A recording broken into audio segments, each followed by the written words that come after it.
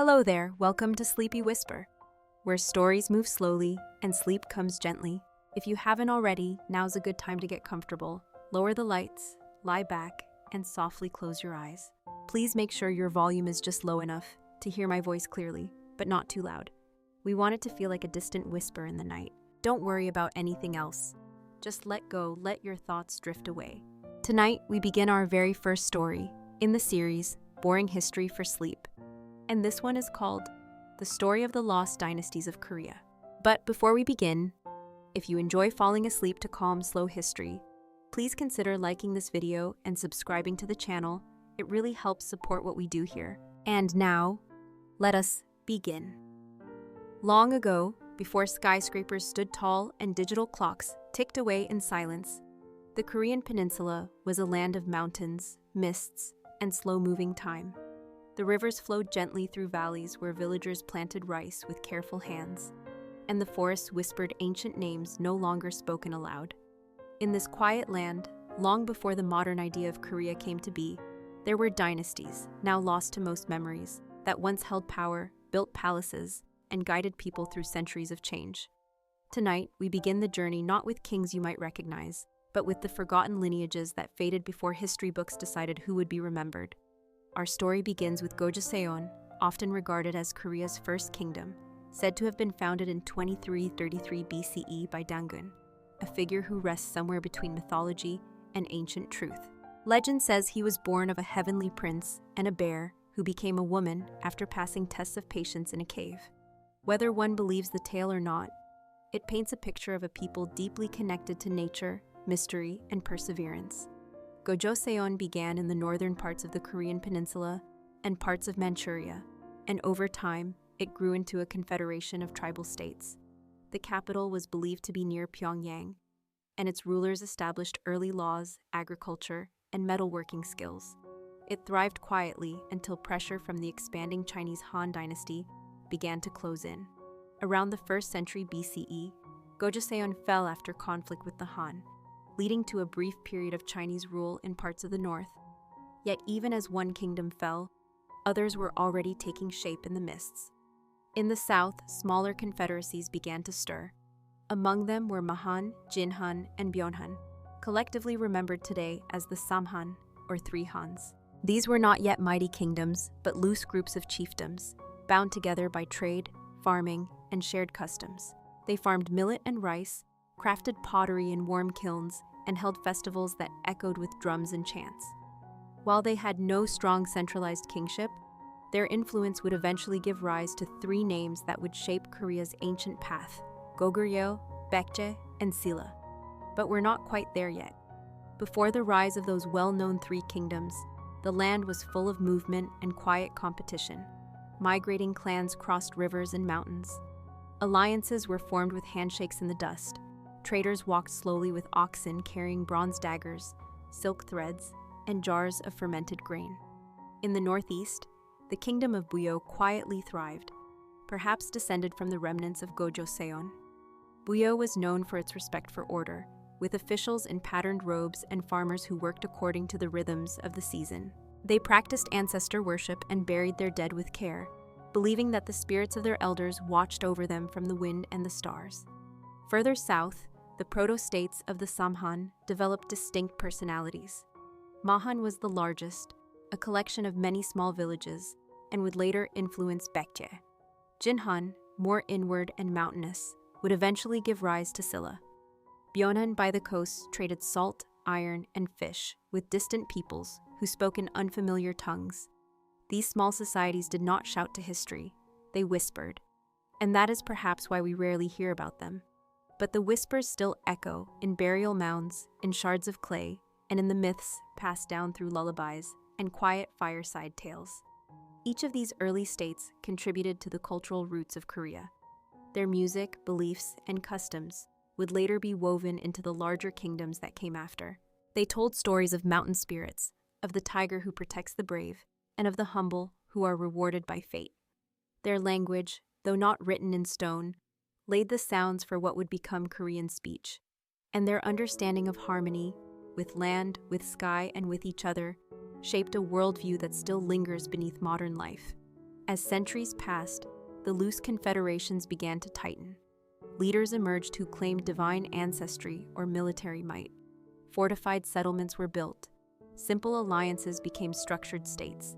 And the age of quiet dynasties gave way to the louder march of kingdoms. But before we move into that next chapter of Goguryeu's walls, Baekje's artistry, and Scylla's golden crowns, it is worth pausing in this in-between moment, this overlooked era when Korea was not yet unified or divided, not yet written in scrolls or etched on stone tablets. It was simply a land of breath and soil, of people who lived quietly, sowing the seeds of something enduring. And though their names have mostly been lost to time, their spirit remains in every stone path, every folk melody, every humble bowl of rice passed from hand to hand in the long twilight of the past.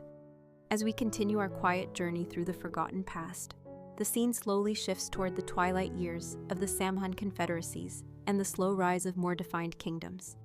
It is the 2nd century CE, and though the world beyond Korea is full of noise, empires expanding, armies clashing, cities burning, the peninsula remains largely silent, still breathing with the soft rhythm of seasons and tradition. In this period, the Samhan tribes begin to crystallize into more centralized forms. Leaders grow more ambitious, their titles shifting from chieftains to kings, and they build rudimentary capitals surrounded by wooden walls and watchtowers, hoping to protect their people from neighboring threats. The quiet villages of Mahan, once content with rice paddies and fish markets, begin to murmur of unity and war. Jinhan's mountain communities whisper of destiny and spiritual guidance, while Byeonhan's coastal ports bustle softly with traders from the faraway Han Dynasty, the Wa people of Japan, and seafaring clans who bring strange coins and fabrics from distant lands. These external contacts, though sparse, bring subtle shifts in technology and belief. Iron tools become more common, burial customs evolve. Rituals that once honored wind spirits begin to include imported practices from Taoist China and shamanistic traditions from farther north. But change comes slowly, like water seeping into stone. One by one, the 3 confederacies begin to fall into the background, absorbed by the emerging powers of 3 ambitious kingdoms: Goguryeo in the north, Baekje in the southwest, and Silla in the southeast. These 3 would dominate Korean history for centuries, but their rise was gradual, patient, and filled with uncertainty. Goguryeo, which would grow to be mighty and vast, begins quietly in the northern valleys, established by a man named Jumong around 37 BCE, though its true consolidation would take time. Jumong, like Dangun before him, is wrapped in myth, said to have been born of a heavenly being and known for his skill with the bow. His people, strong and resilient, built their homes near the Yalu River, constructing forts of stone and earth.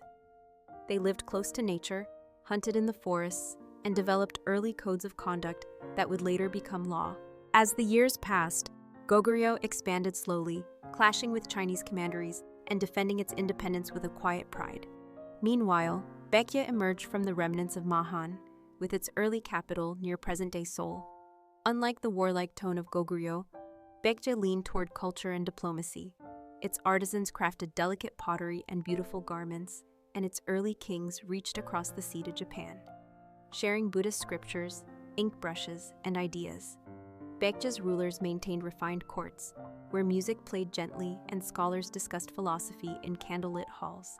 And then there was Silla, the least expected of the 3, rising from the smaller Jinhan region. Silla's beginnings were humble. Its early kings ruled from a small town surrounded by forested hills. But what it lacked in strength, it made up for in endurance and strategy. Silla formed alliances with powerful neighbors and adopted Buddhist governance earlier than the others, using spiritual unity to bring scattered tribes together. The people of Silla believed in harmony, not only with the heavens, but within the human heart. Their ceremonies were long and full of meaning, their temples simple but filled with incense and soft chants. And as centuries passed, Silla grew stronger, its gold crown sparkling under the sun, its warriors training with quiet determination. But even as these 3 kingdoms formed the new face of Korea, the whispers of the lost dynasties still lingered. The spirits of Gojoseon, Buyeo, Mahan, Jinhan, and Byeonhan had not disappeared. Their traditions remained embedded in folk songs, in seasonal rituals, in the ways people greeted one another or honored the deceased. The ancient farming calendars they created were still used to decide when to plant or harvest. The old tales of mountain gods and river guardians were still told to children before bed. History may have marched forward, but the past walked softly beside it. This is what makes the story of early Korea so unique. It did not erase what came before, but rather carried it forward in small, quiet ways. The rise of the three kingdoms did not silence the early voices, but wove them into a new harmony. Goguryeo would become known for its military strength, Baekje for its cultural refinement, and Silla for its spiritual depth and eventual unification efforts. But all of them stood on the foundations built by those who came before, by the forgotten kings, the unnamed farmers, the bare woman in the cave, and the quiet traders who once walked the narrow paths between forests and streams. As we drift gently through this part of the tale, let us not rush toward the famous battles or the golden statues. Let us linger in this in-between place, where the old meets the new, and where the names are fading but the presence remains. The earth remembers them, the rivers still hum their names, and in the silent spaces between kingdoms, we find the pulse of a history that moves slowly but never truly ends. As the dawn of the three kingdoms continued to brighten across the Korean peninsula, a deeper story unfolded. Not one of war drums or royal decrees, but of the quiet evolution of identity, belief, and community. The transition from tribal confederacies to structured kingdoms was not sudden, but rather a slow ripple through time, touching every rice paddy, mountain shrine, and village hearth. Goguryeo, Baekje, and Silla were now more than mere names. They were growing forces, yet still deeply connected to the land that bore them. Goguryeo, in the rugged northern regions, drew strength from its mountains and winters. Its people were shaped by the cold wind, the high cliffs, and the ever-present need to defend their borders. With each generation, their capital cities shifted to suit their needs, with fortresses of stone and timber rising on strategic ridges. They believed in discipline, in resilience, and in the quiet pride of survival. Their two murals, discovered centuries later, reveal images of galloping horses, archers in motion, and celestial symbols painted with remarkable care. These images were not for the world to see. They were buried with the dead, hidden in darkness, and yet created with beauty, suggesting a belief that the unseen world deserved as much reverence as the visible one. Further south, Baekje blossomed like a river lotus, serene and graceful. Nestled along the fertile Han River basin, Baekje embraced both tradition and innovation. It became a cultural bridge between Korea, China, and Japan. The kingdom welcomed Buddhist monks, Chinese scholars, and distant merchants. Through careful diplomacy, Baekje shared its art and wisdom, exporting stone pagoda designs and philosophical teachings across the sea. Its court was refined, its people deeply spiritual. Baekje's craftsmen sculpted smiling Buddha statues and built elegant wooden temples that blended with the surrounding landscape. They spoke softly, dressed simply, and believed that wisdom flowed like water, gently, persistently, reshaping the land over time. Meanwhile, Silla moved more quietly still. From the southeastern corner of the peninsula, it grew in slow, concentric circles, absorbing nearby tribes with a mix of patience and spiritual appeal. Silla's rulers began calling themselves kings, and eventually Maripkin, a term whose meaning has been debated, but which may have implied both political and spiritual leadership.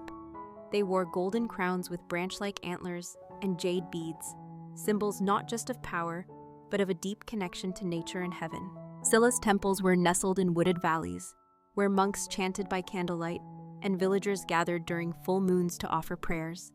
Their warriors, known as the Hwarang, meaning flowering youth, were young men trained in both combat and Confucian ethics, poetry and swordplay, honor and compassion. They meditated on mountaintops and rode into battle with serenity in their hearts. This blending of strength and soul would become Silla's defining trait. But behind the elegance and growth of these kingdoms lay shadows, uncertainties, rivalries, and the ever-present tension of ambition. Each kingdom watched the others cautiously. There were no formal borders, only rivers and mountain passes claimed and reclaimed over generations. At times they fought, at times they traded, and sometimes they quietly admired one another. The peninsula was like a chessboard made of fog, where every move required patience, intuition, and timing. Yet what tied all these kingdoms together was something quieter than conquest: a shared sense of ancestry and belief in the land's sacredness. Shamanism still pulsed beneath the imported teachings of Buddhism and Confucianism. People still left offerings to mountain spirits, still whispered wishes to household gods, still believed that the spirit of a pine tree could bring peace or misfortune. Time moved slowly, marked by harvest and solstices. Children were named according to dreams or omens. Elders passed down stories not through writing, but through song, gesture, and silence. And in the far reaches of these kingdoms, in the forests and coastal villages untouched by royalty, everyday people lived lives of quiet rhythm. They tilled the soil, dried seaweed on rocks, sang lullabies to babies swaddled in straw mats. Their names did not appear in records, but their hands built the kingdom's roads. Their feet carried messages across rivers. Their voices kept old truths alive. As this chapter in Korean history deepens, we begin to see the shape of a civilization forming, not yet unified, not yet loud, but steady. The three kingdoms would soon enter more dramatic eras of battle, alliance, and glory. But for now, we rest in the gentler age of foundation. Temples rise slowly, rivers carry traders from village to village, and in the hearts of the people, there is a soft knowing that even as kings change, the land remains, that behind every golden crown lies a grain of rice, a thread of silk, a prayer whispered under the stars. And so the story continues, not with sudden shouts, but with the steady hush of a people growing into themselves. As the three kingdoms of Korea settled further into their identities, the rhythm of their lives began to echo deeper into the soil of the peninsula, weaving a more intricate tapestry of tradition, power, and quiet devotion. It was a time when progress did not arrive like thunder, but unfolded like mist over a river at dawn. Goguryeo, ever resilient in the northern reaches, continued to expand its domain with a steady hand. Though it had often been engaged in skirmishes with the Chinese commanderies and the occasional incursions from nomadic tribes, its strength came not from its battles alone, but from its unshakable sense of purpose. The kingdom's mountainous terrain fostered a culture of endurance. Its people learned to endure harsh winters and long journeys, to build roads that hugged the contours of hills, and to construct cities that could stand firm against time and snow. Under King Gwanggaeto the Great, Goguryeo reach extended far beyond its early borders, embracing a vast swath of Manchuria and northern Korea. But even then, the kingdom's ambitions were tempered by tradition, by ceremonies held in stone altars under open skies, by ancestral rites performed in silence, and by a view of time that stretched not in decades, but in generations. In the south, Baekje found its strength in refinement. The kingdom began to cultivate a deeply rooted artistic and spiritual identity. Its scholars translated Buddhist texts from Chinese into the native tongue, passing them from temple to temple. Monks studied by candlelight, brushing characters onto long scrolls that would one day travel to distant lands. Baekje's architecture developed a unique elegance. Graceful wooden beams curved like the wings of birds, and statues carved from soft stone seemed to gaze calmly through centuries. The people of Baekje celebrated seasonal festivals marked by gentle songs, flower offerings, and lanterns floating down quiet rivers. Even their warriors wore armor that balanced function with form, adorned with patterns meant not to intimidate, but to honor. The kingdom valued beauty as a form of wisdom, believing that what is pleasing to the eye may also be nourishing to the spirit. Silla, meanwhile, grew not in bursts, but in layers. Its society became more structured, with early codes of law, official ranks, and formalized rituals. The bone rank system, though rigid, provided a framework that linked aristocratic families to sacred ancestry. But Silla's heart remained spiritual. Buddhist temples rose with increasing frequency, their courtyards filled with the smell of incense and the quiet sweep of monks' robes. The kingdom became known for its devotion to harmony between man and nature, between the seen and the unseen. This pursuit of balance extended into governance, where kings consulted oracles and scholars alike, blending intuition with reason. And while Silla remained the smallest of the three kingdoms in size for much of this period, it held a quiet confidence, rooted in faith, culture, and strategy. Across all three kingdoms, life moved at a different pace from the chaos of other empires. The people rose with the sun, labored with their hands, and rested by firelight. Songs were passed from grandmother to granddaughter. Tools were shaped with care. Children listened to stories that began not with a hero, but with a season, a mountain, or a dream. And though royal courts plotted alliances and skirmishes erupted at borderlands, most of the peninsula lived in rhythm with the land. Fields of barley swayed in the wind. Villagers placed stones around sacred trees. The ocean's tides brought salt and fish, while forest paths led to shrines hidden behind moss-covered rocks. It is in these quiet corners, away from the scrolls of war, that the true soul of Korea was being shaped, not by conquest, but by continuity. The old beliefs did not vanish. Instead, they intertwined with newer ones. Shamanic rituals persisted even within Buddhist monasteries. Confucian ideals found their way into village councils. A peasant might bow to a stone statue of the Buddha and then turn to whisper a prayer to her grandmother's spirit in the wind. The world was not yet divided into rigid compartments. It was fluid, respectful, and slow. Even the languages spoken shifted gently, absorbing Chinese words and Buddhist terms, yet keeping the core melodies of native speech intact. And so this chapter of the story is not about sudden change, but about gentle unfolding. A dynasty might last 100 years, but a tradition, passed through hands, hearts, and quiet repetition, could endure for millennia. The people of Goguryeo, Baekje, and Silla did not know they were shaping history.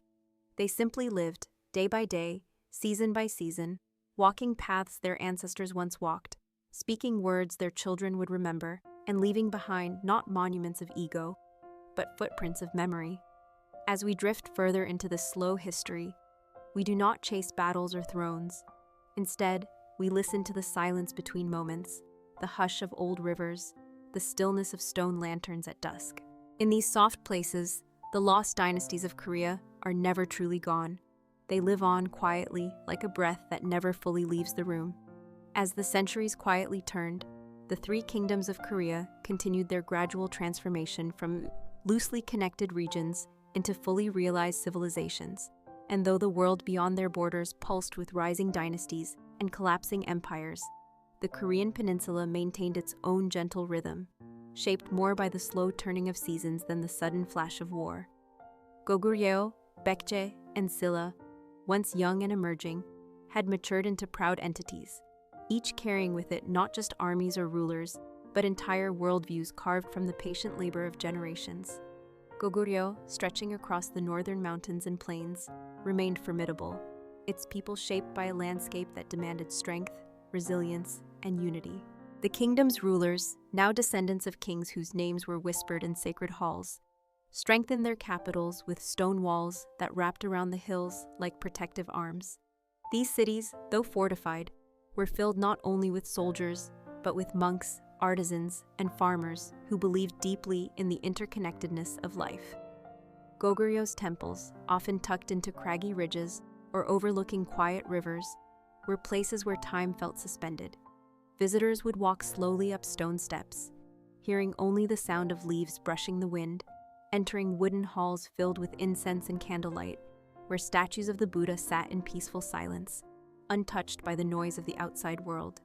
In Baekje, elegance continued to guide the kingdom's path. Its court life grew more sophisticated, its diplomacy more intricate, and its relationship with Japan and China more essential. Envoys traveled across seas carrying scrolls, sculptures, and rare silks, returning with new philosophies, painting styles, and religious insights. The people of Baekje took pride in their refinement, not in a boastful way, but with a gentle assurance that beauty and order were forms of wisdom.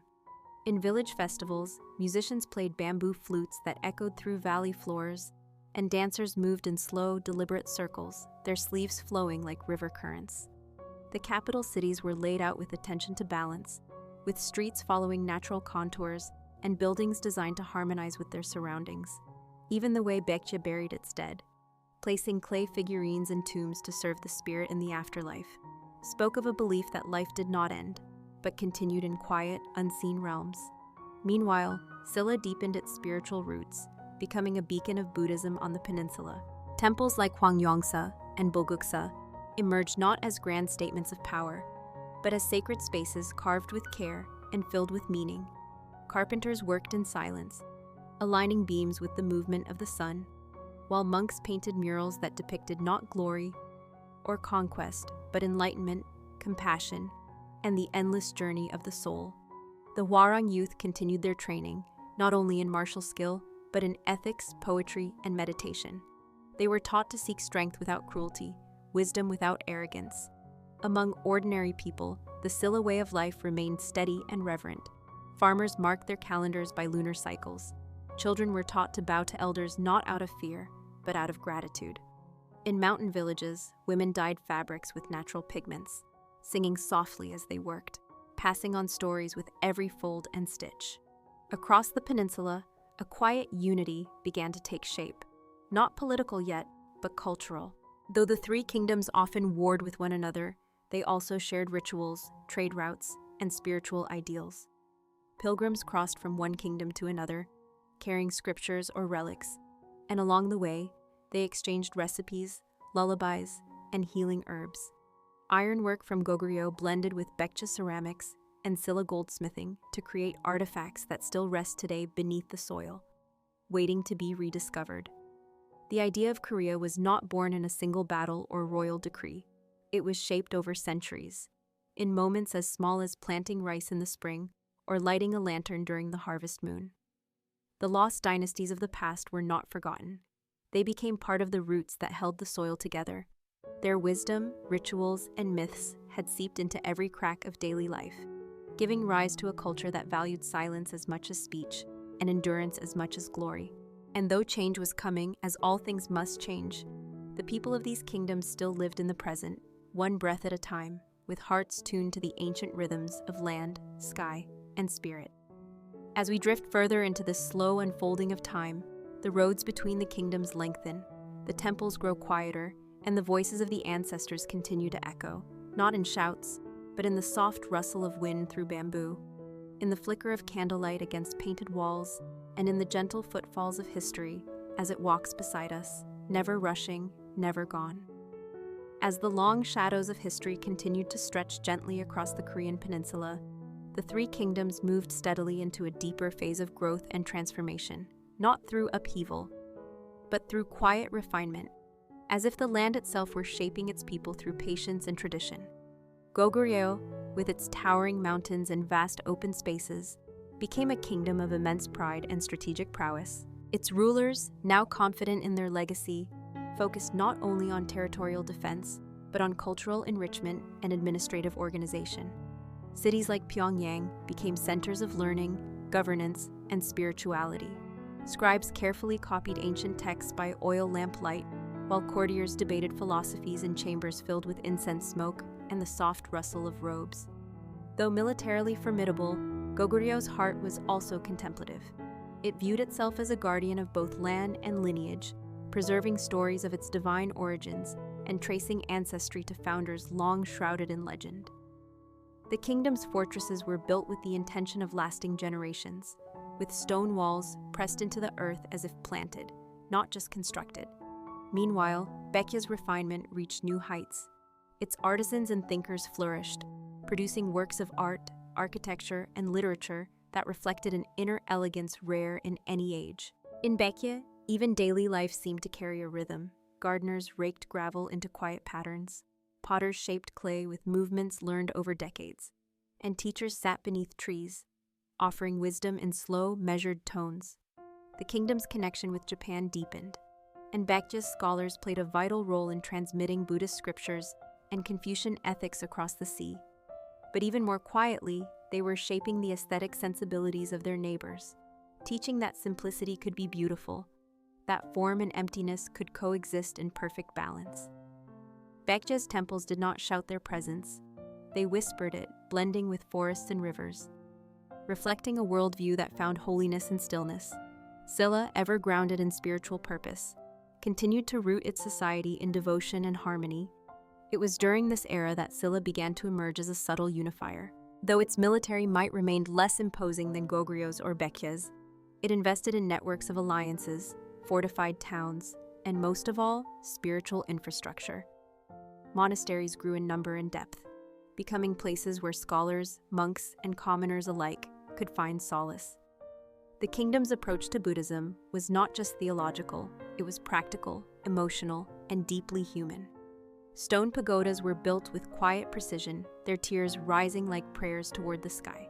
Within them, relics of saints, grains of sacred soil, and handwritten sutras were sealed away not for glory, but for eternity. Sila's spiritual leaders emphasized compassion, detachment, and the cultivation of inner peace, values that trickled gently into homes, workshops, and market stalls. Throughout all three kingdoms, something deeper was beginning to stir, a slow but steady sense of shared destiny. Despite their rivalries, the people of the peninsula were gradually forming a common language of belief, a shared sense of heritage. The myths of Gojoseon, the rituals of Buyeo, the lessons of Mahan and Jinhan, all these ancient threads continued to flow underneath the current of daily life. Villagers still honored local mountain spirits with bowls of rice and fresh herbs.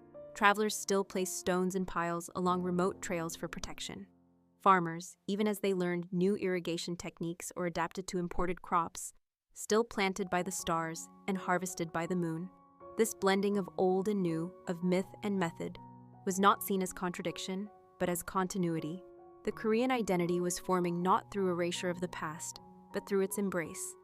Even in cities, where markets buzzed softly and small bells chimed from shop doorways, people spoke in proverbs passed down from elders, mixing folk wisdom with scholarly teaching, treating both as valid and sacred. In the quieter places, on mountaintops and coastlines, shamans still danced by firelight, invoking protective forces with movements that recalled ancient rain rituals, now layered with Buddhist symbolism. In this era, history moved without rush. Kingdoms did not rise overnight, nor fall in a single breath. Instead, change arrived like morning fog, gradual, barely visible, yet unmistakable when seen from afar. And so the peninsula remained a place of living history, where every tree, every stream, every stone path carried memories. The people did not think of themselves yet as one nation, but their hearts beat to similar rhythms. They may have sung different songs, built different palaces, and worn different robes, but they bowed to the same moon, wept under the same rain, and told their children stories shaped by the same ancient earth. As we settle deeper into this story, we do not rush toward the battles that lie ahead. Instead, we rest in the still moment, where three kingdoms live side by side, growing not just in power, but in spirit. And in the quiet hum of daily life, in the warmth of morning rice and the glow of lantern light, we feel the presence of a culture that has endured not by force, but by the slow and steady art of remembering. As time moved gently onward across the Korean peninsula, the three kingdoms entered a stage of even deeper complexity, where diplomacy and devotion began to intertwine more intricately with the rhythms of daily life, and where the patterns of war and peace became as familiar and quiet as the rising and setting of the sun. Goguryeo, ever the sentinel of the north, now stood as a vast and formidable realm, its highlands echoing with legends of heroic kings and spiritual wisdom. Under rulers like King Jongsu, the kingdom reached its territorial peak, extending deep into Manchuria and even brushing against the edges of what is now modern China. Yet even as its borders stretched, Goguryeo's heart remained tied to its past, to the forests, the mountains, and the whispered prayers of ancestors buried beneath the moss. Palaces were adorned with murals that depicted both earthly life and heavenly visions, horses galloping beside phoenixes, clouds curling above wise men holding scrolls. These images were not mere decoration, they were quiet declarations of belief, stories told through pigment and silence. People walked these corridors not as conquerors, but as caretakers of a world in balance. Baekje, to the southwest, moved like a poem across the land, measured, elegant, and introspective. The kingdom's art and architecture reached new heights, drawing influence from Chinese and Indian Buddhist styles while preserving a distinctly Korean softness. Sculptors carved serene faces into stone, and carpenters built temples with roofs that curved like bird wings in flight. Music became more refined, with court ensembles performing slow, deliberate melodies meant not for performance but for contemplation. Baekje's leaders governed with grace, seeking harmony over domination, understanding that true influence came from the exchange of wisdom, not the assertion of control. As envoys crossed the seas to Japan, they brought not only gifts but ideas of governance rooted in compassion, of spirituality grounded in daily life. Back at home, children were taught to write poetry before learning to wield a blade, and elders gathered in open courtyards to share tea and thoughts about the impermanence of all things. Silla, meanwhile, quietly prepared for what would become one of the most remarkable transformations in Korean history. Though once viewed as the smallest and most isolated of the three kingdoms, Silla's strength now lay in its steady accumulation of spiritual and political power. Its alliances, forged with care and foresight, especially with the Tang dynasty in China, began to form the groundwork for something larger, something that moved not with violence, but with inevitability. Silla's devotion to Buddhism became almost inseparable from its identity. Monasteries dotted the hills like pearls on velvet, each one a sanctuary for reflection and learning. Monks not only prayed, they preserved texts, healed the sick, advised kings, and planted gardens that bloomed in silence. Pilgrims traveled from distant corners of the peninsula to visit these sacred sites, walking for weeks just to hear a single sutra spoken aloud under the shade of a Bodhi tree. Among the people there was a sense of stillness beneath the surface, a quiet preparation, a deep breath before a long journey. But even in this time of growing shifts, life for the majority remained rooted in the present moment. In fishing villages along the coast, nets were mended with care and patience. In mountain farms, families rose before dawn to tend to fields, sharing simple meals of barley porridge and fermented vegetables while the mist still hovered low over the earth. Children chased each other beneath chestnut trees, their laughter soft and fleeting. Old stories were still told by candlelight, tales of bears and tigers, of spirits who lived in rivers, of stars that carried the wishes of those who had passed on. Across the kingdoms, time itself felt different. There was no rush, no urgency. Progress came not from invention alone, but from refinement, repetition, and reverence. Knowledge was passed hand to hand like water from a sacred spring. A potter might spend a lifetime perfecting one shape, one glaze, and still consider his work incomplete. A scholar might copy the same sutra 20 times before feeling worthy to speak it aloud. And yet in this slowness, there was meaning. The people of Goguryeo, Baekje, and Silla did not see history as a straight line, but as a circle, each moment connected to the next, each life a continuation of those before. As night falls over the peninsula, we return to the soft glow of lanterns in distant villages, to the steady hum of wind and tall grasses, to the unspoken promises made beneath ancient trees. The kingdoms have grown, yes, and they will one day rise and fall in grand waves. But for now, they remain in balance, like a trio of stars moving gently across the sky, each unique, each vital, each glowing quietly in the long twilight of Korea's early history. As the three kingdoms moved further into their mature forms, the Korean peninsula entered an age where history and myth began to blur into a shared memory, carried forward not by thunderous events, but by the quiet endurance of tradition, faith, and cultural harmony. Though borders shifted and rulers changed, the spirit of the land remained constant, steady as a drumbeat in the distance, echoing across fields, forests, and temples. Goguryeo, the vast and northernmost kingdom, had become not only a fortress of stone and steel, but a guardian of cultural identity. Its people, familiar with both war and winter, grew crops in valleys that had once known battles and now knew only prayer. Soldiers patrolled the outer reaches with discipline, yet within the capital there was calm. In libraries lit by flickering lamps, scholars studied not only military strategy, but also the stars, mapping constellations they believed were reflections of the ancestors' journey through the heavens. They told stories of sacred mountains that breathed, of trees that held memory in their roots, of kings who spoke in dreams. In this world, time did not march, it drifted. Baekje, flourishing in its position between land and sea, remained the gentle soul of the peninsula, a place where craftsmanship and philosophy walked hand in hand. Its artisans carved not only figures of deities, but delicate birds and flowers, each one a symbol of impermanence and grace. Courtiers moved slowly through garden paths, their robes whispering like reeds in the wind. There were no sudden movements, no loud declarations. Even a royal decree was spoken in a tone that resembled poetry, more than command. In the homes of common people, quiet rituals were held to mark the seasons, placing fresh water at doorways during the spring festival, lighting candles beside rice bowls for the ancestors each autumn. Children learned to read by tracing the lines of brushstrokes in sand before ink ever touched paper. To live in Bekye was to live with awareness, as though each act, sweeping a floor, boiling tea, planting seeds, was part of something sacred and eternal. And Silla, nestled among the southeastern mountains, continued its spiritual journey with gentle determination. It was during this period that the kingdom began to see unity, not just as an ambition, but as a form of compassion. Its monasteries became places of learning, healing, and quiet guidance.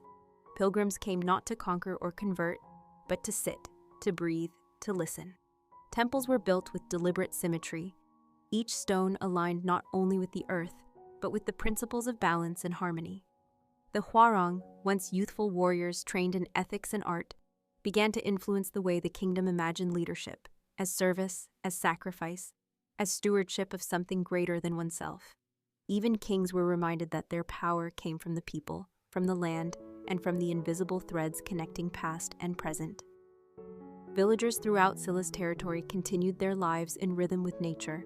In the early mornings, women washed vegetables in streams while humming folk songs that had no beginning or end.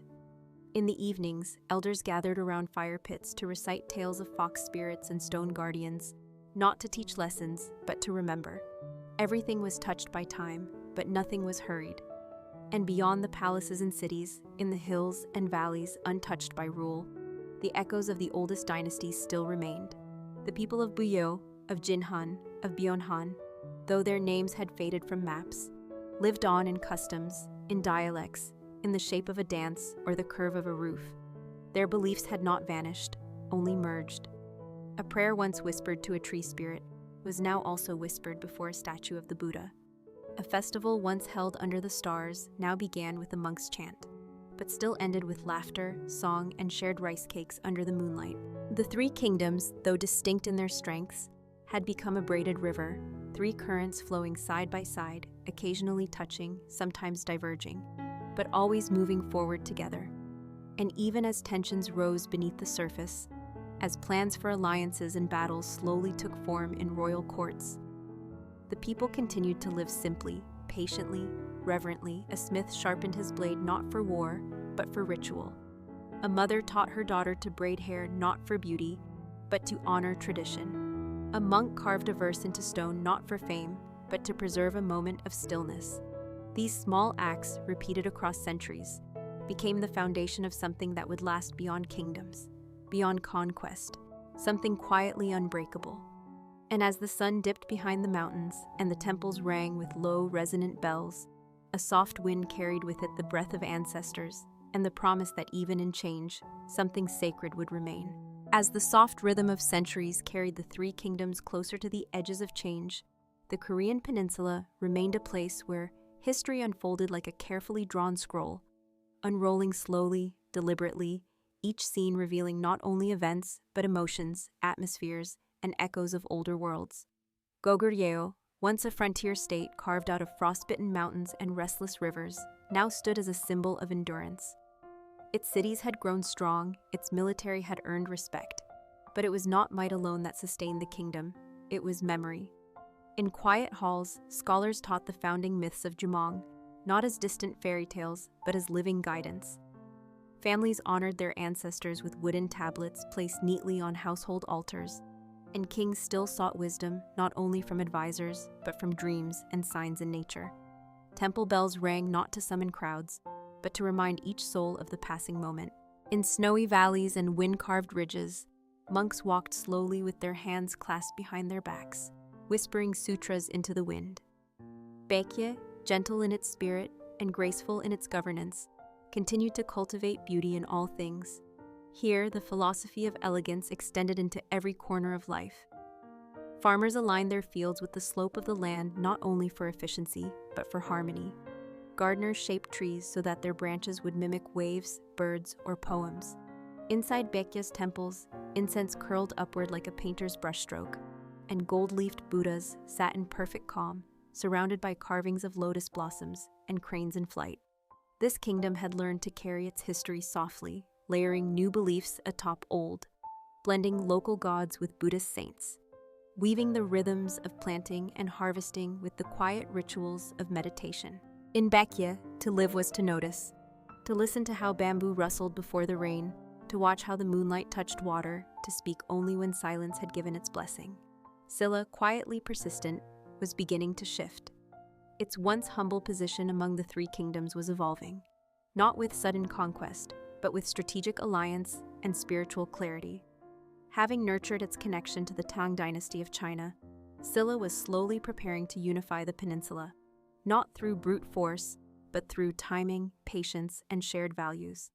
Yet even as political currents deepened, the day-to-day lives of the people remained rooted in slowness and care. In monasteries, monks brewed tea in silence, the steam rising like breath from the past. In coastal villages, fishermen cast their nets by moonlight, their boats swaying gently as lullabies from the shore reached them across dark waters. The Warang still trained in both poetry and martial arts, their sandals pressing soft paths into forest trails. They memorized lines about loyalty and the impermanence of glory, understanding that wisdom lay in stillness as much as in motion. Across the peninsula, common people lived lives woven with simplicity and depth. A grandmother taught her granddaughter to wrap rice cakes in leaves, explaining not only the how, but the why. That food was an offering as much as a meal, and that even sweetness must be shared with humility. A stonemason placed each piece with reverence, knowing that the shape of a single corner could decide the strength of a building. A child drew shapes in the dirt with a stick, unknowingly copying characters her ancestors once carved into bone. In the quiet hours before dawn, roosters crowed and fires were lit, but no one rushed. The day unfolded like silk from a careful hand. Time itself seemed to move differently here, not in lines but in circles, where endings were never truly final and beginnings often came with familiar faces and forgotten names. The spirits of the older kingdoms, of Gojoseon, of Buyeo, of Mahan and Jinhan, were still present, not as ghosts, but as habits, phrases, gestures, and beliefs passed down through generations like heirlooms made of air and song. Even as new temples rose and new borders were drawn, the deepest truths remained untouched. That the land was sacred, that silence was full of meaning, and that to live a good life was to honor both the visible and the unseen. In this slow unfolding of destiny, nothing was rushed. Everything waited for its proper time. The wind carried news more gently than messengers, and the stars offered more reliable maps than ink on parchment.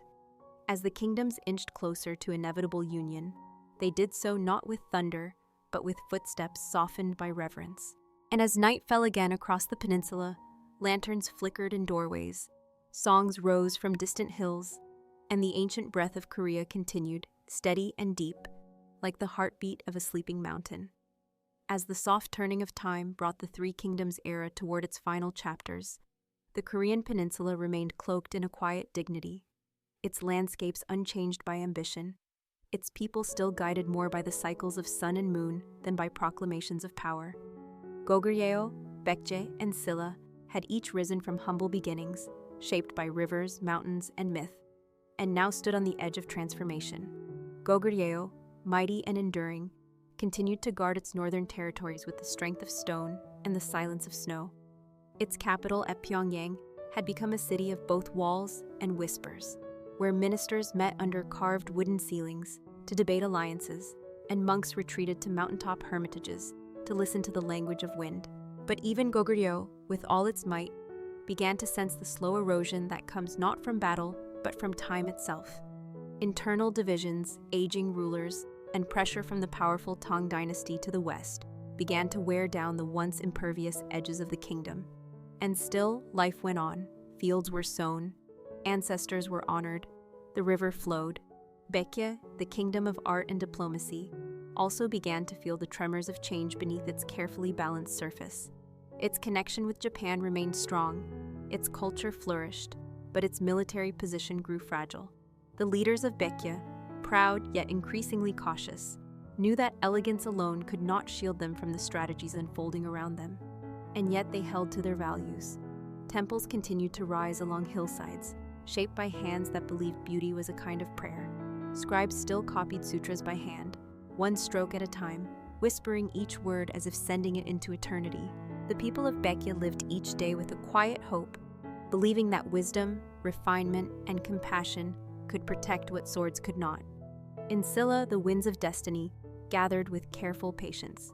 Having formed a crucial alliance with the Tang dynasty, Silla was now poised not only to defend itself, but to unify the peninsula. But even this monumental ambition was carried with grace. Silla's leadership understood that victory without virtue would mean little, and so they prepared not only armies but philosophies, not only weapons but teachings. Their monks traveled to China to study deeper forms of Buddhism, returning with ideas that would guide both rulers and citizens. The kingdom's temples became not only places of worship, but sanctuaries of strategy, where decisions were made beside candlelight, in the presence of incense and scripture. As Silla prepared to face its neighbors, it did so with both determination and reverence. And still, life for ordinary people remained largely untouched by the weight of impending change. In the countryside, farmers watched the sky for signs of rain. In the markets, traders bartered for salt and cloth. Mothers sang lullabies unchanged for centuries. Children chased dragonflies through fields, their laughter the same as it had always been.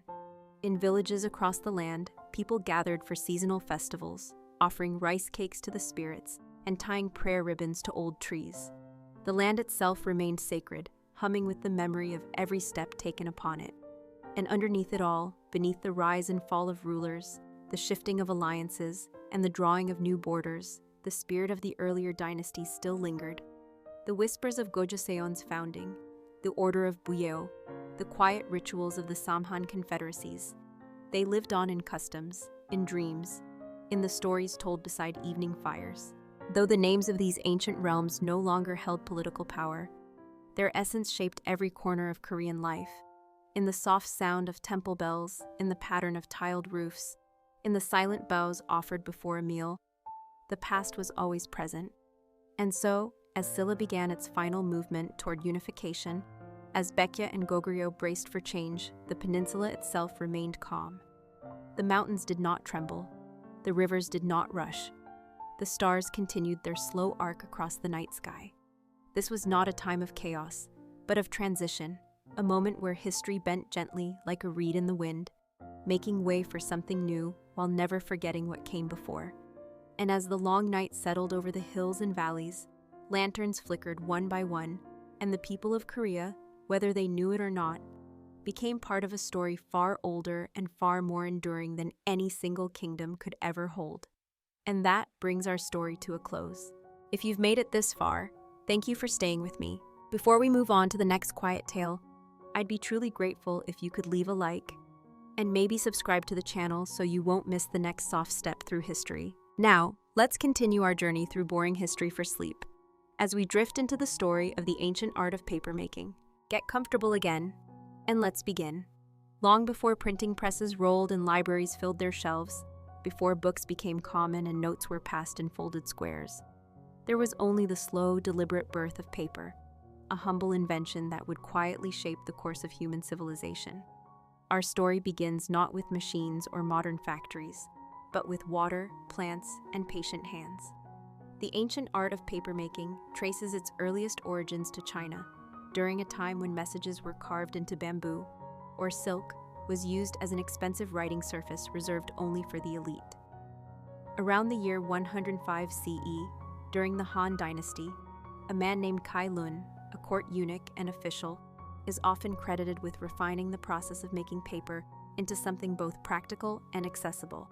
He did not invent paper from nothing, but he listened, observed, and improved upon existing methods, giving the world a way to capture thought, story, and memory in the thinnest of forms. Kai Lun's method involved mashing the inner bark of trees, particularly mulberry, along with old rags, hemp, and remnants of fishing nets.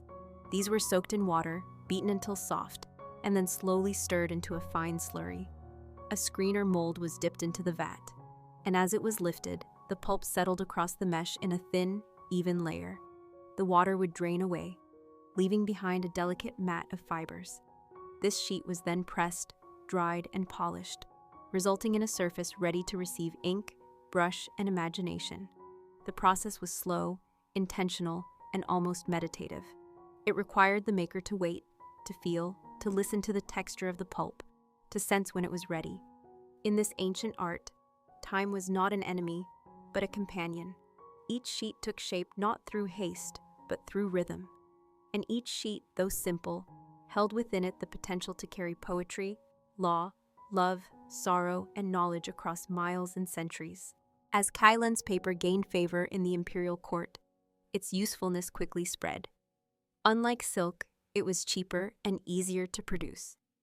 Unlike bamboo strips, it was lighter, more flexible, and could be folded or bound into volumes. Slowly, the use of paper moved beyond officials and scribes, making its way into the hands of scholars, artists, and common people. With paper came a quiet revolution, the ability to write without carving, to draw without chiseling, to dream without stone. In the early centuries, the technique remained close to its origin. Artisans built small workshops near rivers, relying on the gentle current to supply water and power the wooden hammers that beat the fibers into pulp. These paper-making centers were often surrounded by groves of mulberry trees, where workers would strip bark by hand, then dry it in the sun before soaking it for days. The air smelled of earth, fermentation, and wood. Wooden screens were hung to dry in the breeze, the thin white sheets fluttering like butterfly wings. It was a quiet craft, performed with soft movements and deep focus. The earliest Chinese paper was often slightly yellow or gray, with a texture that felt both delicate and resilient. It was not glossy, not perfect, but it carried the spirit of the hands that made it. Brushes glided across it with fluid strokes, allowing calligraphers to express emotion through the width of a line, the pressure of a dot. Ink was absorbed gently, creating a softness that no other medium could replicate. Artists, poets, and philosophers found themselves drawn to this new surface, which seemed to invite thought and expression in equal measure. Paper became not only a tool, but a companion. With time, papermaking evolved and spread beyond China. But in this early stage, it remained closely tied to its roots, a slow, organic process shaped by water, fiber, and care. There were no shortcuts, no machines, no industrial scale, just the rhythm of hands, the cycle of soaking and pressing, the art of waiting. Each finished sheet was a quiet victory, a bridge between nature and thought. And in the quiet corners of villages, by riverbanks and under the shade of bamboo groves, generations of papermakers continued this gentle tradition, never rushing, always listening to the materials, to the air, to the silence between movements. And so paper, now so ordinary, so overlooked, began its journey not with noise, but with stillness. A handful of bark, a basin of water, a wooden frame, and the rest, a kind of soft alchemy where plant became page, and silence gave birth to the written world. As the gentle craft of papermaking continued to spread, its journey remained unhurried, like ripples moving outward across a still pond. From its humble refinement under Kailan during the Han Dynasty, the method of creating paper by hand was passed along from village to village, from artisan to apprentice, and gradually took root in new corners of the world.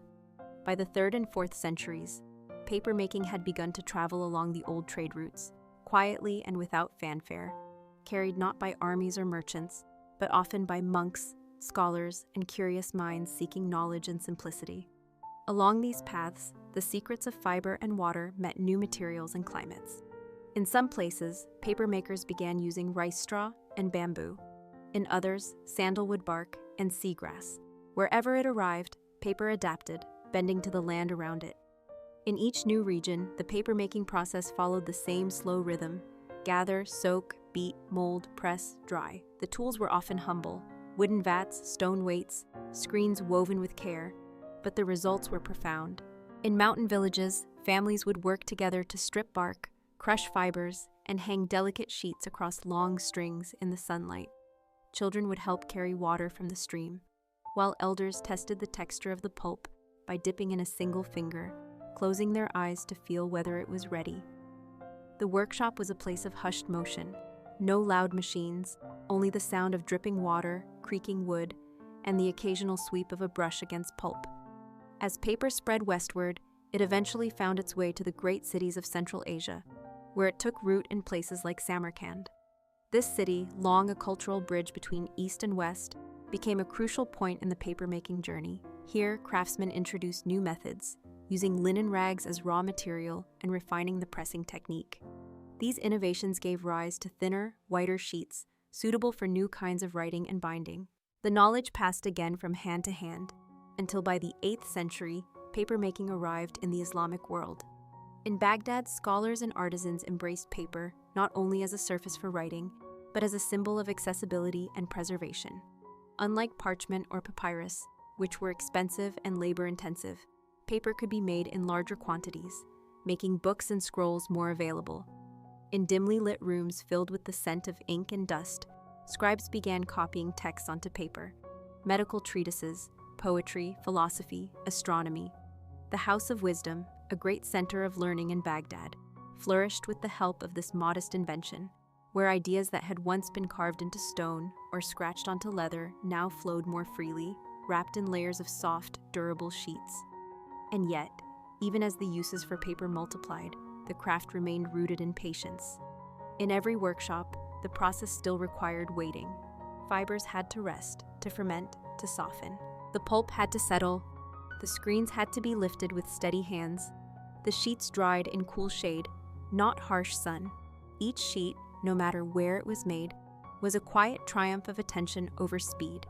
It bore no signature, no brand, only the care of the hands that shaped it.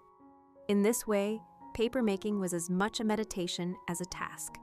The maker learned to read the language of texture and weight, to understand moisture by scent, to balance the thickness of the sheet with the feel of the brush that would one day glide across it. And in many places, papermaking became a sacred craft, associated with cleanliness, clarity, and even humility. Before working, some artisans would wash their hands in spring water, sweep the floor in silence, and whisper a blessing to the materials. They believed that what would hold words must be made with honor.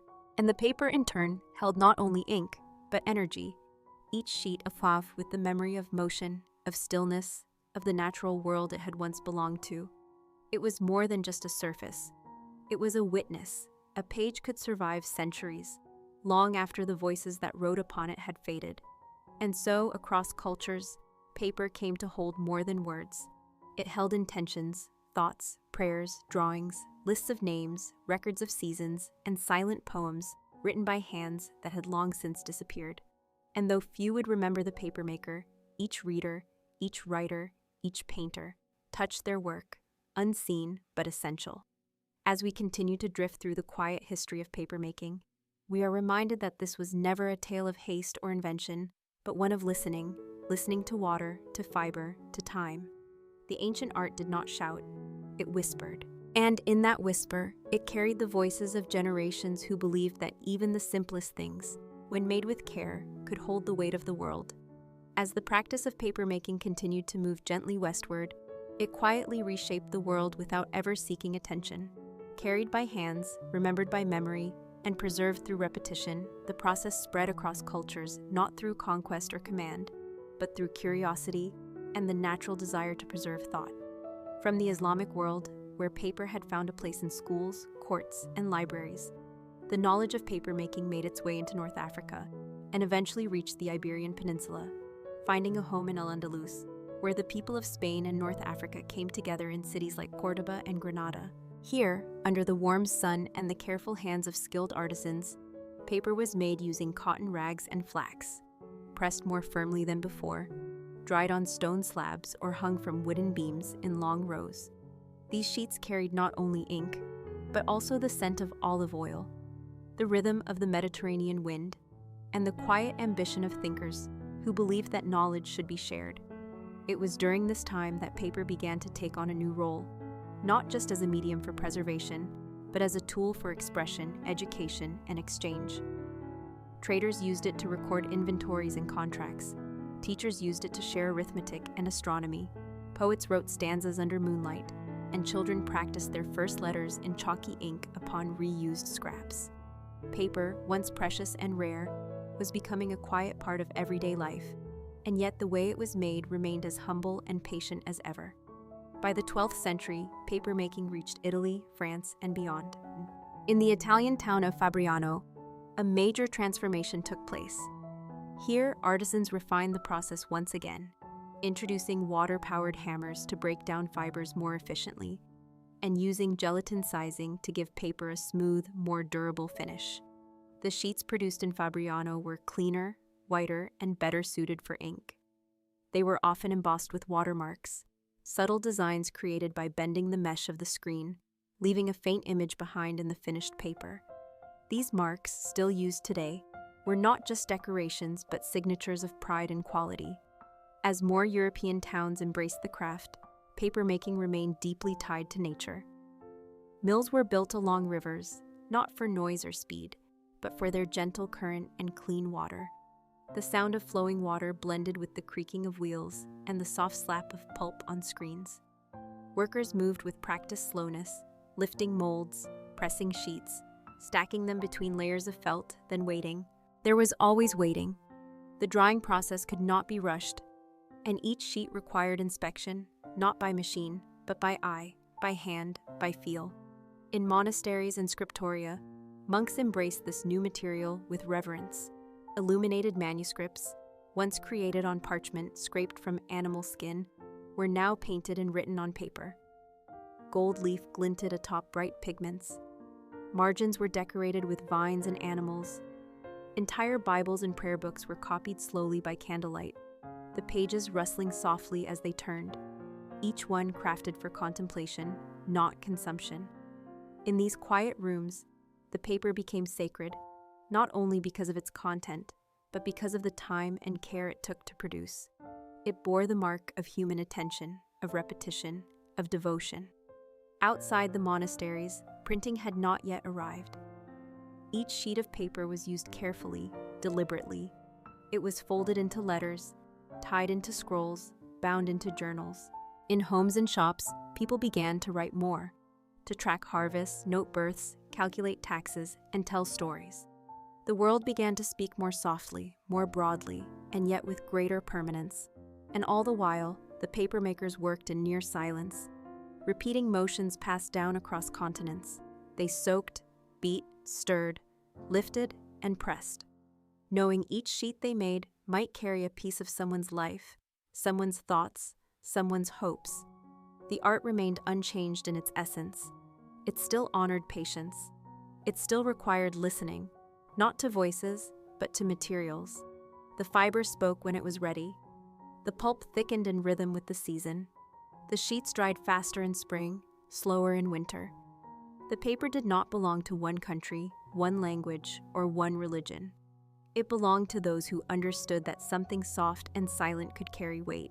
And so, from Kylan's mulberry pulp to Fabriano's cotton rags, the journey of paper continued, not with noise or spectacle, but with steadiness, care, and a belief that in the quietest of things, the greatest transformations can unfold. As the art of papermaking settled into Europe and quietly began to transform the habits of daily life, it continued to evolve in form while remaining unchanged in spirit. From the river-fed mills of Fabriano to the damp stone workshops of southern France, from the quiet valleys of Spain to the open fields of Germany, the process was passed down carefully, never shouted, never forced, only shown through patient repetition. Apprentices stood beside masters for years, learning not only when to stir the pulp, but how to read the feel of it, how to sense the readiness in silence. The rhythm of papermaking did not demand clocks. It followed water, wind, and weight. And so it moved on, year by year, sheet by sheet, toward the edge of something no papermaker could have fully predicted, the arrival of the printing press.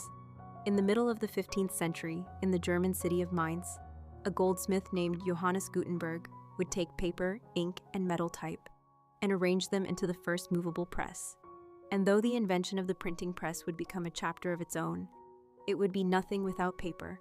For each page to be printed, each idea to be shared, each prayer, law, or story to be replicated, it needed a surface that could receive it.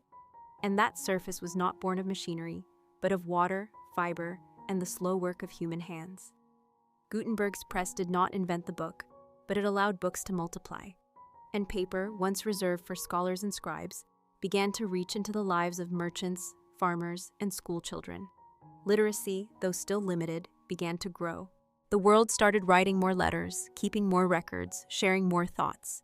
But even as paper was produced in greater quantities, the method of its creation remained rooted in a respect for material. In towns across Europe, new paper mills sprang up alongside rivers, each one drawing from the same traditions. Rag collectors moved from village to village, gathering worn linen, discarded shirts, and tablecloths too thin for use. These rags were soaked and broken down into pulp, reminding the world that even something discarded could become something essential. In this way, paper held not only ink, but transformation. It was rebirth in physical form. At night, the mills stood quiet, their wheels still, the stacks of drying sheets resting under the stars. In daylight, workers moved with repetition and grace. They did not need to speak much. The work was in the hands, the mold dipped, the pulp clung, the water drained. The sheet was born. And when it dried, it waited, blank, soft, filled with the possibility of story. Across Europe, paper became both commonplace and quietly revered. It was used for poetry and bookkeeping, sermons and sketches, maps and music. Some wrote names, some wrote numbers, others wrote to the future. A father might record the birth of his daughter, a mother might teach her son to form his first letters, an artist might draw the bend of a leaf. Each one left a mark, and paper accepted them all without judgment. And always behind the writing, behind the drawing, was the paper maker, unseen, unknown, but present in every corner of the page. As centuries passed, paper-making techniques continued to expand. In the Netherlands, workers introduced wind-powered mills to increase production. In England, innovators explored different fibers. In France, the state began regulating paper quality to support publishing. But at its core, paper-making remained what it had always been, a union of earth and time. Paper was not a product. It was a process. It asked for care. It asked for attention. It reminded those who made it and those who used it that creation could be quiet. And while the world around it changed, kings rose and fell, cities burned and were rebuilt, languages blended and boundaries shifted, paper endured. It did not resist change. It held it. It absorbed the ink of new alphabets, the drawings of new machines, the songs of new cultures. It listened, and it remained. In the smallest cottage and the grandest palace, in the hands of monks, sailors, teachers, and lovers, paper moved gently between lives. Its presence was often unnoticed, but its absence would have been felt. It held our thoughts when memory could not. It kept our secrets when we could not speak. And through each sheet, the ancient craft lived on, not as a relic, but as a quiet companion to progress. And so we find ourselves in a world built not only of stone and steel, but of fiber and water, shaped in silence, waiting to be touched, to be used, to be remembered. As the gentle art of papermaking passed into the modern age, it carried with it not only tradition, but resilience, adapting quietly to each new corner of the world it touched. From Europe, the knowledge of papermaking eventually traveled across oceans, carried by settlers, traders, and craftsmen to the distant Americas. In the early 17th century, one of the first paper mills in the New World was established near Philadelphia, and with it came the same careful process: fibers soaked and beaten, pulp poured and pressed, sheets dried in long rows, fluttering softly in the air. Even in this new land of expanding cities and colonial ambition, the paper-making craft remained a slow one. It demanded patience, and its practitioners, often immigrants who brought skills from the old world, treated their work with quiet respect. Though the tools changed slightly, and the sources of fiber expanded to include local plants and recycled goods, the rhythm stayed true. Water was still the heart of the process. Without it, no fiber could be softened, no pulp smoothed, no sheet formed. And so, paper mills were built near creeks and streams, small wooden structures nestled among trees, where the sound of water echoed through the day, blending with the creak of wood and the murmur of workers repeating motions taught to them by their elders. The early American papers were used for printing newspapers, almanacs, legal documents, and letters, humble things made for daily use, but each one held a trace of something ancient, something born of mulberry bark and mountain rivers far away. In every folded letter, every ink-stained ledger, every page torn and reused, was a connection to a much older world.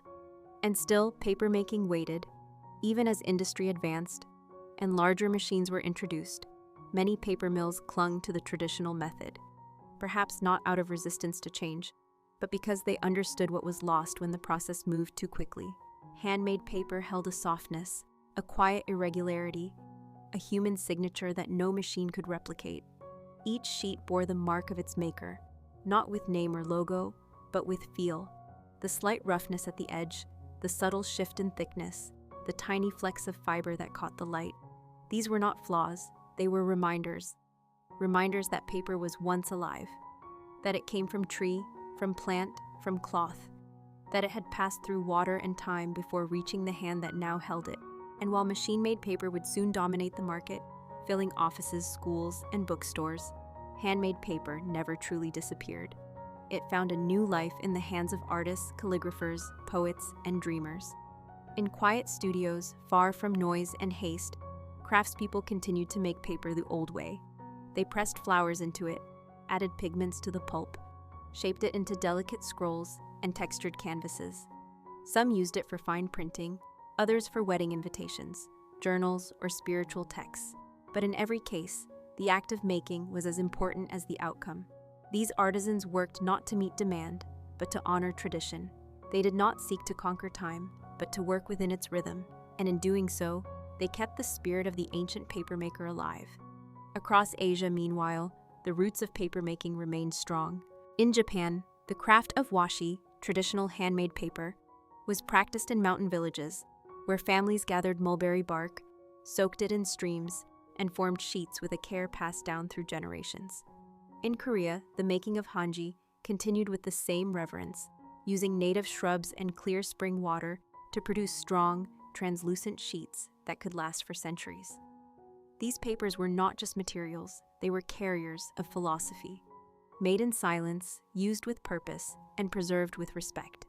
In temples, palaces, and simple homes alike, paper became part of the spiritual life of the people. It lined windows, wrapped gifts, held calligraphy, and preserved prayers. Even today, some of these traditions endure, fragile perhaps, but persistent. In a world that moves faster with each passing year, the act of making something slowly, with care, has become rare, and therefore precious. Papermaking, in its purest form, offers something more than product. It offers a pause, a breath, a moment to remember that creation is not always about speed, efficiency, or scale.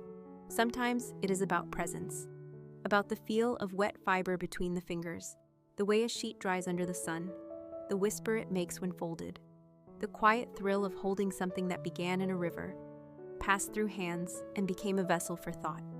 In that moment, paper is not just paper. It is memory, movement, and meaning, woven into something so light, so thin, and yet so enduring. As the modern world unfolded with accelerating pace, with steam engines, electricity, and the hum of industry sweeping across continents, the art of papermaking stood at a quiet crossroads. It had traveled so far, from the hands of Kowloon in ancient China to the banks of rivers in Europe, across deserts and oceans to the growing cities of the New World. And now it faced a new era, one where machines would take over the work once done by fingers, where speed would become the defining rhythm of creation. With the rise of industrial papermaking in the 19th century, great machines were built to transform the slow ritual of pulp and press into a continuous, unbroken stream of production. The Fourdrinier machine, developed in England, allowed paper to be produced in long rolls rather than individual sheets, making it possible to supply to the growing demand for books, newspapers, packaging, and more. The process, once quiet and meditative, now echoed with gears and steam, and paper mills swelled in size, rising from riverbanks into sprawling factories. Fibers were sourced not just from rags or bark, but from wood pulp, harvested from vast forests, broken down chemically and mechanically to feed the machines. And while this shift allowed paper to reach millions, making literacy and information more accessible than ever before, something else was left behind. The tactile memory of handmade sheets, the textured imperfections that once told a story of hands and care, were replaced by uniform whiteness and mechanical precision. Yet even within this transformation, echoes of the past remained. The industrial process still mirrored the essential steps: pulping, forming, pressing, drying, and in many places, papermakers retained a quiet reverence for their craft, even as they operated machines. They monitored the consistency of the pulp, adjusted the tension of rollers, and tested the moisture content of the drying sheets. It was no longer a solitary task beside a wooden vat, but it still required knowledge, patience, and respect for material. And while the bulk of paper became utilitarian, used for packaging, printing, bureaucracy, and commerce, a quiet undercurrent of artistry persisted. In small workshops scattered across cities and countryside, artisans resisted the rush. They returned to the vat, the screen, the slow dip into water, the lift of a handmade sheet. These modern papermakers were not relics. They were guardians of rhythm. They collected recycled fibers, experimented with dyes and textures, and invited students to learn the old ways. Some worked with schools, teaching children how paper was once made with nothing more than water, patience, and a frame. Others collaborated with poets, painters, and printers, supplying sheets for limited edition books, personal letters, or works of art that demanded something more human than the factory line could provide. In this contrast, between the mechanical and the handmade, between the fast and the slow, the story of papermaking in the modern world finds its balance. It does not reject progress, but it remembers its origins. In Japan, washi makers continued their work as national treasures, using tools and methods unchanged for centuries. In Bhutan, handmade paper known as dasho remained part of both spiritual and state life, used in monasteries and official documents alike. In India, hand-pressed paper supported cottage industries and eco-conscious initiatives. In the West, letterpress printers and artists sought out handmade sheets for their warmth and texture. There was and still is a yearning to touch something real, to write on a surface that breathes, to fold a letter that holds the energy of the person who made it. Even in a world dominated by screens and digital files, where information lives in invisible clouds and words vanish with a click, there remains a quiet respect for the physical page. A diary bound in soft paper, a pressed flower between pages, a sketch drawn on a sheet that once floated in a vat of cloudy water. These are not things of the past, they are anchors, reminders that human history was built not only on stone or metal, but on the lightest of materials, shaped by water, guided by hand. And as the machines hum and roll, as forests are managed and pulp refined, as books are printed by the thousands each hour, there is still, somewhere, the sound of water dripping from a frame, the slow lifting of a screen, the drying of a single, imperfect, beautiful sheet. In that moment, ancient and modern meet, not in conflict but in conversation, and paper, so often silent, continues to carry the voice of the world. As the journey of papermaking enters the 21st century, it continues to evolve quietly, not with the loud proclamations of revolution, but with the soft, persistent murmur of continuity. Paper, in its most familiar forms, now surrounds modern life, stacked in office printers, folded into packages, tucked into books, wrapped around food, recycled into new shapes, but its presence remains largely invisible, often taken for granted, often unnoticed in its silent service. And yet, beneath the industrial scale and everyday familiarity, the essence of the craft endures. The fundamental principles, fiber, water, pressure, and time, still guide its creation. From massive paper mills that produce hundreds of tons daily to small artisanal studios that craft a few sheets by hand. The story is still one of transformation, where raw materials are softened, shaped, and turned into something capable of holding words, images, thoughts, and dreams. In recent decades, growing awareness of sustainability and environmental responsibility has renewed attention to the materials behind the page. Papermakers have begun to reconsider the origins of their fibers, turning not only to recycled paper, but also to agricultural byproducts like wheat straw, banana fiber, cotton waste, and even elephant dung, each offering a unique texture, scent, and character.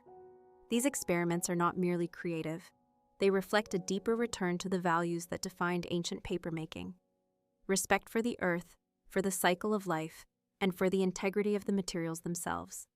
In classrooms and museums, young hands are now being taught to make paper the old way, with vats of pulp, wooden screens, and patient pressing. The act of forming a sheet becomes more than a lesson in craft. It becomes a moment of connection to something older, something human, something rooted in rhythm rather than speed. And for many, the rediscovery of handmade paper becomes an antidote to the digital age, a tactile reminder that not all knowledge lives on a screen, that not all communication must be instant. Artists continue to seek out handmade paper for its warmth, its character, its unpredictable beauty. They paint on it, write on it, sculpt it, fold it. They appreciate its imperfections, the way each sheet holds slight variations of thickness, fiber pattern, and tone.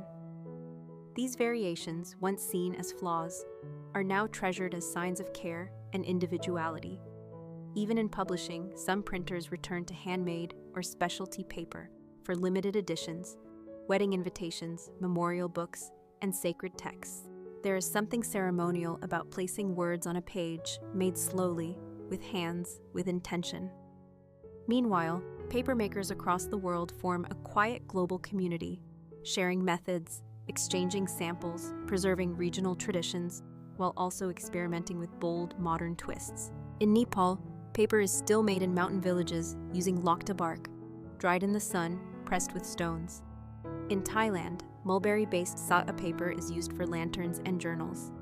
In Mexico, amate paper is crafted from tree bark, using pre-Hispanic techniques, and used in ceremonial and artistic contexts. Each region offers its own voice to the greater conversation, a whisper in a chorus that spans centuries. And still, the essential magic of papermaking lies in its simplicity. No matter the culture, the scale, or the purpose, the act always returns to the moment when pulp meets screen, when water drains away, and fiber becomes form. It is the moment of transformation, invisible and yet complete. It does not need electricity or algorithms, only presence.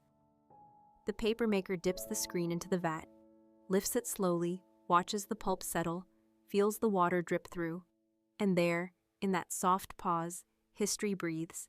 It is the same pause Kylun might have known, the same gesture carried by monks along the Silk Road, the same quiet held in the mountain shadows of Japan, in the clay-walled mills of Europe, in the back rooms of printmakers and poets. Even as we move deeper into a future filled with screens, clouds, and wireless signals, the paper remains, a soft, tangible counterpoint to the weightlessness of the digital world. It holds not only what we write, but how we feel. The creak of its fold, the scent of its surface, the way ink feathers into its grain. These are not data points, but sensations. And so, paper continues. It endures not by competing with modernity, but by offering something it cannot provide: texture, memory, patience, presence. In every handmade sheet, in every recycled scrap, in every pressed petal and faint watermark, the ancient art survives, silent, soft, and waiting to be touched. As the world continues to spin faster, as voices grow louder, and days feel shorter, the ancient art of papermaking remains unchanged at its core. A quiet practice that resists haste, honors rhythm, and reminds us of the enduring beauty found in simplicity. In a time when messages can be sent in seconds and deleted even faster, paper endures as a vessel that asks us to slow down. A handwritten note, a carefully folded letter, a journal entry scratched out in dim light, all these acts invite us back to something timeless, something grounded, something personal. In the quiet corners of modern life, where artists, craftsmen, teachers, and seekers of calm still gather, papermaking becomes more than a process. It becomes a form of meditation, a conversation with the elements, a dance between water and fiber. The vat is still filled by hand, the pulp still stirred in silence, and the screen still lowered with care, held steady beneath the surface before it is lifted again. A sheet forming like a breath rising from stillness. It is here, in this gesture, that thousands of years collapse into the present moment.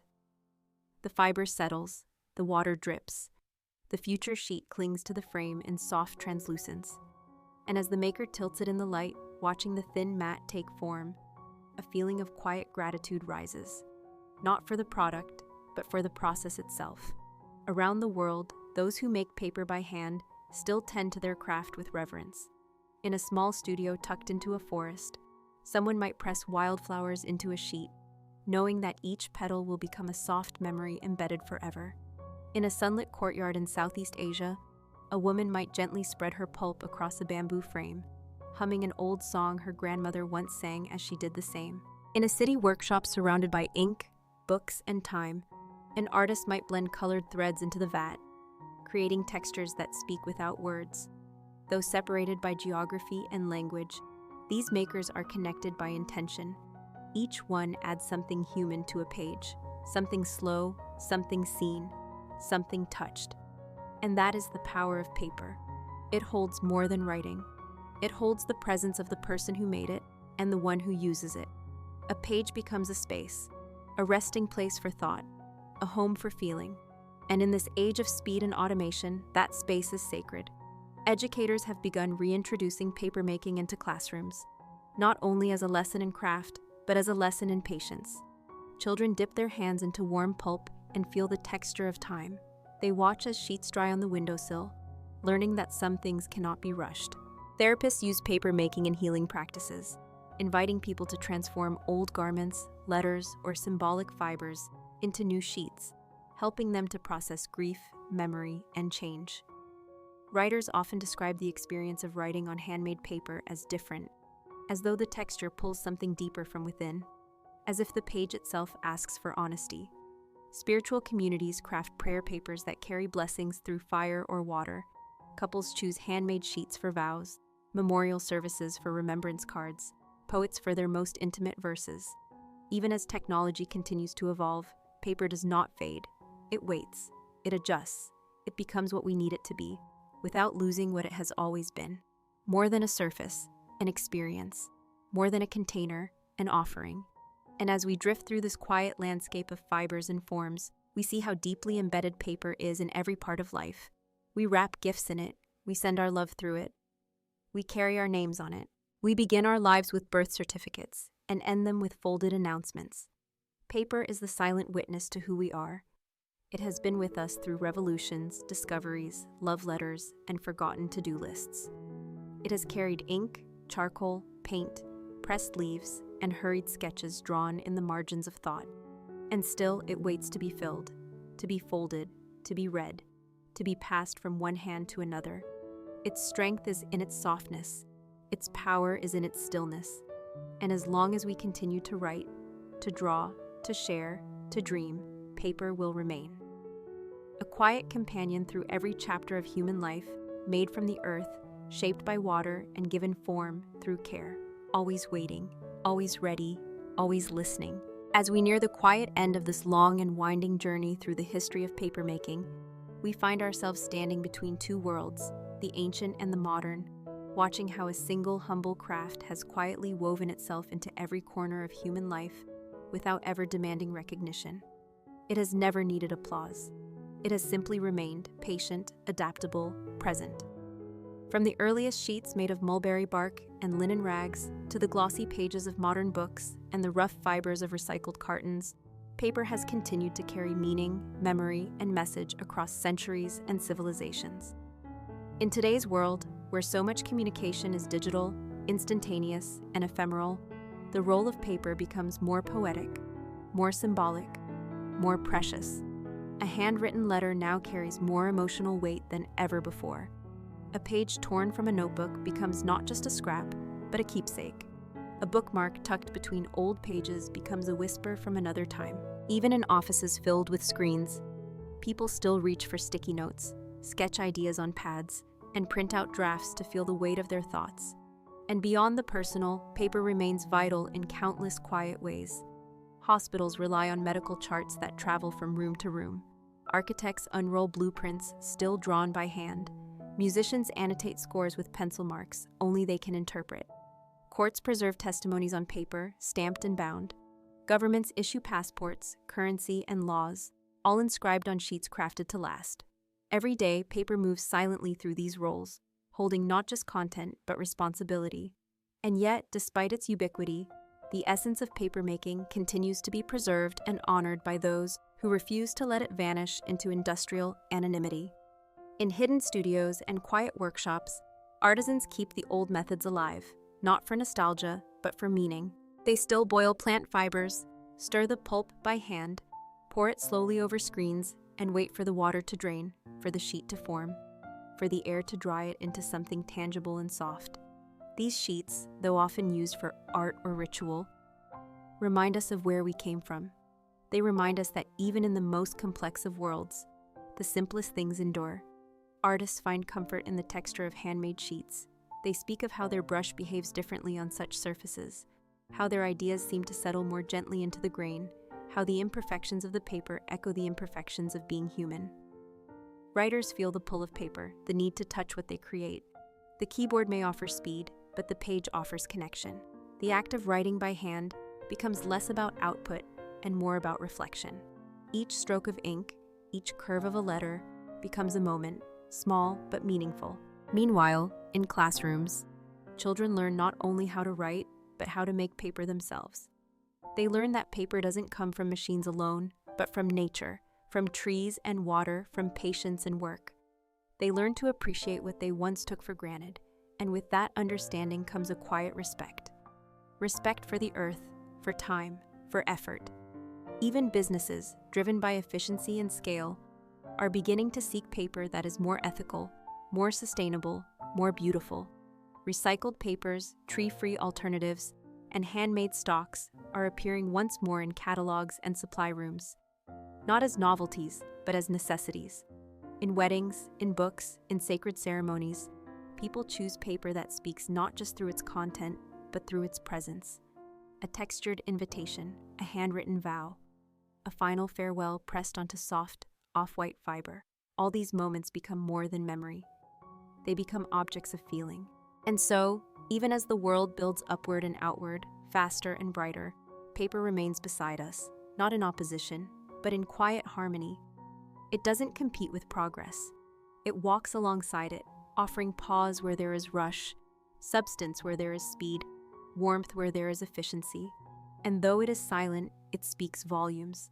Through every crease, every fold, every handwritten word, paper carries the weight of the human heart, soft, imperfect, and full of meaning.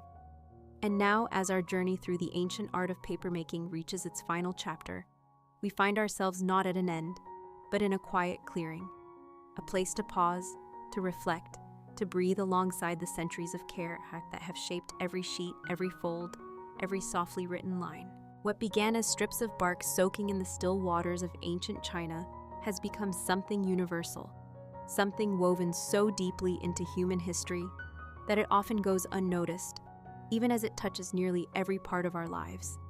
Paper is not simply a tool. It is a companion. It has grown with us, traveled with us, endured with us.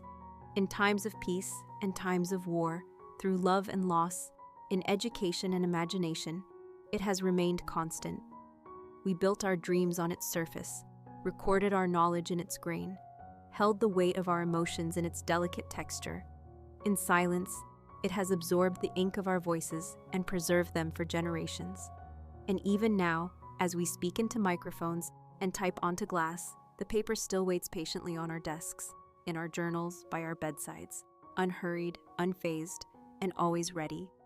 In many places around the world, papermaking remains not only a profession or tradition, but a philosophy of living. In Japan, the creation of washi is designated as an intangible cultural heritage, with families dedicating their lives to the mastery of techniques passed down for centuries. They speak of listening to the pulp, of understanding the breath of the fibers, of moving with the seasons, not against them. In these studios, paper is not rushed, it is guided. In Korea, hanji continues to be made with deep reverence, its strength and beauty seen not just in documents, but in lanterns, folding screens, and ceremonial objects that carry stories in every fiber. In Bhutan, handmade paper crafted from local bark is used not for convenience, but for sacred purposes, imbued with prayer, used in rituals, treated not as product, but as presence. Even in the Western world, where technology often leads, the handmade sheet holds a quiet resurgence. Artists, writers, and craftspeople seek out the old ways not out of nostalgia, but from a longing to reconnect. With the process, with the material, with time itself. In every sheet pulled from a vat by hand, there is a kind of stillness that resists the noise of the modern age. It reminds us that not everything should be instant, that some things, like ideas, like relationships, like memory, deserve space to unfold. In this way, paper becomes more than medium. it becomes a reminder, a meditation, a mirror, one that reflects who we are, not only through what we write or draw or print, but through how we choose to create, to preserve, to care. Paper does not hurry, it does not shout, it holds its form gently, offering itself without expectation, without pride. It accepts ink without question, it carries mistakes without judgment, it offers a blank space, not as emptiness, but as potential. In a world that grows more digital with each passing moment, that potential remains sacred. There is something quietly radical about sitting down with a blank sheet of paper. No alerts, no screens, just you, your thoughts, and the texture of something real beneath your hand. It slows the mind, it centers the spirit. It returns us to something ancient, something we once knew before everything became fast. And so, as we bring this story to a close, we do not say goodbye to paper. We simply recognize it, honor it, allow ourselves to feel its weight again, not just in our hands, but in our lives. Whether it cradles our art, our grief, our laughter, or our learning, paper remains. Made from the earth, touched by water, dried by air, carried forward by fire, the spark of thought made visible. A quiet witness, a gentle keeper, a thread that runs through all that we are. And somewhere in a quiet room, someone dips a frame into a vat. They lift it slowly, the water drains, the fibers settle, a sheet is born, and the story continues, softly, patiently, beautifully, just as it always has. And that brings our quiet journey to an end. If you're still here with me, thank you for staying. Before we begin the next sleepy tale, I'd be truly grateful if you could leave a like and maybe subscribe to the channel so we can keep sharing these peaceful stories together. Now, let's return to boring history for sleep and drift gently into our next story, the forgotten castles of medieval Scotland. Close your eyes and let the quiet continue. In the quiet hills of Scotland, where the wind hums across moors and the sky stretches low and gray, there once stood hundreds of castles, some grand and fortified, others simple and forgotten, tucked away behind mist and memory. These were not the famous stone giants of Edinburgh or Stirling, not the ones you find on postcards or tour brochures, but rather the hidden ones. The quiet castles, the ones left behind by history, abandoned by their lords and surrendered to the moss, the rain, and time itself. Scattered across the landscape like bones beneath heather, they whisper old names and hold on to stories that have long faded from the minds of most. Tonight, we begin wandering through that forgotten world, not to seek drama or battle, but to walk slowly through the fog, to touch old stone, and to breathe in the silence of places that once held life.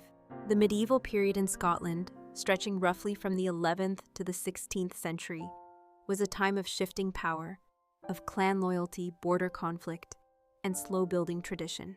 It was in this time that castles sprang up across the countryside, many of them built not for glory, but for defense and necessity.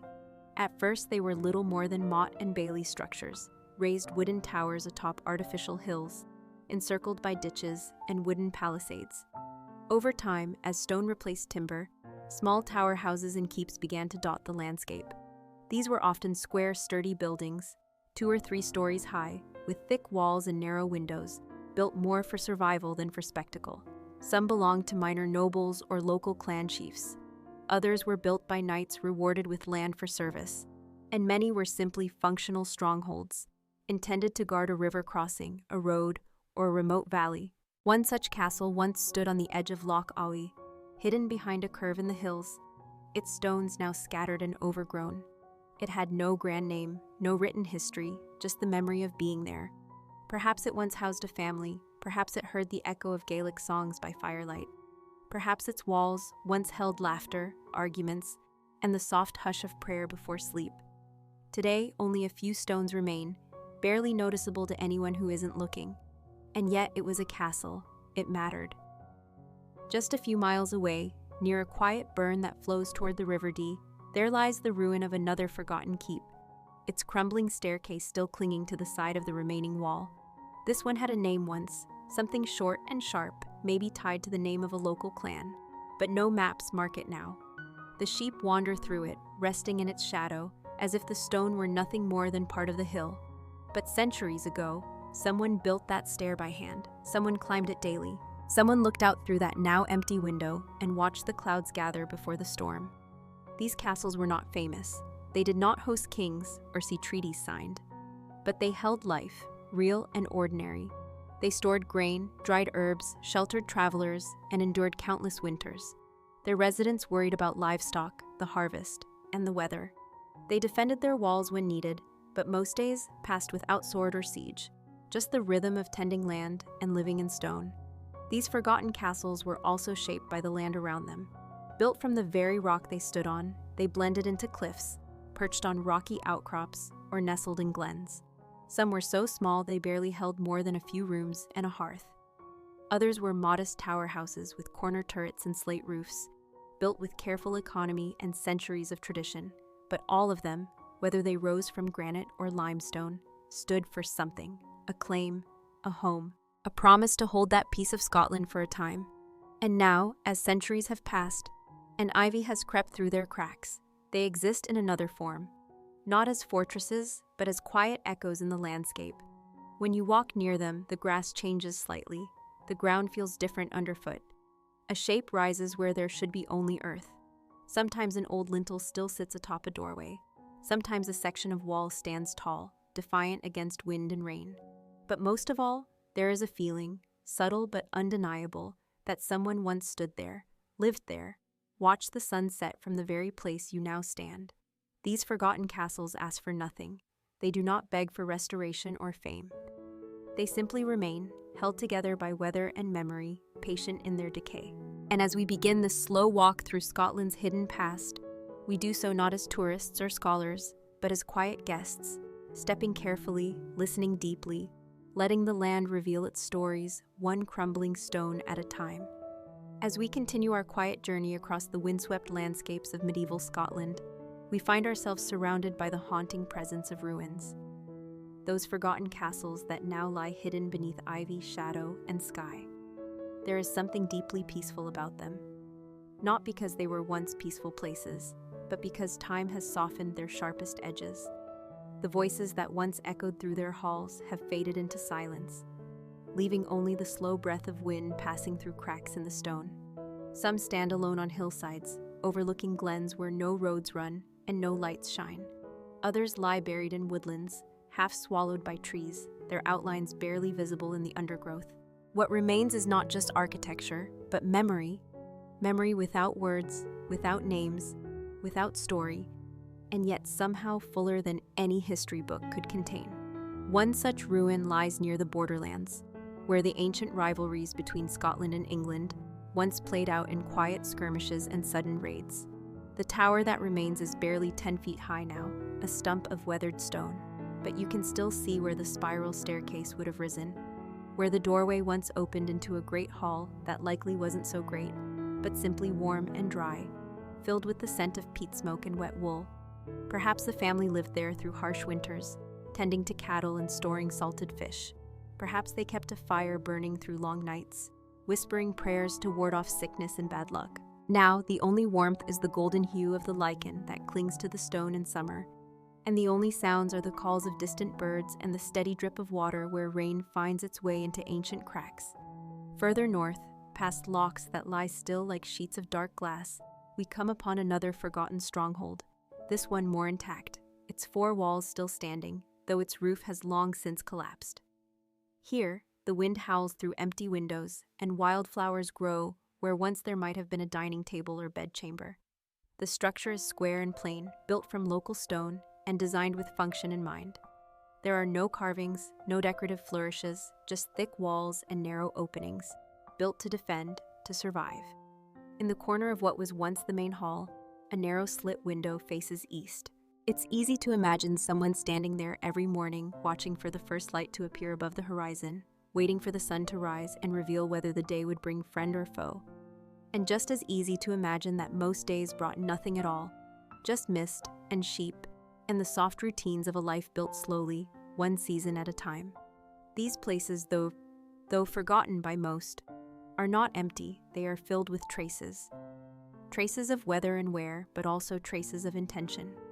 The placement of a doorway, the thickness of a wall, the way a stair curves, it all speaks of people who once stood there and made choices, who knew the land and the wind and built their homes accordingly.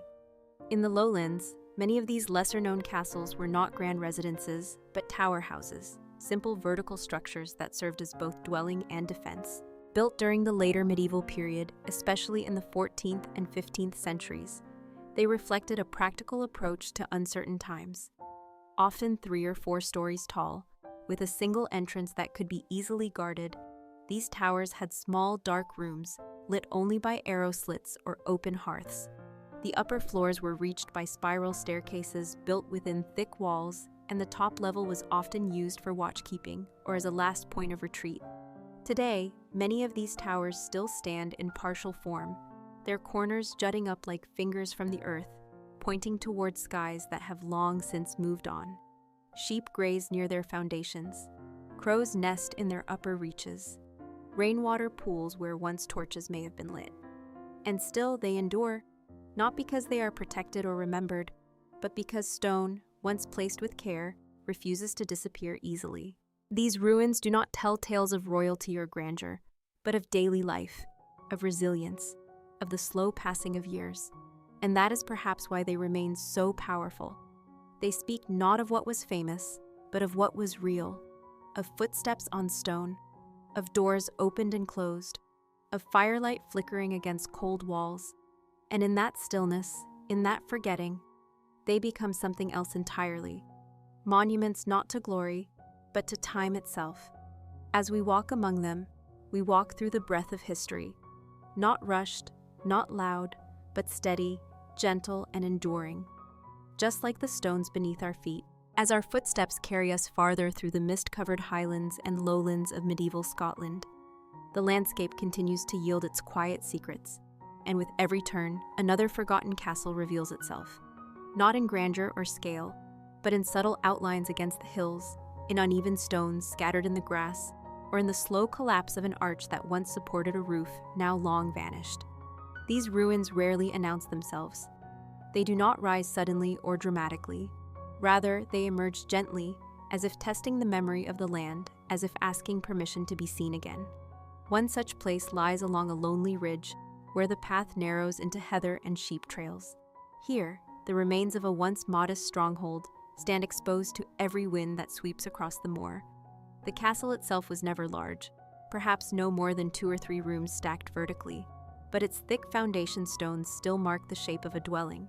One can imagine a hearth at the center, blackened by years of smoke, where a fire burned through cold, damp winters. Around it, simple wooden furniture, rushes on the floor, and the steady work of daily life. This was not a castle for ceremony. It was a shelter, a watch post, a place where people endured the rhythm of seasons and the long silence between travelers. Further west, closer to the coastline, where sea mist rolls in. Each morning, like a living thing, we come upon another ruin. This one nestled in a crook of the cliffs, overlooking a bay that has changed little in 1,000 years. The remnants of a wall still rise here, curved slightly to match the shape of the earth, with narrow slots carved into the stone for watching. Not for admiring the view, but for seeing who approached from land or sea. This castle may once have served as a lookout against Norse raiders, its inhabitants ever watchful, alert to the faintest movement on the waves. In calmer times, perhaps it became a home for generations, with children running barefoot across flagstone floors and elders telling stories by candlelight. Now seabirds nest in the empty niches where banners might have hung. Salt lingers in the air, eating slowly at the stone, yet even so, the place persists. The castle still leans into the wind, still casts a shadow in the afternoon light. Its memory is not erased, only quieter. In the central regions, where green fields stretch between forests and winding rivers, many forgotten castles lie in plain sight, their histories buried not beneath the earth, but beneath routine. Farmers till soil that was once walked by knights.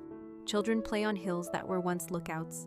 A few stones in a pasture, a strange rise in the land, a cluster of trees growing where none others grow. These are the signs. Here stood a wall, there a gate. Underneath, perhaps, the remains of a cellar or a hidden passage. Few notice them now, but they are there, holding steady, resisting the rush of forgetting. Many of these castles were built not in times of peace, but in the uncertainty between. Scotland's medieval past was shaped by clan disputes. royal struggles, invasions, alliances, and betrayals. Castles were built quickly, defensively, often under threat. Some were never meant to last more than a generation, and yet parts of them do. And while the great stone castles that dominate tourist routes receive preservation and care, these smaller ruins are left to the elements and to the imagination of those who pause long enough to wonder. What did the people who lived here fear? What did they hope for? What songs did they sing when the doors were barred for the night and the wind cried through the cracks? What names were spoken in love or anger within these walls? The answers, if they remain, are held in the stone, not as words, but as weight, as silence. In that silence, these castles continue to live, not as museums or attractions, but as part of the land itself. Their stories are told not with facts and plaques, but with atmosphere, with the shift in air as you approach, the strange stillness that falls when you stand among the ruins, the sensation of being watched not by ghosts, but by memory. And so we walk slowly, never in a hurry, allowing each ruin to speak in its own time. We do not ask for names or dates. We ask only for presence, for the hum of history beneath our feet, for the feeling that something was once here, and that even in decay, it matters. In this way, the forgotten castles of Scotland remain, not as relics, but as quiet companions to the living landscape, whispering gently through stone and time. As the path leads us deeper into the rugged heart of medieval Scotland, we continue to discover traces of stone, fragments of walls, and softened outlines of castles now almost fully reclaimed by earth and time. These forgotten strongholds do not announce themselves with grandeur or magnificence, but rather with quiet persistence.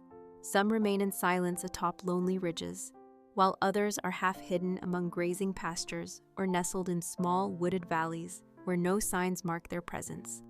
Their stones have been scattered by centuries of frost and rain, their timbers long rotted away, their names erased from maps and minds alike.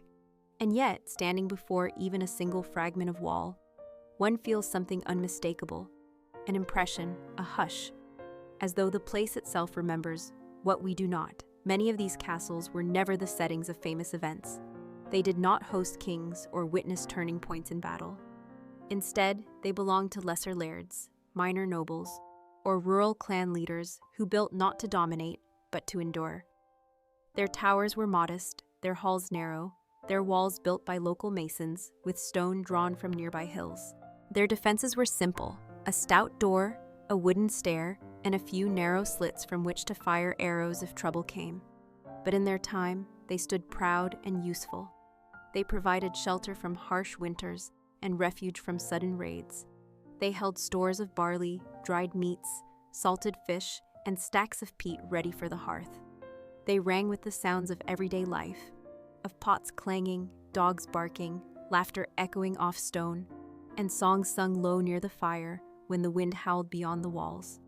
In the northeast, near the edges of what were once Pictish territories, lies the fading shell of a castle built from red sandstone, its color softening into the hues of dusk as the sun sets behind the hills. The structure is mostly gone, just a partial arch, a section of crumbling stair, and a low wall overgrown with ivy. But if you listen, you might hear the ghosts of boots on stone, the low creak of a wooden door, the distant call of someone returning home after a long ride across open fields. This castle likely belonged to a family whose names are now lost to time, but whose presence still lingers in the alignment of stones and the shape of the land around them. A nearby spring still flows, as it did then, and the path to it remains faintly visible through the grass, proof that the daily rhythm of life, once so urgent and routine, left a permanent mark.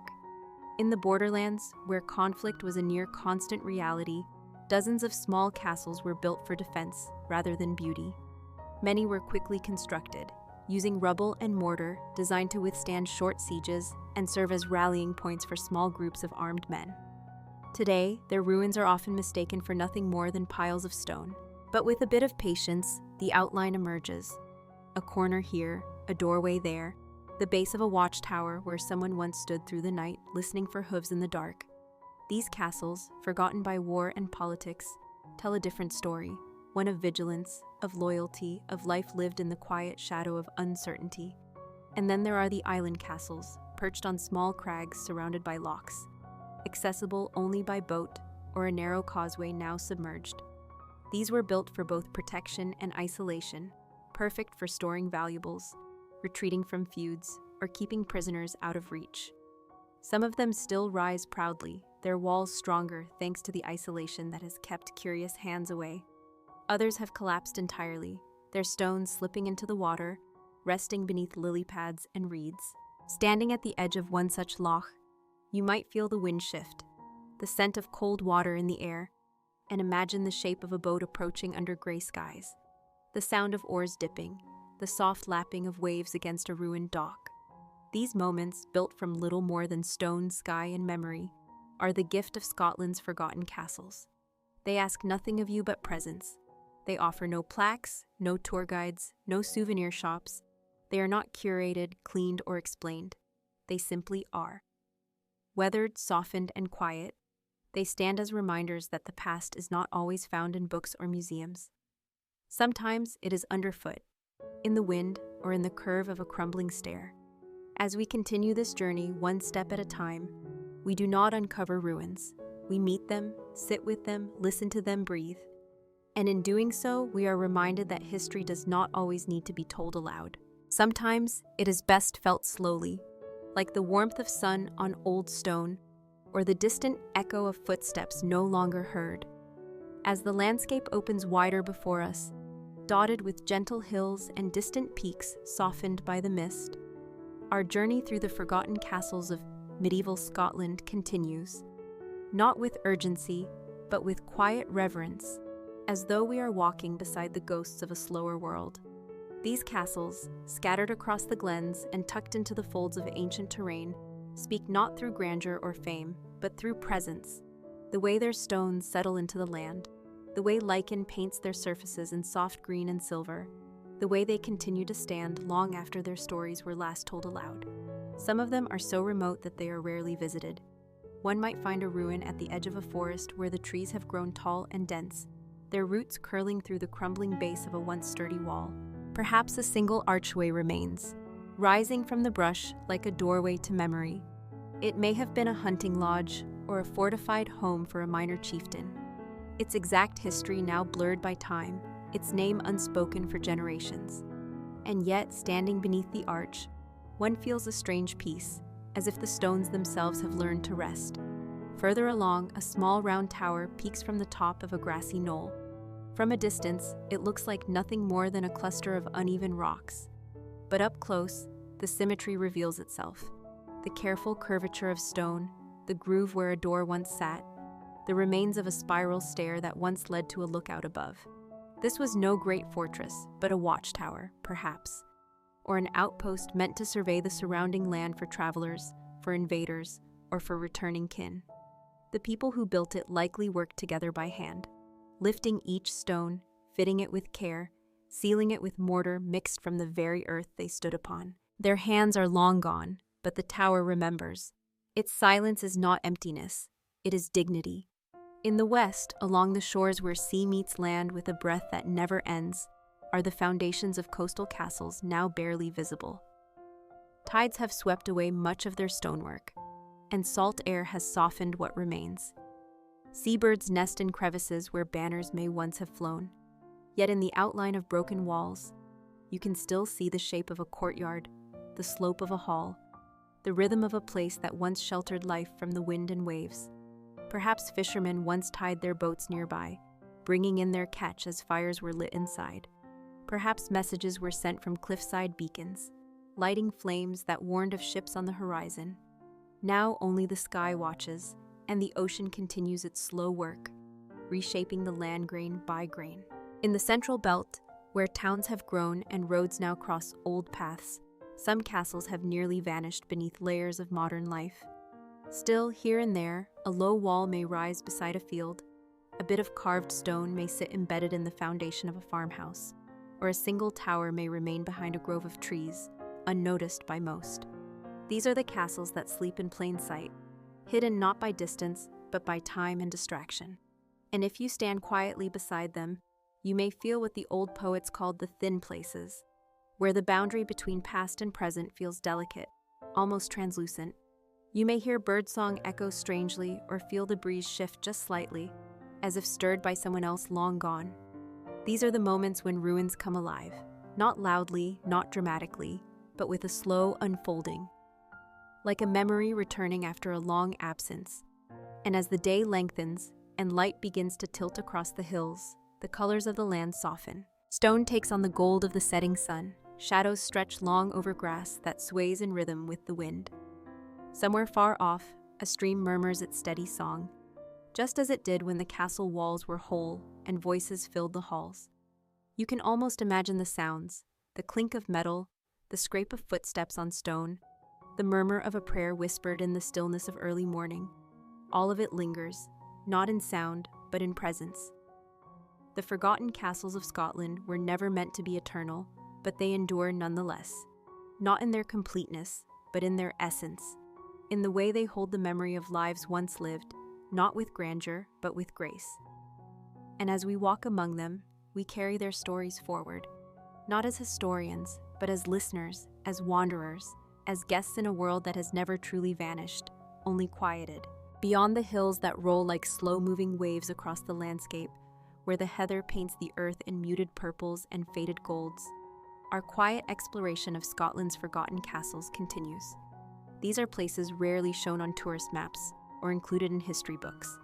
They do not glitter with tales of conquest or grandeur, but instead, they wait in silence, whispering their presence to the wind and the birds and the few wanderers who pause long enough to notice. In one forgotten glen, where the trees lean close, as if guarding a secret, there lies the remnants of a castle so thoroughly reclaimed by the forest that only in the right light can one distinguish stone from root. The ground undulates with hidden foundation stones, and moss has crept across every visible surface. A lone arch remains, barely intact, its upper stones shifted slightly out of alignment by centuries of frost and thaw. If one steps through this arch, there is a hush, as though the trees themselves are holding their breath. Perhaps this place once served as a retreat for a family during times of war or unrest. Perhaps children once played here while fires warmed the interior rooms, and stories were told over bowls of barley stew. Those days are gone, and yet, in the filtered sunlight that slips through the canopy above, something of that warmth still lingers. Further east, across flatter lands where the wind moves unimpeded and the sky stretches endlessly above, another forgotten stronghold crumbles into the fields. Here, the stones are scattered, partially sunken into the soil, their shapes rounded by weather, their arrangement only faintly resembling walls. A few stones still bear the marks of tools, chisels used by long-dead hands, shaping each piece with care and intention. The ruins sit just beyond the edge of a working farm, and sheep graze nearby, oblivious to the history underfoot. There is a stillness in the air, not of desolation, but of deep rest, the kind of stillness that comes only after everything that needed to be said has been spoken. In these remains, we see not ruin, but conclusion. A life lived, a home defended, and finally, a gentle surrender to time.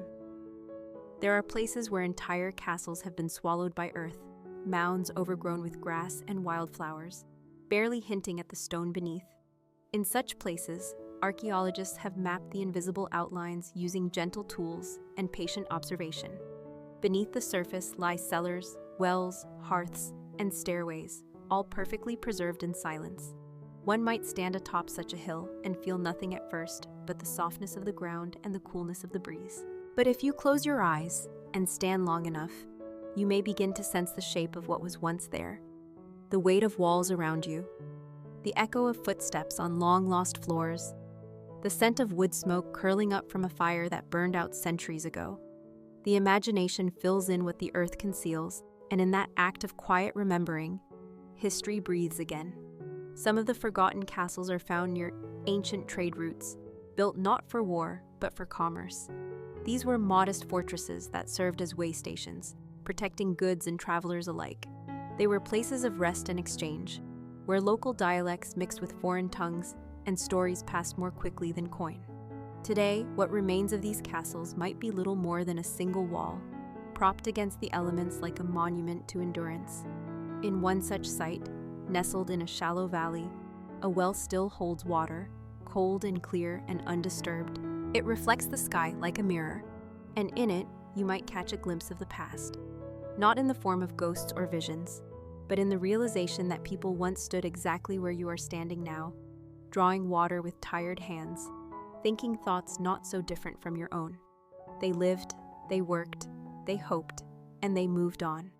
But their stones remain, not as ruins, but as echoes. As you walk among them, the rhythm of your steps joins theirs across time.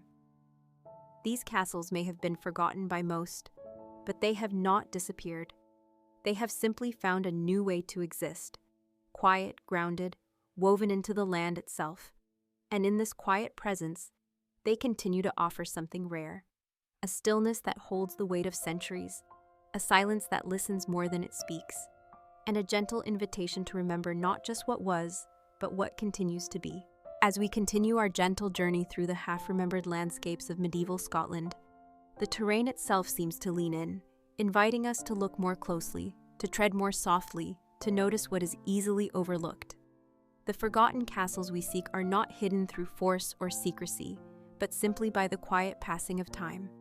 In a small valley hemmed by rolling green hills and low stone fences, a cluster of ivy-covered ruins rests peacefully beside a river that meanders with no particular urgency.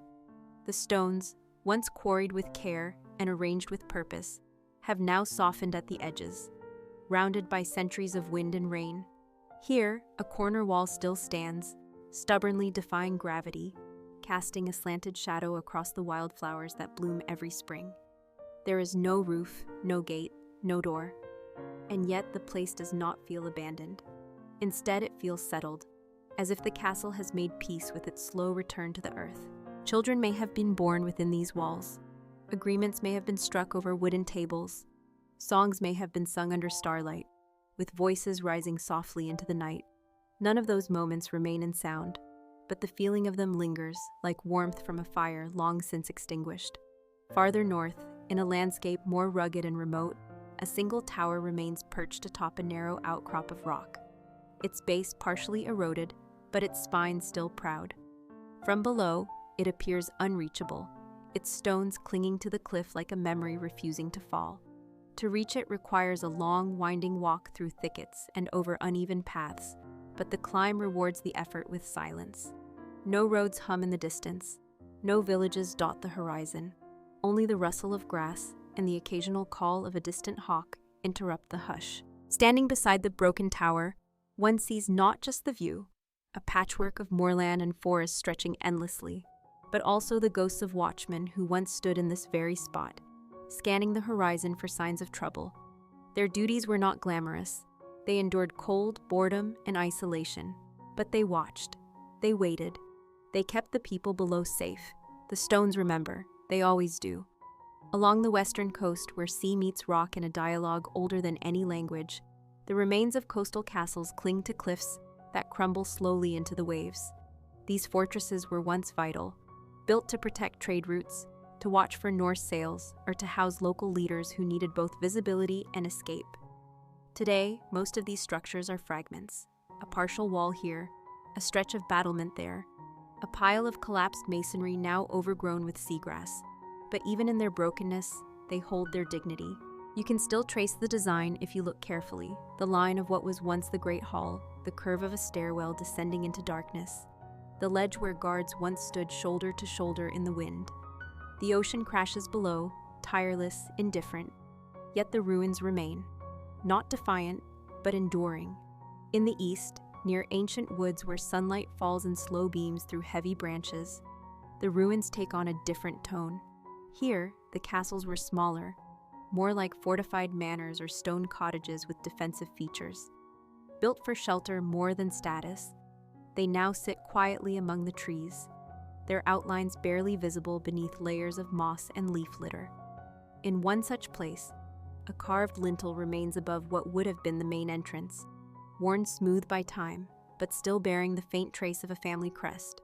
The symbol means little to most today, but once it carried weight, declaring lineage, loyalty, pride. Now it is simply part of the scenery, yet not meaningless. It marks the place as once belonging to someone who lived, who worked, who hoped. these forgotten castles are not majestic in the way of palaces or cathedrals. They are humble, grounded, and real. They remind us that history was not just made in grand halls and on bloody battlefields. It was made in kitchens and stables, in whispers and in waiting, in the quiet rhythm of daily life.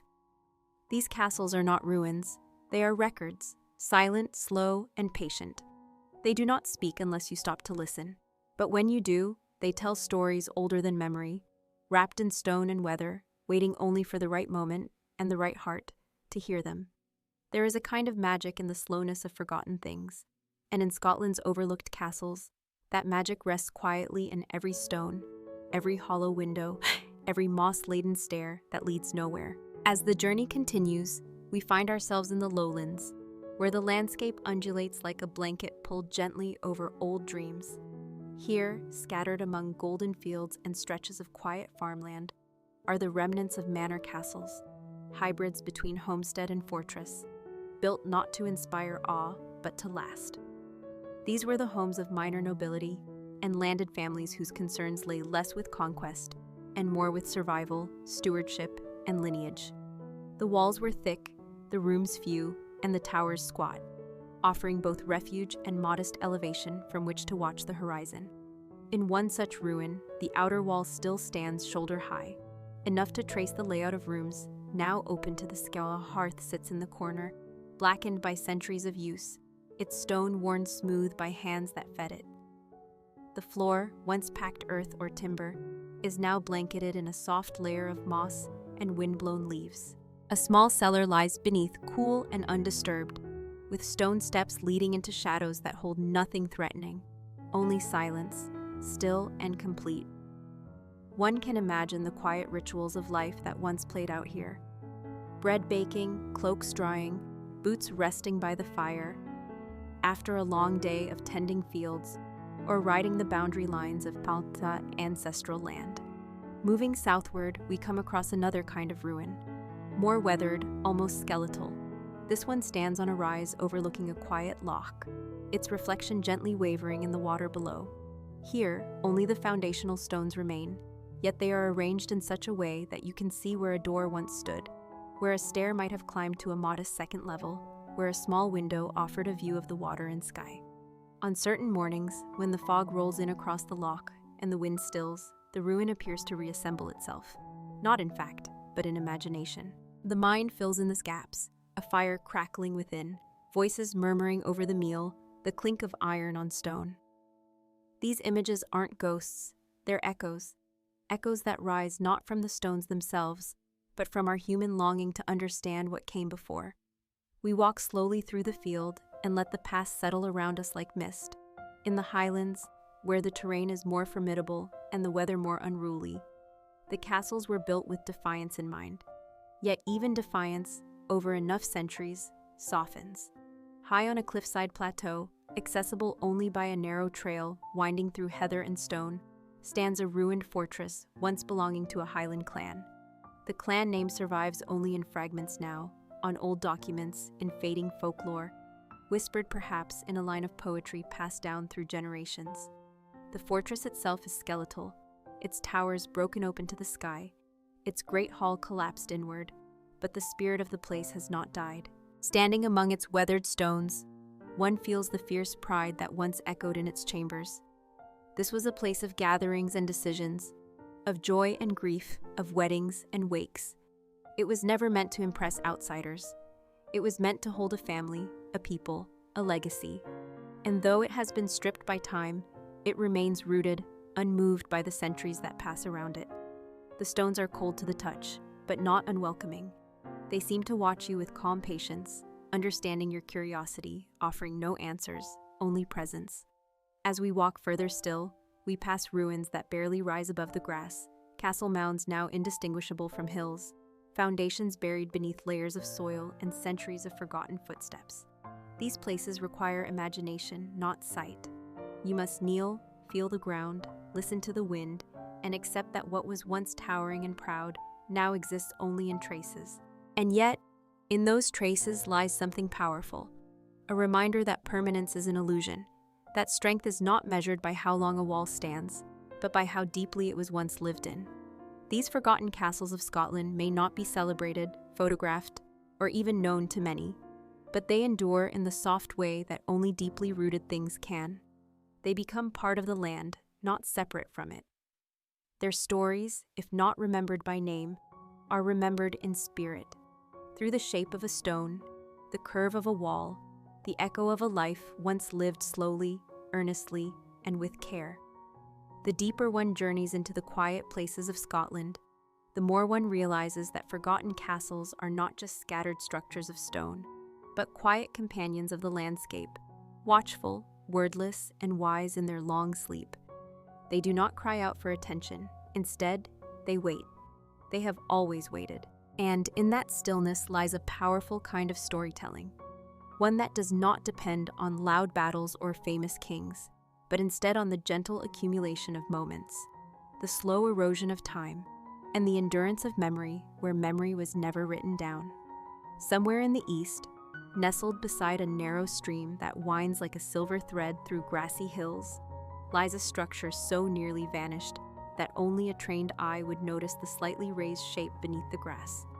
A few stones peek out, just barely, like the last fragments of a dream fading upon waking. This was once a home, perhaps no more than 2 stories tall, but sturdy and proud. It may have belonged to a family whose name is no longer spoken, whose lineage dissolved into the mists of local history. Still, the place holds something. It clings to its identity not through grandeur, but through persistence. The land remembers its weight. The sky bends a little lower here, as if in respect, and the wind always seems to move a bit more softly, as though not to disturb what rests beneath. In the central regions where agriculture now dominates the land and the fields stretch wide and even, there are castle fragments that have become part of the farmland itself. A wall here forms the back of a barn. A tower base serves as a sheepfold. A narrow staircase now leads to nowhere, but once offered access to a lookout point from which you could see all the neighboring lands. These integrations are not disrespectful. Rather, they are quiet partnerships between the past and the present. The farmers who till these lands do so with an unspoken understanding. They walk where lords once rode. They plant where stones once stood. They harvest where once there were halls echoing with laughter and argument and song. Time has not erased the castles here. It has merely translated them into a different form of usefulness, one that does not ask for attention but offers service. There are even castles that have been swallowed whole by woods, so completely embraced by trees and undergrowth that they have become indistinguishable from the forest itself. To find them requires patience, a certain kind of listening, and a willingness to trust silence. You may walk through a grove of birch and suddenly sense a symmetry that does not belong to nature, a rise in the earth, a straight line among roots, the sudden appearance of a stone carved in a way no glacier would shape. And then, as you step closer, the forest parts just enough to reveal it. A wall curved slightly with small arrow slits nearly overtaken by ivy. The trees grow up through what was once a courtyard. The birds have nested where banners may once have flown. The castle is no longer a structure. It is part of the forest's rhythm now. It breathes with the trees. And in this coexistence, it finds a kind of peace that many living structures never know. In the farthest reaches of the highlands, where the terrain becomes dramatic, steep, and wind-lashed, the castles take on a more solitary feel. They were built high for defense, but now they remain high as if to stay closer to the clouds than to people. One such ruin, precariously positioned atop a jagged hill, was said to be the home of a chieftain known for both wisdom and stubborn pride. Today, the ruin is nearly unreachable, its path grown over, its stones cracked and leaning, its history reduced to rumor. And yet, should you make the climb, you will find a view that takes in miles of unspoiled land, where lochs glisten like pieces of sky fallen to earth, and mountain ridges layer one behind the next, in soft gradients of blue and gray. It is easy to understand why someone would choose to build here, not for glory, but for perspective.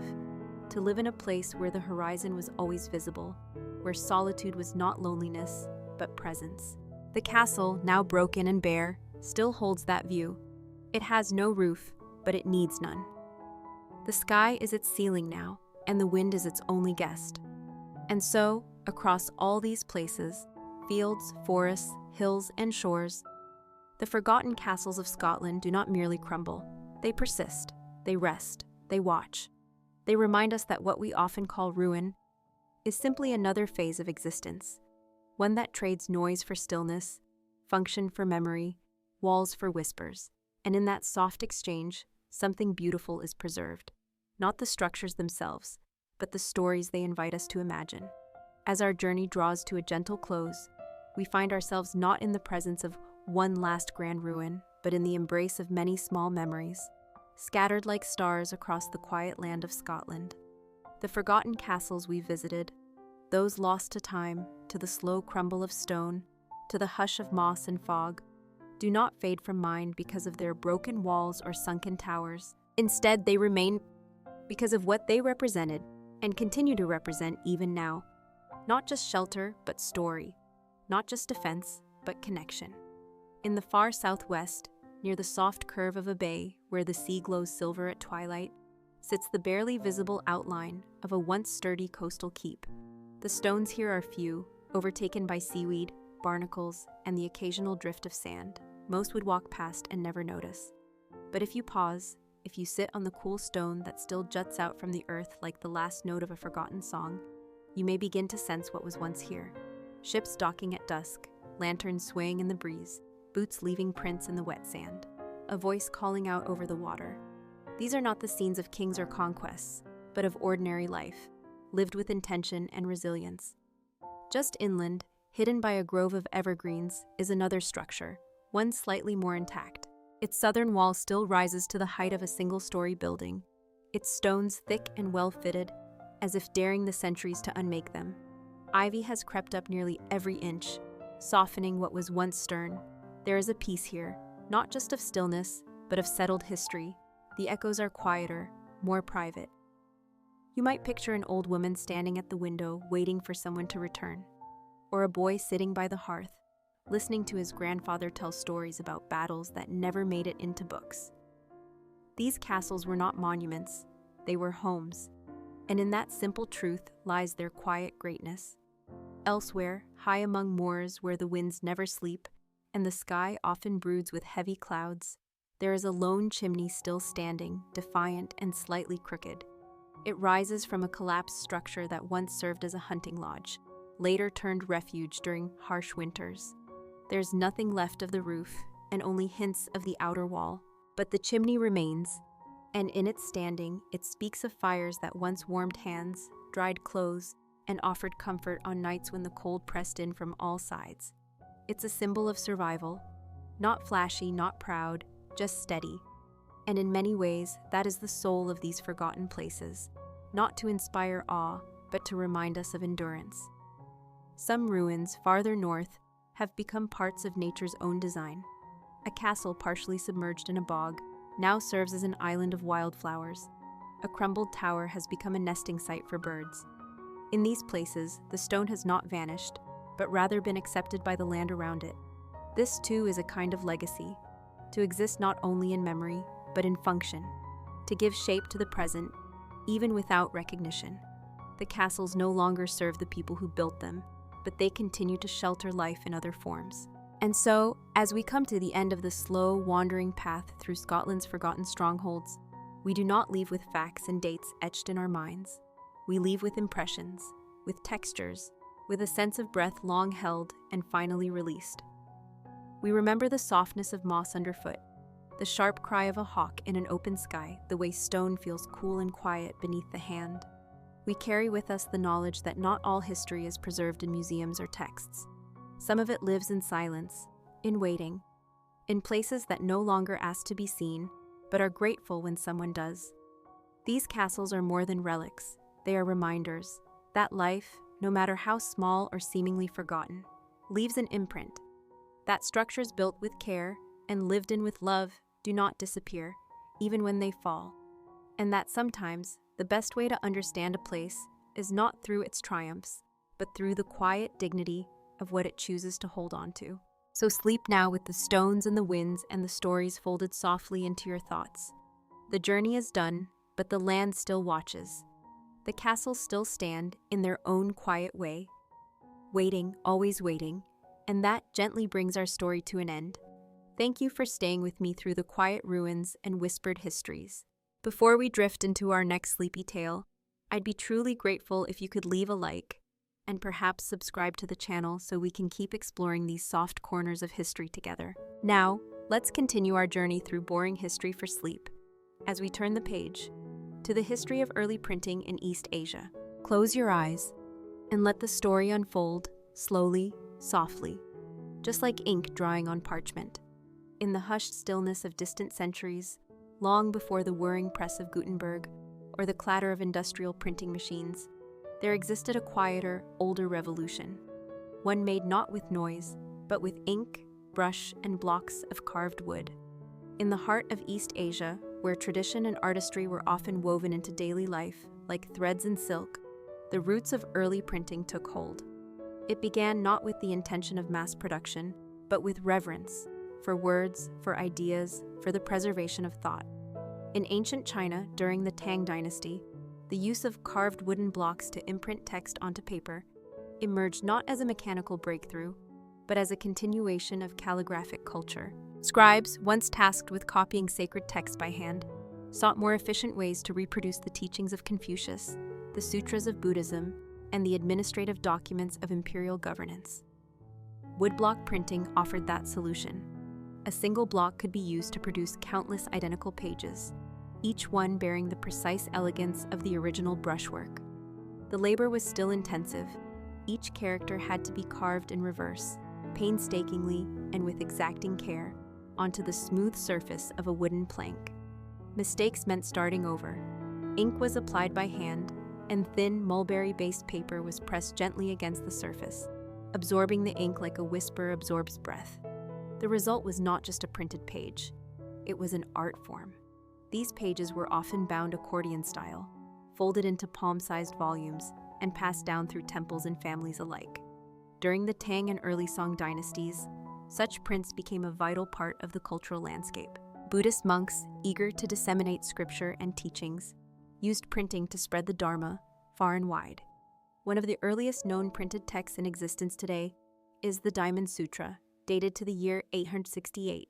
Discovered in a cave in Dunhuang, its pages are more than 1,000 years old, yet they remain legible, beautiful, and serene.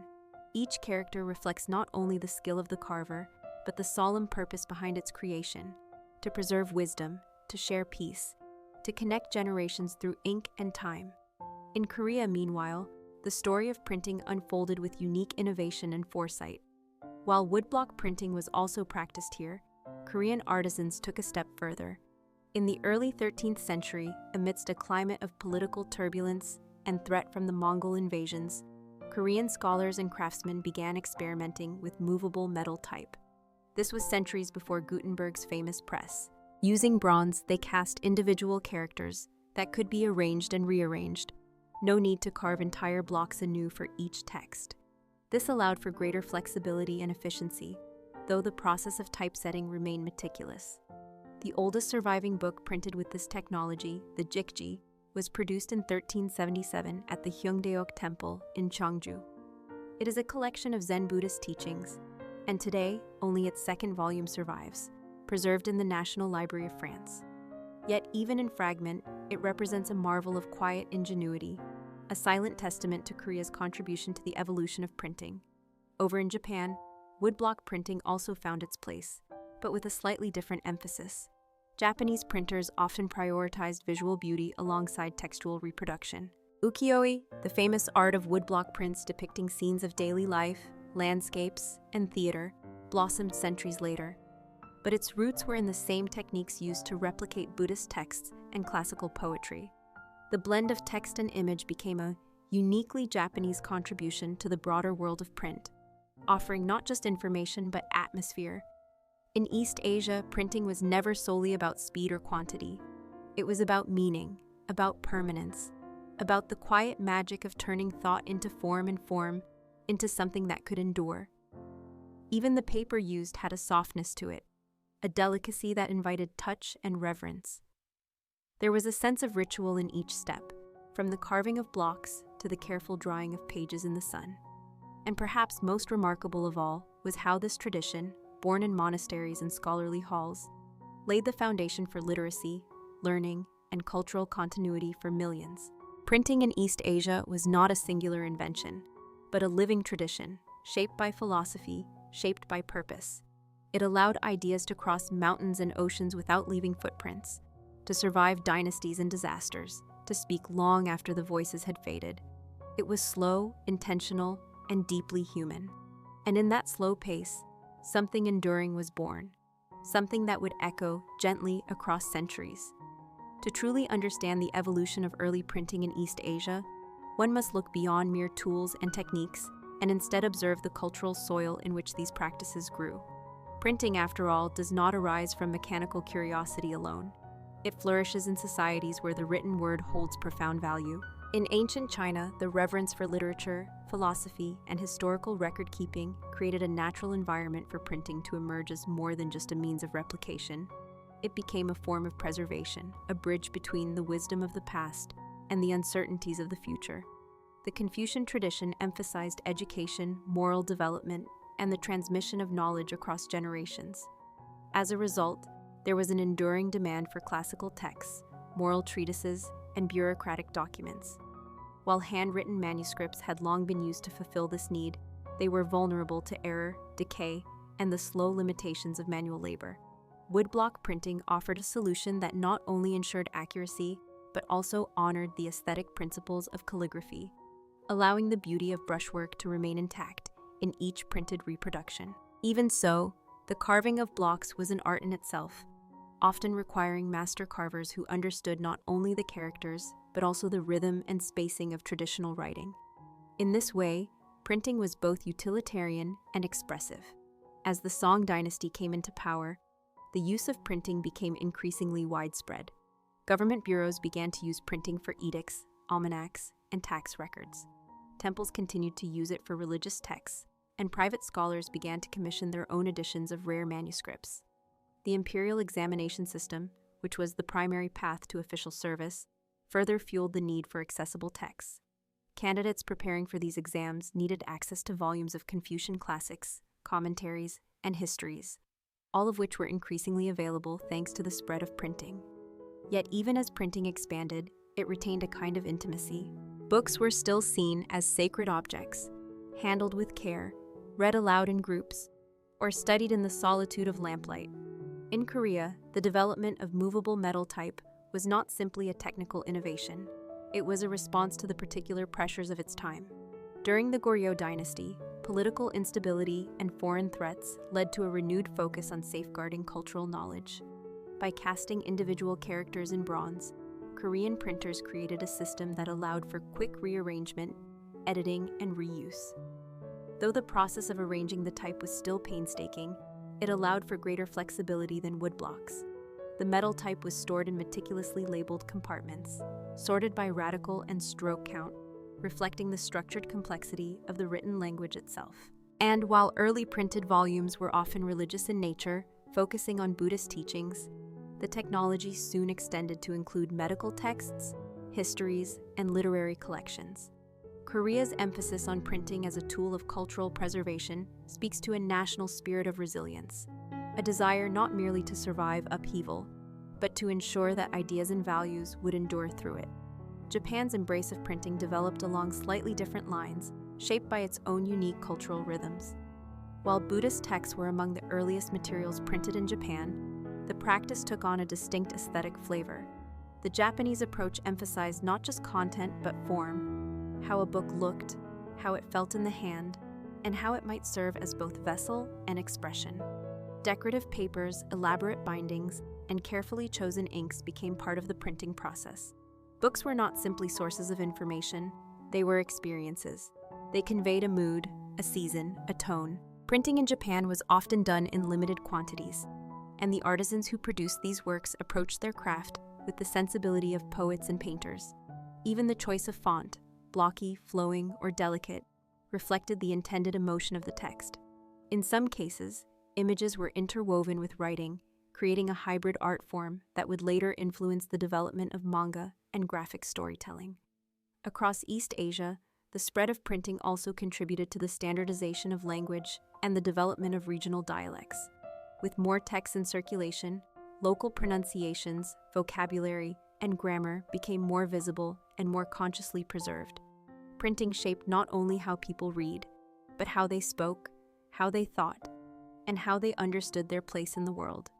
It encouraged literacy, but also introspection. It connected monasteries on remote mountains to capitals buzzing with political debate. It allowed a peasant to hold the same story in their hands as an emperor. In this quiet, profound way, the art of early printing reshaped societies, not through noise or conquest, but through access, through ink, through the quiet turning of a page. As we continue exploring the early history of printing in East Asia, we begin to see how this quiet revolution gradually shaped the way societies functioned, not just intellectually, but spiritually and politically as well. In China, during the Song dynasty, which reigned from the 10th to the 13th century, printing technology experienced one of its most significant expansions. The Song court recognized the power of printed material not merely as a scholarly resource, but as a vehicle for governance. Civil service examinations were central to the functioning of the bureaucracy, and success in these exams required the memorization of an enormous volume of classical texts. To make this possible, the government invested heavily in large-scale printing operations. Scribes, artisans, and woodblock carvers worked in tandem to produce editions of the Confucian canon, creating consistency in the materials used by students across the empire. The act of studying itself became democratized in a modest way, allowing those outside the elite classes to access the same texts as their wealthier counterparts, at least in theory. But the impact of printing extended well beyond the exam halls. For the first time in Chinese history, the government could efficiently distribute calendars, edicts, and public notices across wide regions, ensuring uniformity in law and social order. Printing enabled a kind of shared reality, where people in different provinces were reading the same words, on the same kind of paper, at nearly the same time. This sense of connection helped to stabilize the vast territory of China and promote cultural unity. In Buddhist monasteries, meanwhile, the printing press served a deeply sacred function. Religious centers became hubs of printing activity, producing sutras, prayer books, and moral tales for lay followers.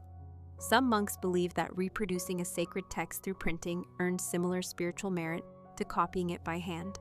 As a result, the act of printing became not just technological, but devotional. Pilgrims would visit temples not only to worship, but also to receive printed texts to bring back to their homes or villages.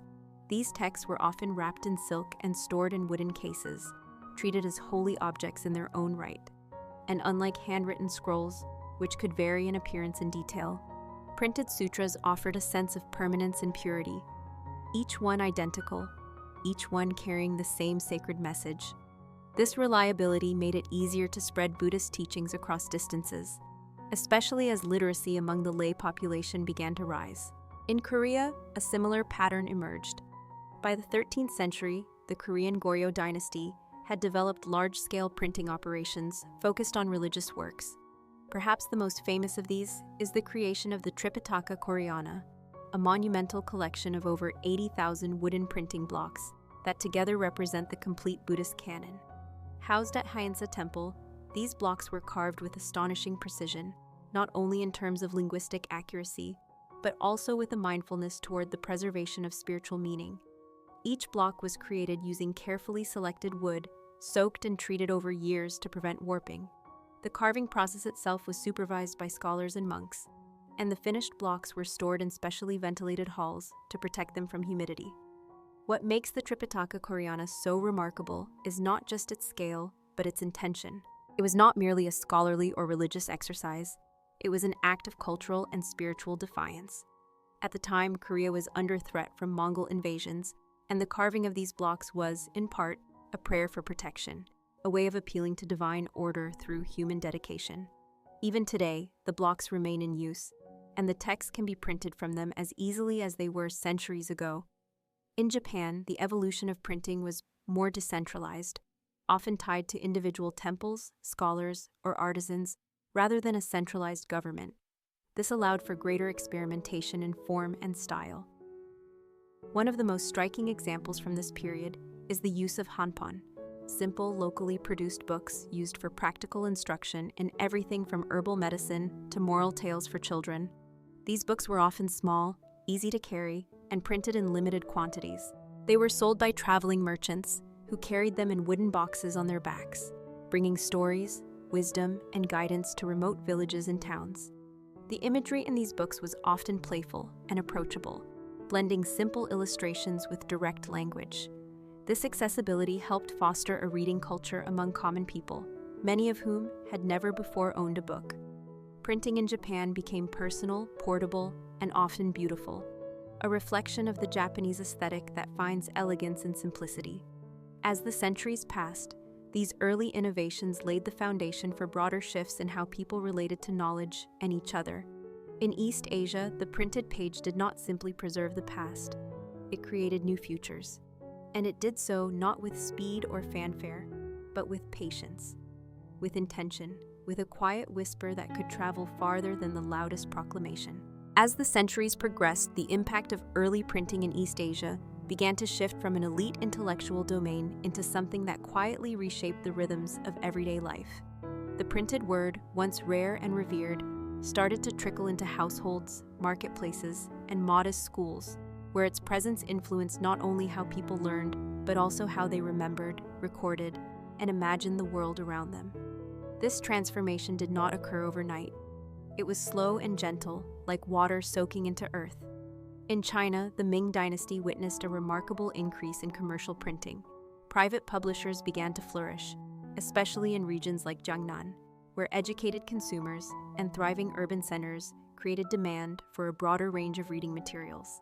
These publishers produced a wide variety of texts: novels, almanacs, encyclopedias, manuals on medicine, divination, household management, and more. The rise of vernacular fiction marked a particularly significant development. While classical texts remained the foundation of scholarly life, stories written in everyday language allowed people from outside the scholarly elite to access narratives that spoke to their daily experiences. These included tales of heroic wanderers, clever courtesans, loyal generals, and moral parables. Printed on low-cost paper and often illustrated with woodblock images, these books became popular among merchants, artisans, and even rural families. One of the most famous examples from this period is The Plum in the Golden Vase, a lengthy novel printed and circulated in the late Ming era. Though risque and complex, its very existence as a printed, mass-distributed work reflects how printing enabled new forms of storytelling to flourish. In Korea, the transition from religious to secular printing took on a slightly different form. The Joseon dynasty, which followed the Goryeo, placed a strong emphasis on Confucianism, education, and moral order. Printing remained a state-supported enterprise, especially in the production of law codes, ritual texts, and Confucian teachings. But what set Korea apart in this era was the invention of Hangul, the Korean phonetic alphabet, in the mid-15th century under King Sejong the Great. This script was designed to be easy to learn, enabling common people to read and write their own language for the first time. With Hangul, the doors to literacy swung open for those previously excluded from scholarly life. Although it faced resistance from the conservative elite, who preferred classical Chinese, Hangul gradually gained acceptance, especially among women, merchants, and provincial families. Printed Hangul texts began to appear in the form of household guides, folk tales, medical advice, and poetry. Printing thus became a bridge, not only between generations, but between spoken and written language, between ruler and subject, between city and countryside. In Japan, meanwhile, the Edo period brought a flowering of printed culture that was both expansive and deeply connected to the arts. The Tokugawa shogunate's long period of peace and stability allowed for the growth of an urban merchant class eager for entertainment and education. This gave rise to what historians call the Genroku culture, a vibrant mix of theater, poetry, fashion, and literature. Commercial publishing flourished in cities like Edo, Kyoto, and Osaka, producing a dizzying array of materials: illustrated storybooks for children, travel guides for pilgrims, poetry collections, erotic novels, kabuki play scripts, and more. The ukiyo-zoshi, or books of the floating world, captured scenes of urban life with humor, satire, and poignancy. Publishers competed to attract readers, using elaborate cover designs, illustrations, and serialized stories to build anticipation.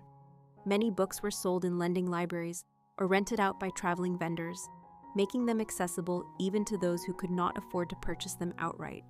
Printing became part of the social fabric, influencing how people spoke, dressed, and saw themselves. This democratization of culture, made possible through printing, helped form a shared national identity long before the concept of modern nationhood.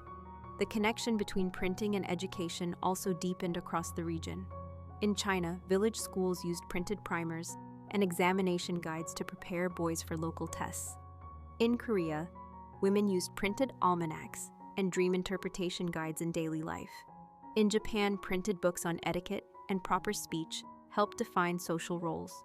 The printed page served not only as a source of knowledge, but as a mirror, reflecting the values and anxieties of the age. And yet, despite these differences, a common thread ran through the printing traditions of East Asia, a quiet respect for the written word as both a tool and a treasure. Even the physical act of reading remained contemplative. Books were held gently, their pages turned with care. They were stored in wooden chests, wrapped in cloth, and passed down within families. To own a book was not simply to possess information. It was to hold a fragment of permanence in an impermanent world. In this way, early printing did more than disseminate knowledge. It offered comfort, stability, and continuity. It connected ancestors to descendants, teachers to students, and stories to time. And as we rest in the stillness of that thought, we see how ink and paper, humble, silent things, came to shape entire civilizations in the most unassuming of ways. By the later centuries of East Asia's long relationship with printing, a subtle but meaningful transformation began to take place, one that echoed through not only the inked pages of books, but the very rhythms of daily life. Printing had grown from a religious tool and bureaucratic necessity into a cultural foundation. What began as a sacred means of transmitting sutras and stabilizing empires evolved into a quiet revolution of the mind, touching artists, merchants, mothers, travelers, scholars, and even children. In the Qing dynasty of China, which stretched from the mid-17th century to the early 20th, printing became more diversified than ever. The imperial court continued to sponsor massive encyclopedic projects, like the Siku Kwanshu, a colossal collection of nearly 4 million pages covering all fields of classical knowledge. But outside the walls of the Forbidden City, printers in provincial towns were producing works for a very different readership. Local histories, almanacs, collections of folk tales, and popular plays found their way into homes and tea shops, allowing even the most modest families access to stories and ideas once reserved for elite circles. Some of these books were folded accordion style, others bound in stitched thread, often printed on mulberry paper that aged with a quiet dignity. It was not uncommon for such volumes to be carefully wrapped in cloth and kept in wooden cabinets, regarded as personal treasures, passed from parent to child. In Korea, the late Joseon period saw a flourishing of Hangul literature. While the earlier centuries had focused on religious and Confucian themes, later generations expanded the scope of printing into domestic life, family stories, women's writings, and even humor.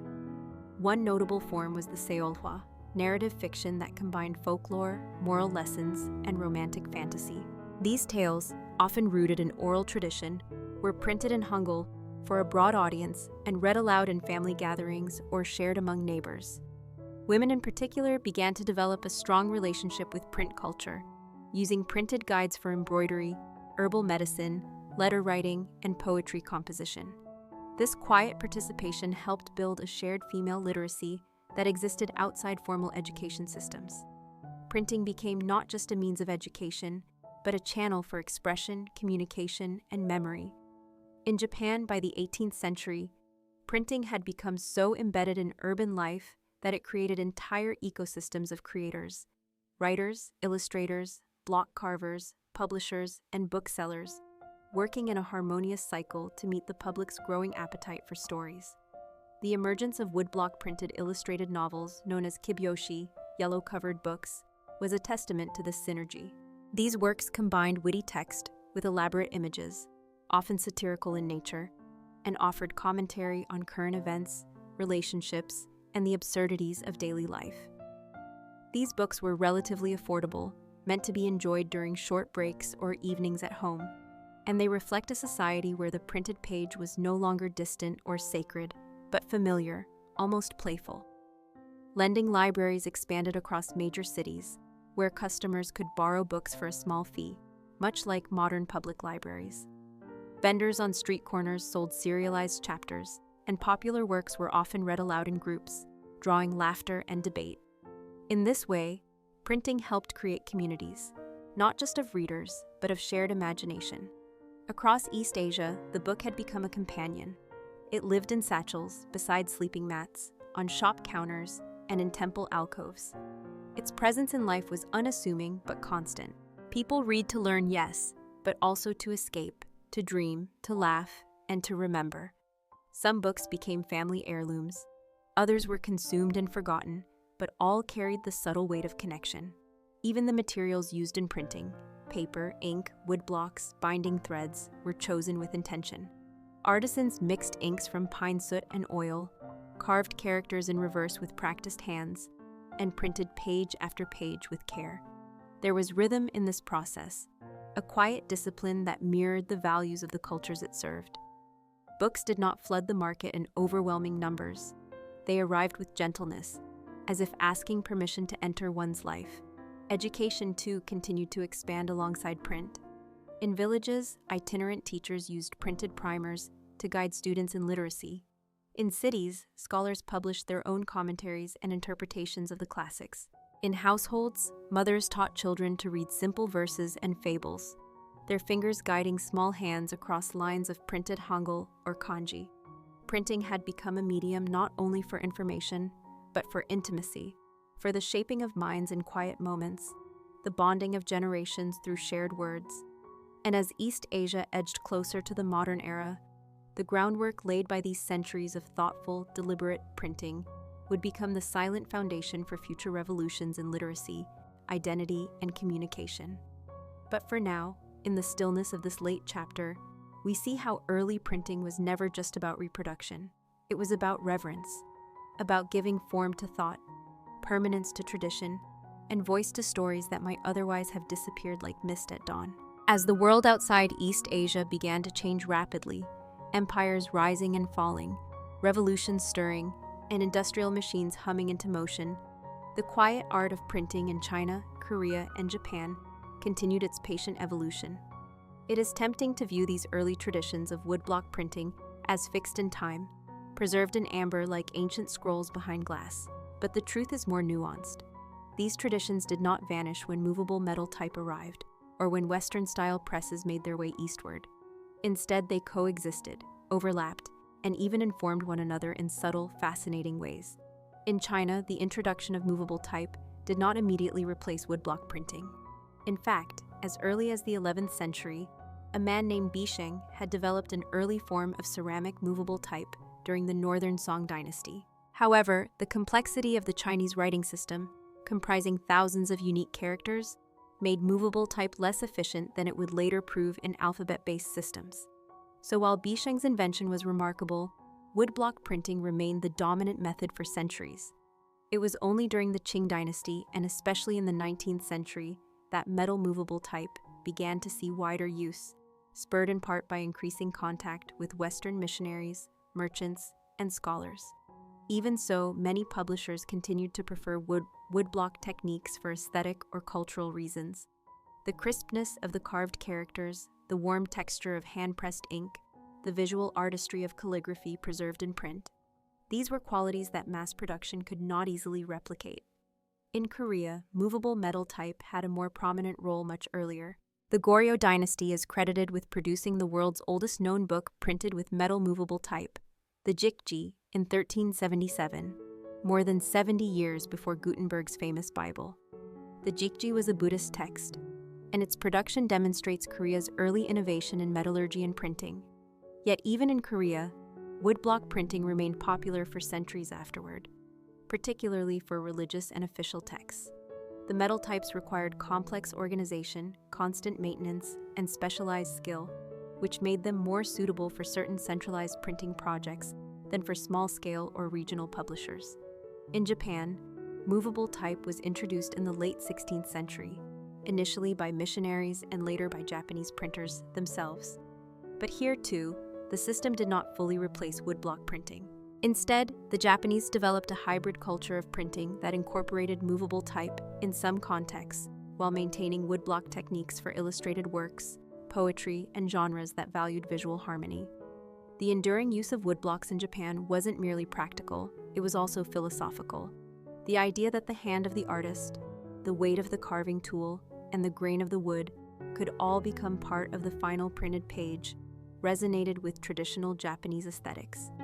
Harmony between the human touch and the material world was central to many art forms, and printing was no exception. As Western influence grew stronger in the 19th century, particularly during the Meiji Restoration, Japan rapidly adopted Western-style printing presses, typefaces, and techniques. This shift brought with it newspapers, magazines, and textbooks at an industrial scale. But even as modern printing spread, older traditions lingered in the background, quietly respected, lovingly preserved, and sometimes reimagined in modern forms. The same was true across East Asia. By the late 19th and early 20th centuries, printing was transforming from a localized craft into a global industry. Steam-powered presses, mass production, and linotype machines were becoming the norm in cities like Shanghai, Seoul, and Tokyo. Newspapers became daily companions, printed advertisements filled market streets, and translated Western novels reached eager readers. Literacy rates began to climb, education became more systematized, and the printed word assumed an ever more prominent role in shaping national identity and modern consciousness. Yet even amid this whirlwind of change, the influence of earlier printing methods remained. The layout of a modern Chinese newspaper still echoed the vertical columns of classical texts. The poetry printed in Korean schoolbooks often followed the same Hangul forms preserved by generations of woodblock artisans. Japanese manga, with its blend of image and narrative, carried the legacy of kibyōshi and ukiyo-e into the present day. Thus, the history of early printing in East Asia is not a story of obsolescence, but of continuity. It is a testament to how deeply intertwined culture and technology can be, how an invention, when shaped by the values and rhythms of a people, becomes more than a tool. It becomes a tradition. It becomes a language through which the past speaks, the present listens, and the future dreams. In the silence of an old printing hall, you might still hear the soft thud of paper meeting ink, the careful brush of hands guiding sheets into stacks, the murmured recitation of a line carved long ago, and perhaps you would sense what generations before us must have felt, that to hold a printed page was not just to gain information, but to touch something enduring, something made with patience and purpose. And in a world that often rushes forward, that kind of quiet permanence feels more valuable than ever. As we continue drifting through the quiet evolution of printing in East Asia, we begin to understand that this story is not just about ink and wood or characters and paper. It is also about the people who lived within the margins of the printed page, whose lives were shaped in quiet ways by the words they read, copied, or shared.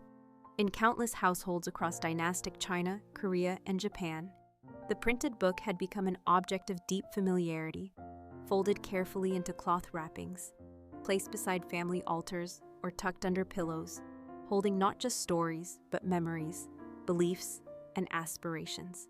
In many homes, even those of modest means, at least a few printed items could be found.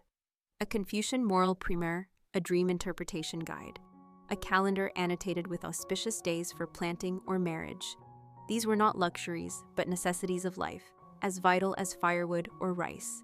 And so, books became silent companions to generations of readers, comforting them through change and uncertainty. In China, printing became central to the civil service examination system, a pillar of the imperial bureaucracy. The demand for printed editions of Confucian classics, commentaries, and model essays skyrocketed, especially in the Ming and Qing dynasties. Ambitious young scholars in every province relied on printed guides to navigate the complex world of classical rhetoric and moral philosophy.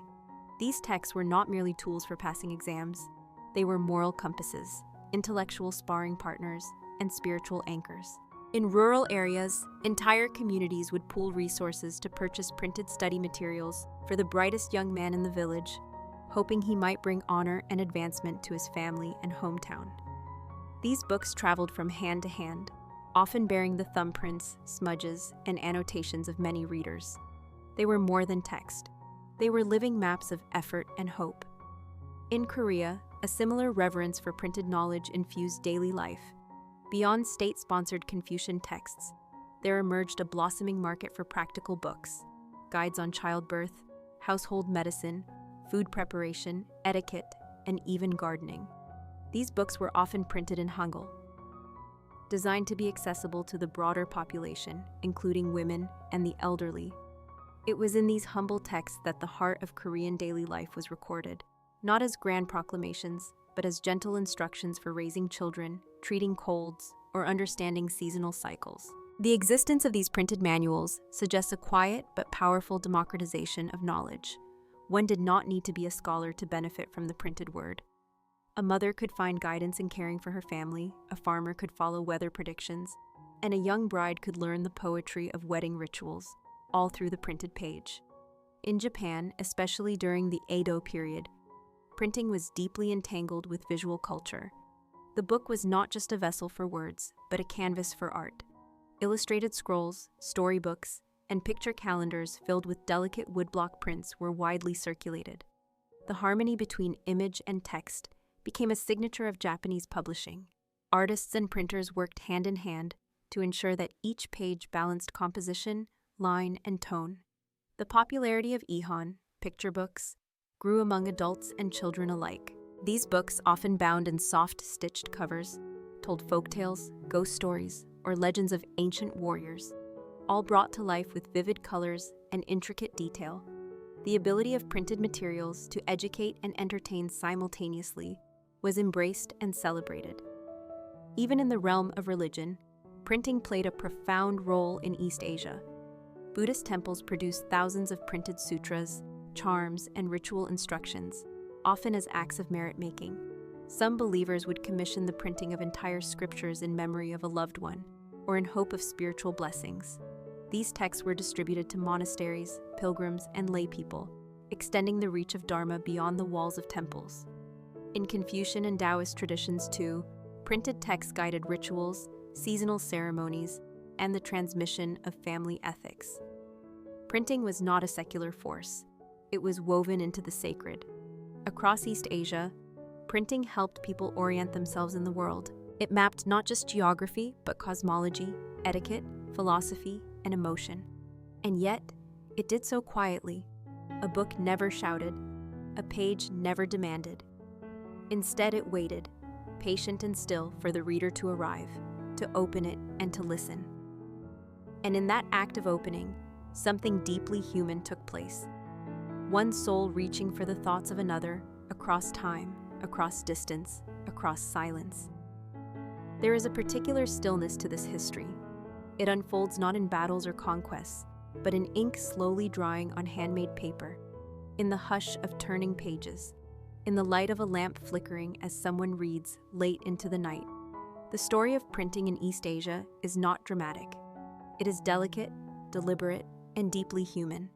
And in that quietness, we find something rare, a reminder that the most powerful transformations are often the most silent ones. As the era of early printing in East Asia matured into the late dynastic periods and gradually approached the modern age, the relationship between society and the printed word became more deeply embedded, not just in the fabric of daily life, but in the psyche of entire civilizations. The gentle transformation that began with carved wooden blocks and inky brushes found its place in village schools, bustling market streets, quiet monastic libraries, and the back rooms of family homes where a single book might be treasured like a sacred object. In many ways, the legacy of printing was not only about the text itself, but about the rituals surrounding its use, the way pages were turned carefully, the reverence with which books were stored or wrapped, and the shared silence of those gathered to read, listen, or study together. In rural parts of China, during the final centuries of the Qing dynasty, small-scale printers often operated family workshops that passed their craft from generation to generation. These artisans did more than reproduce text. They maintained the stylistic traditions of classical calligraphy, sometimes carving each character to reflect the hand of a specific scholar or scribe. These choices were subtle yet meaningful, A reader familiar with the master's handwriting could sense that continuity in the printed page, giving the illusion that the master himself had written the words for them, even long after he had passed away. In towns where literacy remained limited, these books were sometimes read aloud by a single literate villager to a small audience gathered beneath oil lamps or under trees during the warm evenings. In these humble gatherings, stories were shared, lessons absorbed, and bonds deepened. It wasn't just information being transmitted, it was trust, connection, and culture. In Korea, by the 19th century, Hangul printing had grown significantly, helping to fuel a quiet cultural awakening. The accessibility of the Korean alphabet allowed for greater literacy among commoners, particularly among women, who increasingly found their voices through poetry, letters, and domestic literature.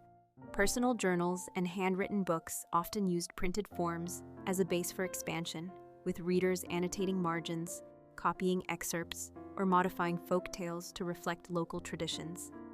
Books in this era became fluid, living things, never fixed, never final.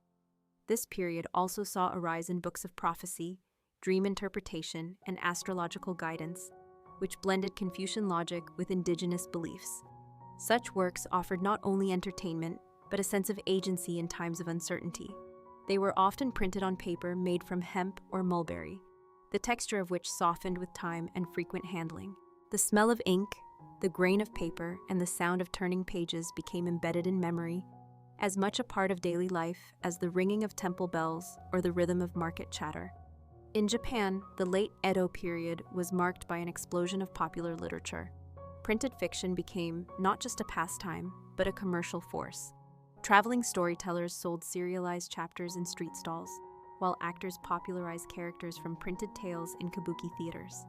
Publishers responded with eager enthusiasm, releasing new editions weekly to meet growing demand. Cities like Edo, Osaka, and Kyoto developed vibrant book districts, with entire streets dedicated to the sale, lending, or publication of books. There, the printed page became a mirror of society's imagination, reflecting its humor, fears, romances, and political concerns. For the first time, readers from vastly different social classes might find themselves engrossed in the same story, blurring the lines of hierarchy and forming a shared cultural thread through printed fiction. Meanwhile, Buddhist temples continued to print sutras in enormous numbers, preserving traditional knowledge while also experimenting with format and design. Some temples created pocket-sized books for pilgrims. Others printed wall hangings adorned with both text and sacred images. Monks believed that even the act of printing, setting the blocks, preparing the ink, pressing the paper, was a meditative practice, an offering. This spiritual understanding of printing added a sacred stillness to the mechanical process, as if each page created was not just a document, but a prayer made visible. Across East Asia, the influence of printing extended into politics, education, and public discourse. Pamphlets and broadsheets carried news and commentary. Examination candidates exchanged printed essays as practice and critique. Teachers assigned printed texts in schools, where even chalk and slate were rare. And yet, despite this increasing modernization, the deep respect for printed material remained. Books were rarely discarded, damaged pages were repaired, covers were sewn by hand, entire family libraries were cataloged and passed down as inheritance. In the presence of these printed works, people behaved with quiet care, knowing they were holding not only paper and ink, but the collective wisdom of ancestors, the labor of artisans, and the echo of readers who came before. The history of early printing in East Asia is one of quiet resilience. It is a story told not in grand inventions or singular figures, but in the gentle unfolding of culture, layer by layer, page by page. Each book, each character carved or cast, carried with it the fingerprints of a civilization that valued depth over speed, craft over convenience, and meaning over mass. And as we prepare to step into the final chapters of the story, we carry with us the understanding that every printed word, however small, once rested in the hands of someone who believed it mattered. As we approach the final passages of this gentle exploration into early printing in East Asia, we find ourselves reflecting not just on the mechanics of ink and wood, but on the deeper emotional and cultural meaning behind these enduring practices. Across centuries and dynasties, the act of printing was never merely a technical achievement. It was a quiet expression of memory, a way for civilizations to talk to themselves across time. By the late 19th century, as the currents of global change swept across East Asia, the once isolated landscapes of hand-carved wood blocks and hand-pulled ink sheets slowly began to shift. Western technologies, such as the rotary press and linotype machine, found their way into the ports and publishing houses of Shanghai, Busan, and Yokohama. And yet, even as these machines brought speed and scalability, they arrived not into a void, but into a richly woven world of pre-existing traditions. In China, the introduction of Western presses in the treaty ports created a dual publishing system for a time. Missionaries, reformers, and early entrepreneurs printed Bibles, textbooks, and newspapers using movable type, while traditional publishers continued to produce woodblock books for classical studies, poetry, and local folklore. There was a moment when both systems existed side by side, each with its own readers, rhythms, and purposes. A Confucian scholar might spend his morning with an engraved scroll on virtue, while his son might read a newspaper printed with metal type and discuss foreign trade or astronomy. This quiet transition was less a rupture than a layering, with old and new forming soft overlaps rather than sharp breaks. In Korea, the Joseon dynasty had already embraced movable metal type centuries earlier, but by the 19th century, government-sponsored printing began to fade in influence as commercial and private presses emerged. The spread of Hangul literacy allowed for more inclusive publications, and printing became a tool not just of authority, but of common voice. Cookbooks, song collections, children's fables, and agricultural manuals were all increasingly available in print. Some of these were printed on old-style hanji paper using carved blocks, while others were set in metal type and cranked out with foot-powered presses imported from Europe. Still, what persisted was the care with which books were made and handled. Even the new publishers understood they were participating in something older and deeper, a lineage of knowledge preservation that spanned generations. In Japan, the transition was particularly swift during the Meiji Restoration. The government actively promoted Western printing technologies to modernize education, science, and governance. New paper mills were built, type foundries flourished, and schoolbooks were printed by the thousands. But interestingly, as the modern publishing industry took shape, the aesthetic traditions of earlier Japanese printing remained highly respected. Artists continued to design woodblock prints for popular novels and calendars, maintaining a visual culture that no machine could replicate. Some publishers even produced books with a mix of movable type and hand-pressed illustrations, blending the mechanical with the artisanal. This hybridization was not seen as a step backward, but as a thoughtful preservation of cultural beauty within progress. The early 20th century marked a profound period of convergence. Across East Asia, printing was no longer the slow, deliberate process of village workshops or monastic halls, but a force that shaped modern identity. Newspapers carried news from Europe and America, magazines debated reform and revolution, and novels shaped the inner worlds of new generations. Students copied printed passages into notebooks, activists distributed pamphlets on city streets, and even remote villages received printed calendars with lunar dates and planting schedules. The printed word became more accessible than ever before, but it still carried with it the echoes of older eras. A farmer might read about modern irrigation while resting under a tree, using a book whose layout mirrored a Confucian primer. A schoolgirl might recite a national anthem from a Western-style textbook, printed in crisp Hangul on factory paper. But her mother might still whisper bedtime stories from an old woodblock printed folktale tucked into a family chest. This duality, the coexistence of old and new, became the hallmark of East Asian printing culture during this era. The rhythm of modern presses, fast and efficient, never fully drowned out the soft cadence of older methods. Instead, it created a kind of harmony, a layered soundscape where the past hummed gently beneath the future. And perhaps that is the most remarkable legacy of early East Asian printing, its refusal to be erased. In a world racing toward novelty, it remained steady, intentional, and deeply human. It offered not just information, but presence. To hold a printed page from any period, whether a 1,000-year-old sutra or a century-old novel, is to feel time become still.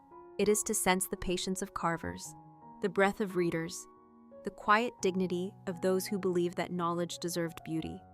And even now, in a digital age of screens and scrolling, these old printed works survive. They live in libraries and private collections, in museum drawers and online archives, but also in memory, in the way East Asian cultures continue to value writing as art, books as companions, and printing as something more than reproduction.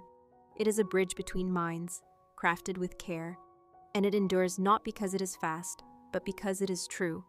In this slowing down, we remember what it means to listen. As we reach the final stretch of our quiet journey through the history of early printing in East Asia, we find ourselves not at an ending, but at a gentle reflection. A moment to pause and consider not only what was made, but what was preserved, what was passed on, and what still lingers in the stillness of the written word. From the earliest carved wooden blocks bearing sacred Buddhist texts to the graceful evolution of movable type, from the careful fingers of artisans smoothing paper to the humble readers, turning pages beneath flickering lanterns.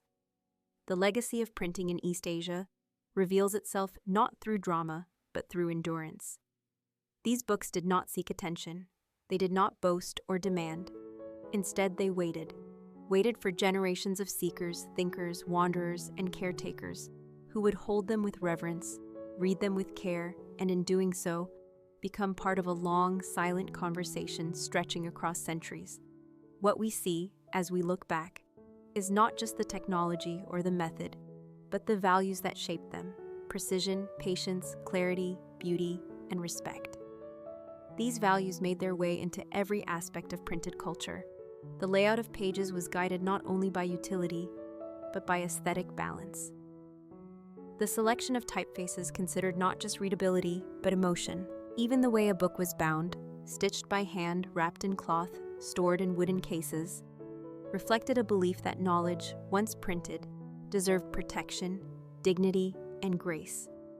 In this sense, printing was not only a means of communication, it was an act of care. Across China, Korea, and Japan, this care took different forms. In the libraries of ancient Confucian academies, whole collections of woodblocks were stored like treasure, ready to be used again if a copy wore out or a new student needed instruction. In Buddhist monasteries, printing was an extension of practice, a physical manifestation of inner devotion. In Korean homes, a printed folktale or medical guide became a bridge between generations, connecting mothers and daughters, grandfathers and sons.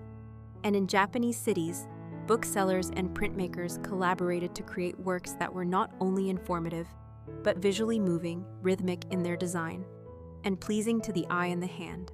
Even when the tools of printing changed, when ink was poured into metal presses and books rolled off machines rather than being pressed by hand, the cultural heart of printing remained.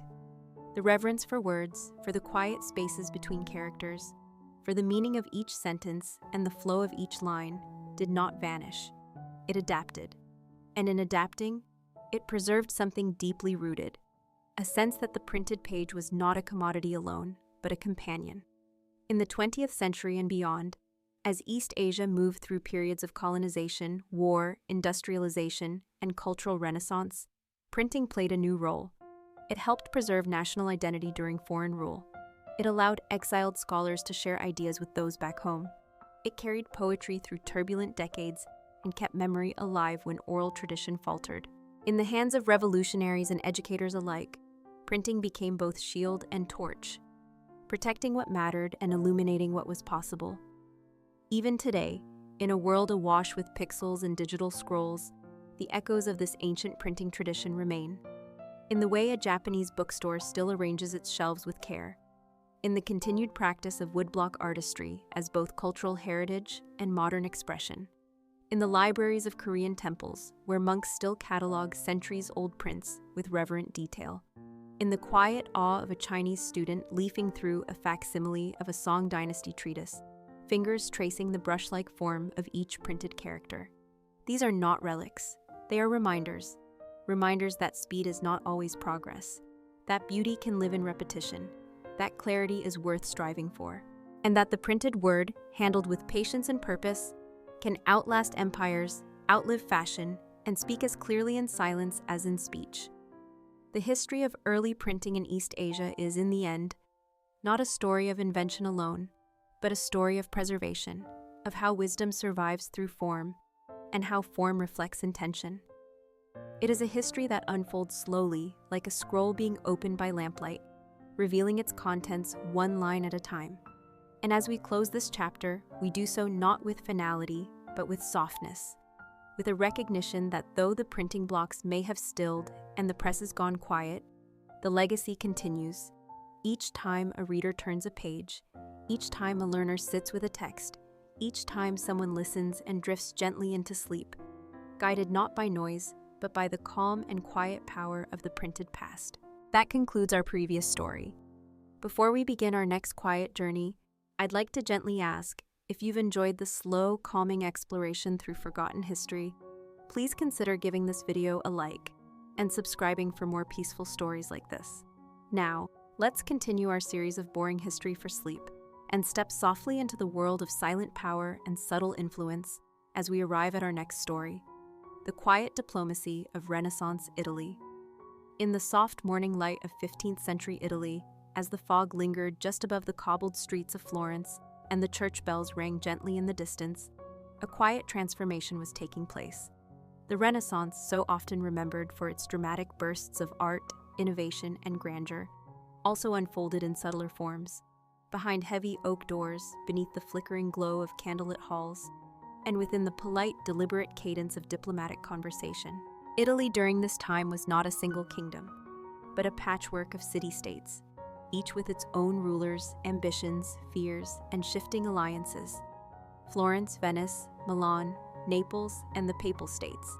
Each existed in a delicate balance, like dancers in a slow, complex waltz, where one misstep could lead to war, and one carefully chosen word could mean peace. Amid this uncertain terrain, diplomacy was not an afterthought, but a cornerstone of survival. It was not loud or heroic. It was slow, calculated, almost invisible, and yet it shaped everything. While painters like Leonardo da Vinci sketched quietly in their studios, and architects like Brunelleschi envisioned domes that would touch the sky, another kind of artist walked the streets with scrolls tucked beneath their arms and careful expressions upon their faces. These were the diplomats, the silent craftsmen of peace. Their work required not only intelligence and memory, but control over voice, tone, and gesture. A raised eyebrow, a pause before a response, a soft word instead of a sharp one.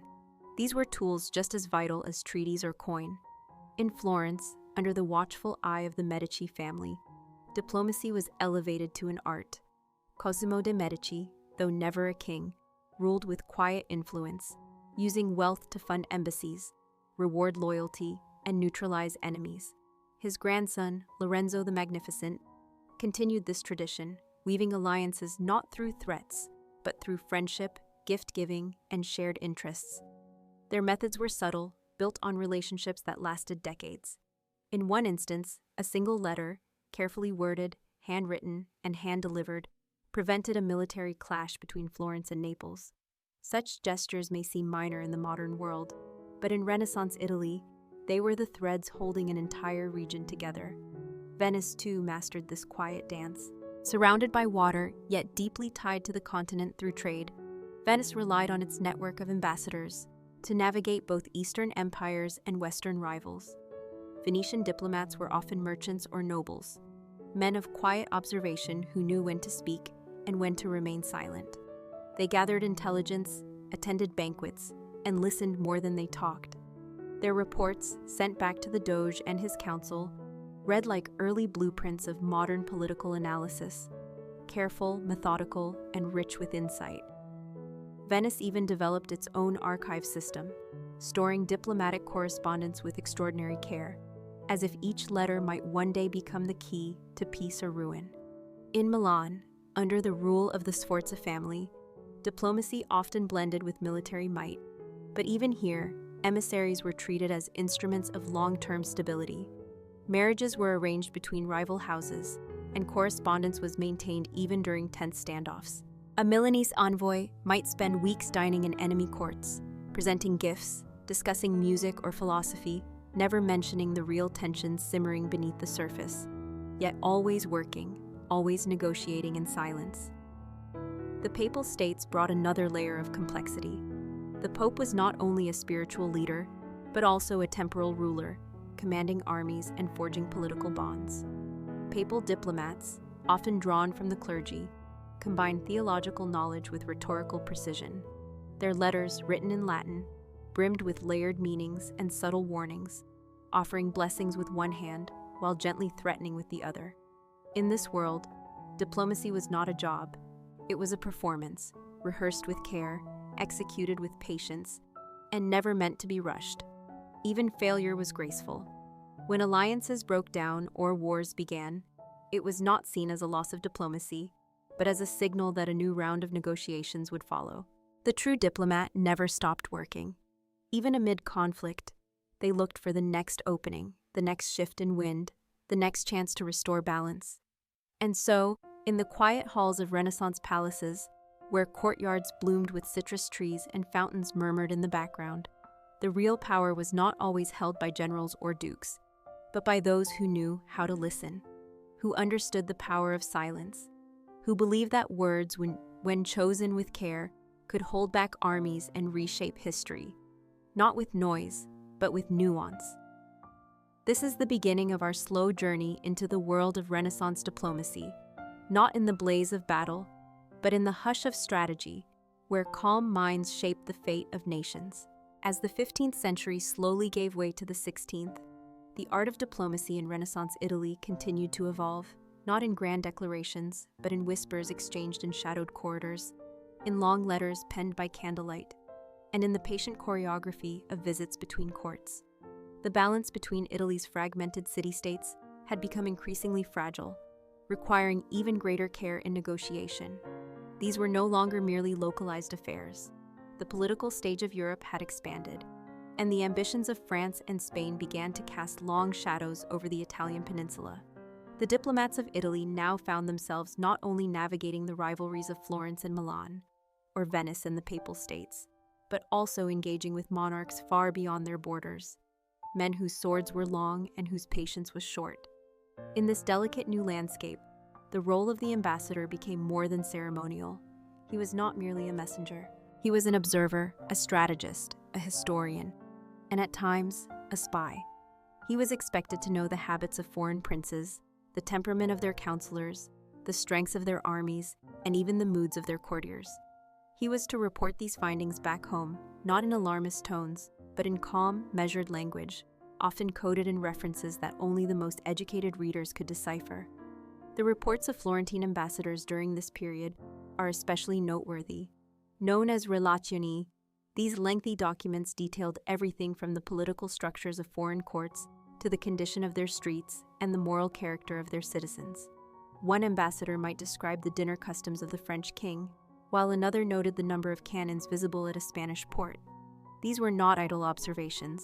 They were clues, small pieces of a much larger puzzle, meant to guide the decisions of those who governed Florence from afar. And though these ambassadors carried no armies, their words shaped the decisions that would determine whether armies would march. Venice, meanwhile, remained a master of long-term strategy. Its diplomats were trained to think in decades, not days. Venetian embassies were permanent fixtures in major cities, and their representatives were often rotated with great care to prevent entanglements or personal loyalties from clouding their judgment.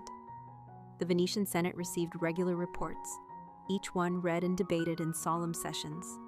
Diplomacy here was not a private affair. It was a shared responsibility, part of the Republic's identity. Even the language used by Venetian ambassadors was a kind of quiet poetry, careful, thoughtful, and layered with meaning. They described conflicts as unfortunate misunderstandings, enemies as former allies, and threats as matters for reflection. In doing so, they bought time, softened hostilities, and left open the door for reconciliation.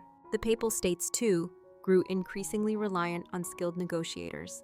As the Reformation began to stir across Northern Europe, the Pope's diplomats became the first line of defense against ideological fracture. They were dispatched not only to princes, but to scholars, bishops, and universities, anywhere that influence might be exerted to preserve unity. These emissaries were learned men, trained in philosophy, theology, and classical rhetoric. Their letters often began with prayers, continued with arguments, and concluded with quiet appeals for harmony. They knew they were not merely representing Rome, they were guarding the soul of Christendom. In this charged atmosphere, alliances shifted frequently. One week, Florence might align with Milan against Venice. The next, it might seek protection from France. These moves were not impulsive. They were rehearsed, agonized over, and implemented with the utmost discretion. Treaties were drafted in private, witnessed by trusted scribes, and sealed not with fanfare, but with soft words and mutual glances. Even marriage arrangements, so often tools of diplomacy, were planned with strategic precision.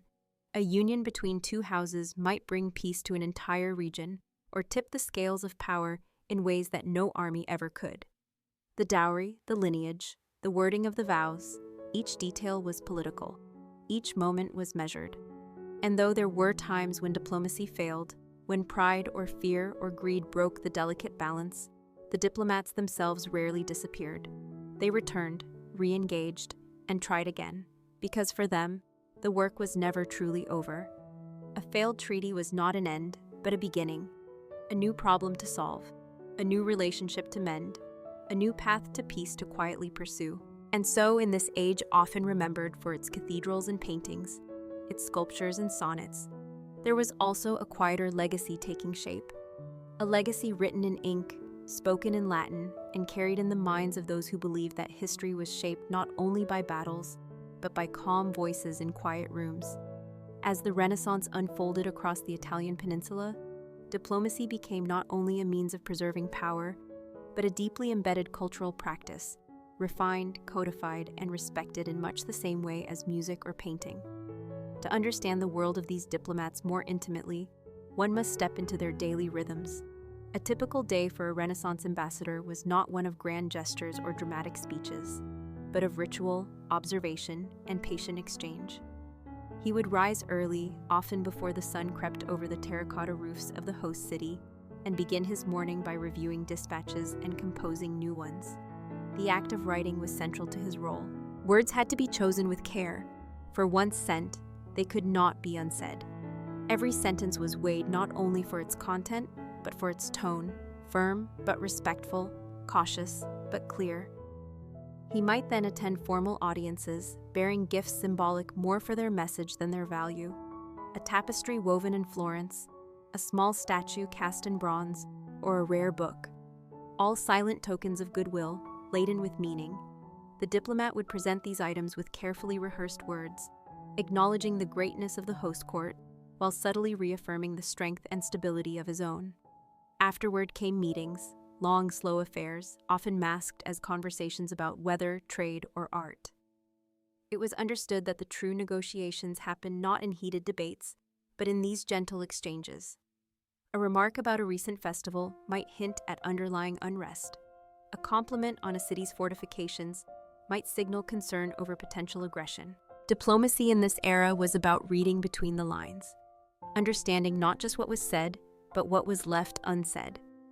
These interactions were followed by evenings spent in salons, banquets, and private homes, where informal discussions often held as much weight as formal proceedings.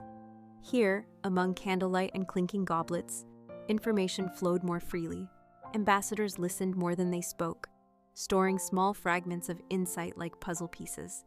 A careless comment from a noble, an offhand reference to troop movements, or a sudden shift in a patron's behavior could all prove vital. And when the ambassador returned to his quarters, often late into the night, he would write again, recording what he had seen, heard, and felt, with as much precision as any chronicler of battle. In this way, the diplomat functioned as a mirror, reflecting the moods and motions of entire societies, preserving them not in marble or fresco, but in quiet prose. Education played a crucial role in shaping these men. They were not merely chosen for loyalty or lineage, but for intellect and temperament. Many were trained in classical philosophy, fluent in Latin and Greek, and steeped in the writings of Cicero, Aristotle, and Tacitus. Their minds were shaped to think in layers, to analyze context, and to express themselves with elegance. These were men who believed that civilization itself was maintained not by force, but by reason. In their letters, they quoted Virgil and referenced Plato, not to show off, but because such texts provided a shared language across borders. Even when speaking to rivals, A well-placed classical reference could evoke mutual respect, a subtle reminder of shared heritage and values. And so diplomacy became a kind of moral performance. To be a good ambassador was not only to represent one's country, but to embody its virtues. Calmness, restraint, wisdom, and discretion. These were not just strategic tools, but reflections of character. A diplomat who lost his temper was seen not only as ineffective, but as undignified. In a world where pride and insult could ignite wars, personal conduct mattered immensely. Some diplomats gained fame for their skill, such as Francesco Guicciardini of Florence, whose writings would later become foundational to the field of political history. Others remained in the shadows, their names forgotten, their impact felt only in the peace they quietly maintained. But all shared a belief in the power of subtlety. In their hands, a pause could carry meaning. A single word could shift alliances. A letter sent at the right moment could prevent 1,000 deaths. It is important to remember that in this world, diplomacy was not isolated from art or philosophy. The same humanism that inspired Michelangelo to sculpt David and Raphael to paint his Madonnas also inspired diplomats to believe in rational dialogue, in the possibility of understanding across difference. They did not view themselves as manipulators, but as guardians of order, facilitators of harmony in a fragmented and volatile world. They worked slowly, methodically, often without applause. And yet their influence was vast, stretching across borders, reaching into courts, and shaping the very fabric of European history. As we drift deeper into this world, we begin to see diplomacy not as an interruption to the Renaissance story, but as one of its quietest and most enduring masterpieces. As the 16th century progressed, the world of Italian diplomacy encountered new pressures, not only from within the peninsula, but from beyond its borders, as emerging superpowers such as France, Spain, and the Holy Roman Empire sought greater influence over the wealth and strategic position of Italy. In this new era of shifting alliances and growing empires, the work of Italian diplomats became even more intricate. They were no longer just preserving internal balance, they were defending their states from being swallowed by external ambition. To do this, diplomacy required not just grace, but adaptability. In Florence, for example, diplomats had to learn how to navigate alliances that changed direction almost overnight. After the fall of the Medici family and the rise of the Republic under the leadership of the Dominican friar Girolamo Savonarola, Florentine envoys had to shift their tone and purpose drastically. Whereas once they had appealed to reason, beauty, and shared prosperity, now they framed their arguments around morality, divine purpose, and the rejection of luxury. Yet only a few years later, with the Medici restored, the tone had to shift again, returning to the language of patronage and classical ideals. This flexibility became a hallmark of the Renaissance diplomat, to always remain grounded in purpose, yet fluid in style. Venice, ever cautious and calculating, expanded its network of spies and informants. Venetian envoys sent encrypted letters detailing troop movements, trade prices, and court gossip. Some of these letters were written in invisible ink, or disguised within seemingly innocent passages. Diplomacy here became a dual art, of communication and concealment. A Venetian ambassador might spend weeks learning the seating order at a royal banquet, or analyzing the personal habits of a rival diplomat, all to better understand the unspoken hierarchies of foreign courts. Venice even established protocols that ambassadors must return and report in person before retiring from service, ensuring that no important detail remained hidden in writing. The rise of printing, while celebrated in intellectual circles, also introduced new risks for diplomats. Letters could be copied, leaked, or intercepted more easily than ever before. As a result, Renaissance diplomacy embraced a new kind of caution.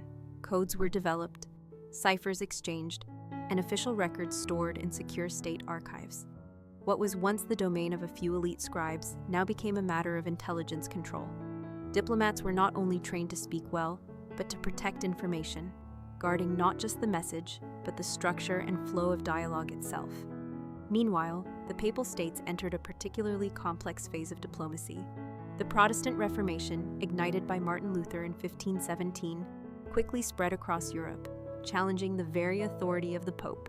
In response, papal diplomats were dispatched to German territories, to the courts of Catholic monarchs, and to theological gatherings. Their role was not just to secure allegiance, but to repair trust. This task required immense delicacy. A letter too forceful might push a prince toward Protestantism. A letter too weak might appear as a concession. Thus, each phrase had to walk the line between assertion and invitation, between power and humility. At the same time, internal tensions among Italian states threatened to tear apart the old network of balance. The sack of Rome in 1527, carried out by the troops of the Holy Roman Emperor Charles V, shattered the illusion that diplomacy alone could hold back imperial might. And yet, even amid the rubble of churches and the cries of the displaced, Italian diplomats kept working. They drafted new appeals, rebuilt alliances, and carefully mapped a path back to stability. Their work, invisible to the armies that marched through their cities, was nonetheless vital in helping those cities recover. Milan, often caught between French and Spanish ambitions, found itself under foreign control more than once. Yet its native diplomats maintained a quiet resistance, not through open defiance, but by carefully preserving local traditions, advocating for the rights of Milanese merchants, and using ceremonial events to remind the occupying forces of Milan's cultural prestige. This was diplomacy as survival, not with weapons, but with patience. Even small states like Mantua and Ferrara, lacking the wealth or military power of their neighbors, invested in diplomatic finesse. They hosted scholars, sponsored art, and welcomed ambassadors with lavish festivals. These gestures were not mere vanity. They were calculated moves designed to make their courts appear too refined, too valuable, and too interconnected to be easily conquered. And behind each of these efforts stood the diplomat, whose job it was to tie these threads together, to smile at the right moment, to retreat when needed, and to never reveal the full extent of his nation's fears or ambitions. In this way, Renaissance Italy survived not through brute strength, but through a kind of collective composure, and the diplomat, walking through candlelit hallways, pen in hand and mind alert, became the quiet hero of this enduring performance.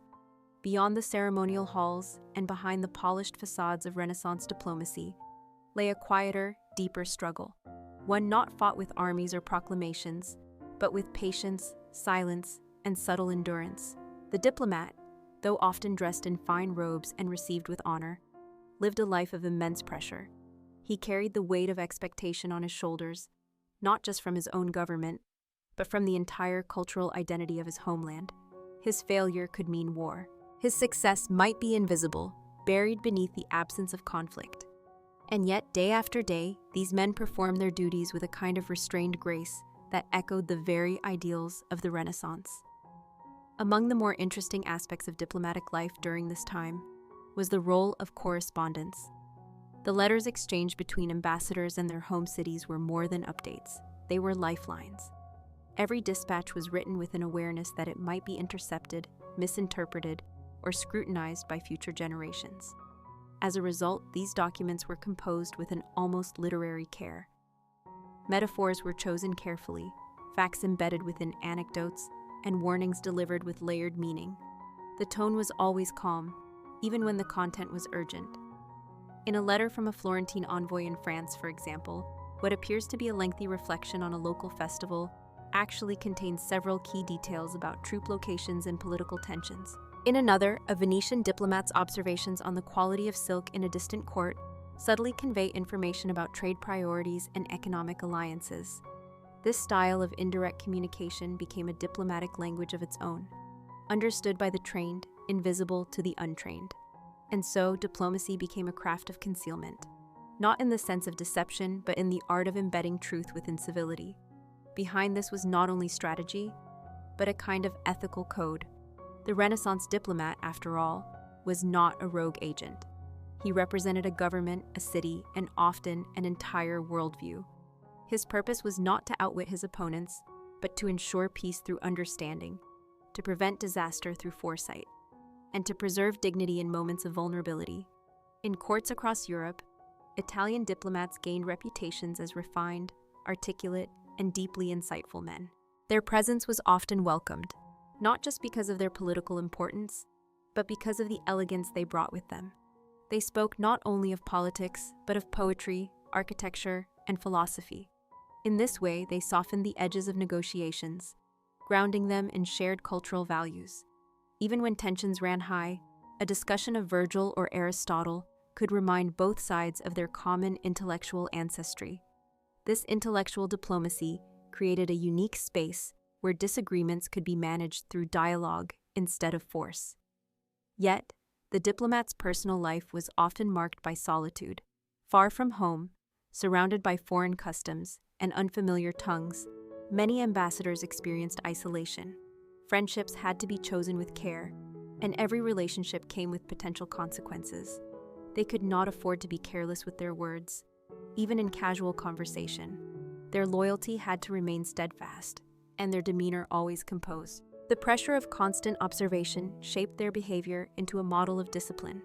While the courts and capitals of Europe sparkled with banquets, hunts, and theatrical performances, the diplomat often stood at a quiet distance, always watching, always weighing.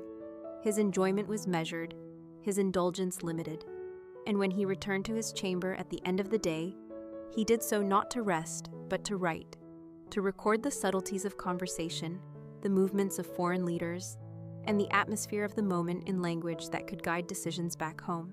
The homes they left behind, whether in Florence, Venice, Mantua, or Rome, followed their reports with intense interest. Ambassadors' letters were read aloud in councils, copied for archives, and sometimes passed between political allies. A well-crafted report could shape policy for years. In this way, the written word of the diplomat became an enduring thread in the fabric of statecraft. It was not only the content of these letters that mattered, but the calm authority with which they were delivered. Confidence in diplomacy was not loud. It was steady. The diplomat had to believe in his position even when others doubted it. He had to see the broader picture even when those around him focused on the immediate. He had to carry his nation's hopes with him into every room, through every conversation, knowing that his success would not be celebrated, but quietly expected. In this, perhaps, the Renaissance diplomat resembled the architects and artists of his age, not because he built cathedrals or painted ceilings, but because he, too, worked with vision, with precision, and with the quiet confidence that beauty and order could be created from chaos, if one only had the patience to try. As the Renaissance continued to mature, the role of diplomacy expanded beyond mere state-to-state communication. It began to embrace a broader, more nuanced form of cultural presence, where a diplomat was no longer just a political messenger, but an ambassador of art, taste, philosophy, and identity. The courts of Italy, long renowned for their refinement, began to see diplomacy as a stage upon which the elegance of the Italian mind could perform. A well-prepared diplomat was expected to possess not only rhetorical skill and legal knowledge, but also a familiarity with the arts, a sensitivity to music, and an ability to reference classical literature with grace. When an ambassador from Ferrara traveled to the court of France, he was not simply carrying treaties. He brought with him samples of local poetry, sketches of cathedral designs, and delicately bound books printed in the newest movable type presses.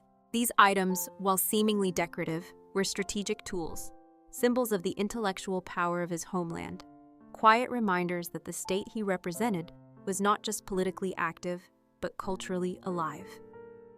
The gift exchange became one of the subtlest, yet most powerful forms of diplomatic dialogue. A painting from Florence, a sculpture from Rome, or a lute handcrafted in Cremona might serve as more than a token of goodwill. It often opened doors that words could not. These gifts expressed harmony, respect, and civility, and behind each one was the careful judgment of the diplomat, who chose the object not only for its beauty, but for its symbolism. A Venetian envoy presenting a landscape painting might be suggesting peaceful trade, while a book of philosophical essays might gently imply a desire for intellectual partnership. These gestures were rarely explained outright. Their power lay in suggestion, in the ability to plant ideas softly into the minds of foreign courts. This was diplomacy without confrontation, influence without assertion. In the city of Urbino, famed for its peaceful court and devotion to learning, ambassadors were often hosted in long salons, where musicians played softly in the background while discussions unfolded at an unhurried pace. A conversation might begin with observations about architecture or climate before slowly drifting into policy matters. It was understood that rushing into business was considered impolite and potentially dangerous. Let the other party speak. Let the space breathe. Let the purpose unfold. This style of negotiation, rooted in patience and courtesy, made diplomacy during the Renaissance a deeply human art. It was not about domination, but persuasion. Not about overwhelming an adversary, but gently guiding them to shared ground. At the heart of this approach was the Italian belief in proportion, in balance, symmetry, and harmony. Just as painters sought perfect perspective and architects aligned their buildings with celestial order, so too did diplomats strive for equilibrium in international relations. Their success was not measured by victories, but by stability. Not by grand declarations, but by the absence of war. Meanwhile, the language of diplomacy evolved. Latin, once the universal tongue of scholars and clerics, remained a formal standard. But increasingly, ambassadors became fluent in the vernaculars of the courts they visited. A diplomat from Genoa might speak French at court, German in private, and Italian with his staff. This linguistic fluidity allowed for greater trust and more precise communication. It also deepened the diplomat's understanding of the culture he inhabited. Language was more than vocabulary. It was a window into how people thought, what they valued, and how they saw the world.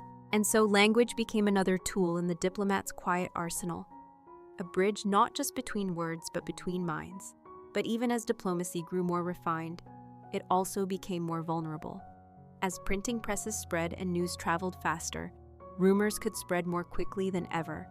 A misunderstood letter, a delayed message, or a poorly timed remark could now ignite tensions that once would have taken months to develop. The ambassador's work became even more delicate. He had to think not just about what he said and to whom, but about how it might be repeated, how it might appear in a pamphlet or be exaggerated in a tavern. The information age, though in its infancy, had begun. In response, diplomatic offices in Italian cities became more organized. Archives were expanded, protocols were developed, cipher systems were improved, and diplomats were trained in discretion. The position of ambassador became more professionalized, less of an ad hoc assignment and more of a career. Young men from noble families began studying international law, political theory, and languages in preparation for a lifetime of service. And yet, for all this structure, the heart of diplomacy remained unchanged. It was still a quiet conversation between people, a meeting of eyes across a table, a careful phrasing of disagreement, a shared glass of wine at the end of a tense evening. These small human moments, repeated across generations and borders, are what held Renaissance Italy together. They were not recorded in books or immortalized in paintings, but they were, in their own way, just as important as the grandest achievements of the age. They were the slow, silent architecture of peace. As the 16th century progressed, the landscape of diplomacy in Renaissance Italy began to reflect not only the complexities of international politics, but also the deepening divides and shifting priorities among the Italian states themselves. Once bound by a shared cultural heritage and classical ideals, these city-states gradually became entangled in their own rivalries, external alliances, and internal ambitions. Florence, Venice, Milan, the Papal States, and Naples each maintained embassies across Europe, but their goals were no longer simply to maintain peace or preserve trade routes. Instead, diplomacy became an instrument of competition, a quiet chessboard where influence, prestige, and survival were at stake. This change did not disrupt the elegant tone of Renaissance diplomacy. Rather, it deepened its necessity. In a time of increasing volatility, the ability to negotiate calmly became not a luxury, but a requirement. Wars were costly, both in coin and in reputation, and the Italian city-states, though proud and wealthy, knew that they could not afford to exhaust their resources in prolonged conflict. So they turned to negotiation, to embassies, to whispers in corridors, rather than clangs on battlefields. One of the most emblematic figures of this era was Francesco Guicciardini, a Florentine statesman and historian who served as ambassador and advisor to popes and princes alike. His writings reflect the cautious pragmatism that defined the new diplomacy. Guicciardini was skeptical of idealism and deeply aware of the shifting sands of power. He understood that successful diplomacy often required restraint, even compromise, and that the preservation of a city's independence sometimes meant choosing the lesser evil. His observations on statecraft were not intended to inspire grand ambition, but to cultivate endurance and realism, a quality much admired by his contemporaries. Ambassadors of the time followed a similar path. Their missions were shaped less by dreams of glory and more by the necessity of balance. When Venice sought to protect its commercial dominance in the Eastern Mediterranean, its ambassadors worked tirelessly to maintain favorable relations with both the Ottoman Empire and the major European powers. This balancing act was delicate. A careless word in Vienna could strain trade in Constantinople. A poorly received gesture in Rome might delay a crucial shipment of goods. In such an environment, the smallest details mattered: how a letter was sealed, how a phrase was translated, how long one paused before offering a response. Diplomacy had become an art of nuance, and those who practiced it were required to develop an almost monastic attention to subtlety. One curious development during this period was the use of permanent ambassadors. Unlike earlier envoys, who were often sent on short-term assignments, the new model of diplomacy favored long-term, resident ambassadors who lived full-time in foreign courts. This allowed them to develop deeper relationships, to observe unfolding events in real time, and to respond with greater agility to sudden developments. But it also required extraordinary discipline and emotional fortitude. Living abroad for years, often isolated from family and homeland, these diplomats lived in a constant state of attentiveness. They were always working, even when smiling at a banquet or riding through a garden. Their minds were alert to changes in tone, in posture, in protocol. They learned to read silence as carefully as speech. The personal writings of these ambassadors, preserved in dusty libraries and archives, reveal a life of quiet devotion. They speak of loneliness, of longing, of moral dilemmas faced in private chambers far from home. And yet, despite the challenges, they remained committed to their mission. They believed in the necessity of their work, even when that work was invisible. They understood that peace was not made in moments of triumph, but in the daily labor of diplomacy. The conversations repeated, the tensions diffused, the compromises reached. In time, this quiet professionalism became a model for European diplomacy more broadly. Italian ambassadors were widely respected, not only for their intellect and culture, but for their measured tone and reliability. Other nations began to emulate their systems of communication, their rules of protocol, and their reliance on written records. Italian became a preferred language in many diplomatic circles, and the very concept of diplomatic immunity, a now standard principle, can trace its roots to Italian precedents of the Renaissance. Still, even with these successes, the Italian states remained vulnerable to the larger powers surrounding them. France, Spain, and the Holy Roman Empire saw Italy as a rich and strategic prize. Diplomacy delayed conflict, but could not always prevent it. And so, while Italian ambassadors moved gracefully through foreign courts, their cities at home braced for the winds of invasion and change. Yet in the midst of this uncertainty, the quiet diplomacy of Renaissance Italy endured. It stood as a counterpoint to violence, a defense of reason, and a testament to the belief that words, when chosen with care, could shape the destiny of nations. As the Renaissance matured into its later phase, diplomacy in Italy began to operate on two distinct levels. On the surface, it remained a ceremonial dance, replete with titles, formal attire, gifts, processions, and handwritten correspondence adorned with flourishes. But beneath this polished exterior, diplomacy became increasingly strategic, cautious, and, in many ways, secretive. Italy's city-states had developed extensive networks of spies, informants, and confidential agents. Ambassadors no longer simply conveyed the views of their governments. They were expected to report on the moods, intentions, and movements of other courts. Their letters home were long, meticulous, and often coded.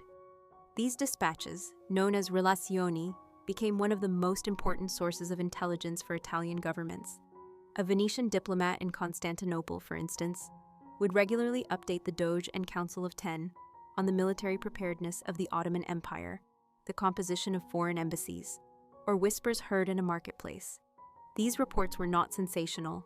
They were measured, factual, and composed with the same caution one might use when balancing weights on a scale. In fact, many diplomats wrote in a manner that was intentionally dull to avoid attention or misinterpretation if their letters were intercepted. Yet within these pages lay the heartbeat of Italian foreign policy. Some letters contained just a few lines of critical insight: a shift in allegiance, a rumor of rebellion, a sudden illness of a monarch. Others were sweeping assessments of political climates, economic trade routes, or shifting social norms. A well-informed ambassador could prevent war. A single paragraph might save a city.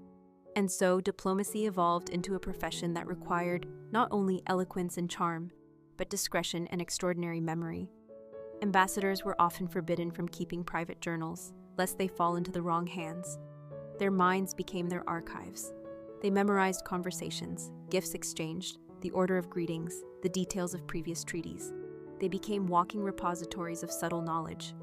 At the same time, the courts they served in grew increasingly complex. In France and Spain, in the Holy Roman Empire, and even in the Papal States, political factions multiplied. Power was no longer held solely by kings and popes, but shared or contested by advisors, ministers, bankers, generals, and noble families. An ambassador could no longer simply speak to the sovereign. He had to navigate the web of influence that surrounded the throne. It became essential to understand not only who held titles, but who held trust, who had fallen out of favor, who had a daughter newly engaged, who drank too much wine at dinner. These observations, whispered into reports, shaped diplomatic strategies. In Florence, Niccolò Machiavelli, who served both as a diplomat and a political theorist, began to reflect on the nature of power with a cold clarity that shocked many of his contemporaries. In The Prince, he wrote of the need for rulers to appear virtuous while understanding the true mechanics of control. Though often misunderstood, Machiavelli did not advocate for cruelty. Rather, he sought to explain the realities of politics as he had observed them in courts across Italy and beyond. His experiences negotiating with the King of France and the Pope convinced him that appearances mattered just as much, if not more, than intentions. Diplomats knew this already. They dressed with care, bowed with precision, spoke with restraint. But they also listened to the gaps between words, to the hesitations in tone, to what was not said. Renaissance diplomacy had become a theater of quiet signals. A missed appointment could signal displeasure. A sudden change in seating arrangement might suggest a loss of favor. A gift returned unopened could end a negotiation before it began. This culture of silent language required intense training. Young men studying for diplomatic service learned not only Latin and Greek, but also arithmetic, astronomy, and music. These disciplines were not just intellectual exercises. They sharpened the mind's ability to observe patterns, to sense rhythm, and to perceive structure beneath chaos. A diplomat, after all, had to make sense of what others could not see. He had to turn fragments of conversation, fragments of behavior, into coherent strategies. Still, even the most skilled diplomats could find themselves outmaneuvered by forces beyond their control. The ambitions of France, the wealth of Spain, the territorial claims of the Habsburgs, these were pressures that no subtlety could fully deflect. Italy's diplomats did not fail. Rather, they prolonged peace as long as humanly possible. They slowed the advance of empires through dialogue. They bought their cities time. They defended not only borders, but a way of life, a belief that intellect, culture, and conversation could restrain violence. In their letters and their lives, they preserved a legacy of restraint that would influence European diplomacy for centuries. And even as cannon fire echoed across the Alps, even as maps were redrawn by foreign hands, these quiet servants of diplomacy continued their work in candlelit studies, in cloistered gardens, in crowded antechambers where power passed from one whisper to another. Their names are not often remembered, but their influence is written in the peace that lingered longer than expected. By the early 17th century, the effects of Renaissance diplomacy had begun to extend far beyond the borders of Italy. Though the Italian city-states were increasingly overshadowed by the rising dominance of France, Spain, and the Habsburg Empire, the methods they had developed, precise negotiation, long-term embassies, formal correspondence, and highly trained diplomats, were now considered essential tools of governance across Europe. Italy's influence persisted not through military strength, but through ideas. The training schools established in Florence and Venice had already begun to shape the next generation of statesmen and clerks, many of whom would serve in foreign courts or advise princes outside the peninsula. Manuals on diplomatic conduct, some inspired by figures like Guicciardini and Machiavelli, circulated widely. These guides emphasized balance, self-restraint, and observation, skills that had once been honed in the quiet halls of Italian palaces, now becoming the standard of European diplomacy. In Rome, the Vatican became both a religious and diplomatic power center. The Papal States had long employed nuncios, or papal ambassadors, to represent the Holy See in secular courts, but the Renaissance added greater structure and regularity to their missions. These nuncios were not only spiritual envoys, but political observers, tasked with reporting back on everything from royal marriages to rumors of heresy. Their presence at courts in Madrid, Paris, Vienna, and Warsaw cemented the Vatican's role in international politics. And perhaps ironically, it was the secular city-states of Italy that had helped model this highly organized approach. Venice, ever protective of its independence, maintained one of the most elaborate and secretive diplomatic networks of the era. The Venetian Council of Ten, which governed matters of state security, operated what was effectively a proto-intelligence service. Their ambassadors were instructed to pay close attention not just to official decrees, but to the social atmosphere of the court, the preferences of advisors, the financial health of foreign treasuries, and even the layout of castles and ports. These reports were kept in tightly controlled archives, sometimes locked for decades, and were considered too valuable to be read by anyone but the most trusted members of the government. Diplomacy, in this way, became as much about gathering information as it was about shaping outcomes. Meanwhile, Florence, though smaller and less militarily powerful, continued to exercise a quiet cultural influence. Florentine diplomats carried with them books, artwork, and philosophical ideas that subtly shaped the intellectual climate of European courts. Even where political alliances failed or faltered, the cultural prestige of the Renaissance continued to soften foreign attitudes toward Italy. Art was used as a tool of diplomacy, as were gifts of sculpture, scientific instruments, and rare books. These exchanges were not trivial. They were calculated gestures of goodwill and civilization, designed to flatter foreign hosts and to elevate the status of the sender. Within Italy, however, the diplomatic situation was changing. The balance of power that had once allowed independent city-states to play rivals against each other was no longer stable. Spain increasingly asserted dominance over Naples and Milan. France courted alliances in the north. The Papal States remained caught between spiritual leadership and political vulnerability. In this shifting landscape, diplomacy became a means of survival. Small states such as Mantua, Ferrara, and Urbino relied on skillful ambassadors to maintain their autonomy. They offered neutrality in exchange for peace. They sent letters of congratulation to kings they did not trust and attended weddings of alliances they feared. They knew that a wrong word could cost them everything. This was diplomacy not as grandeur, but as quiet resistance. It is important to understand that these efforts were not cynical. The ambassadors of Renaissance Italy believed deeply in their role. They saw themselves as guardians of peace, not in the idealistic sense, but in the pragmatic understanding that peace, however temporary or uneasy, allowed art, education, and prosperity to flourish. They were not warriors, yet they protected their cities with equal dedication. A successful treaty, a deferred invasion, a softened speech. These were victories measured not in applause, but in the gentle continuity of daily life. What defined Renaissance diplomacy was its tone, not loud but deliberate, not aggressive but firm, not passive but patient. Even as Italy itself fractured and declined in political influence, its diplomatic legacy endured. The Renaissance had taught Europe that negotiation could be an art, that silence could speak volumes, and that stability could be pursued not only through conquest, but through conversation. And so, even in the fading light of Italy's political autonomy, its embassies remained open. Its diplomats continued to travel.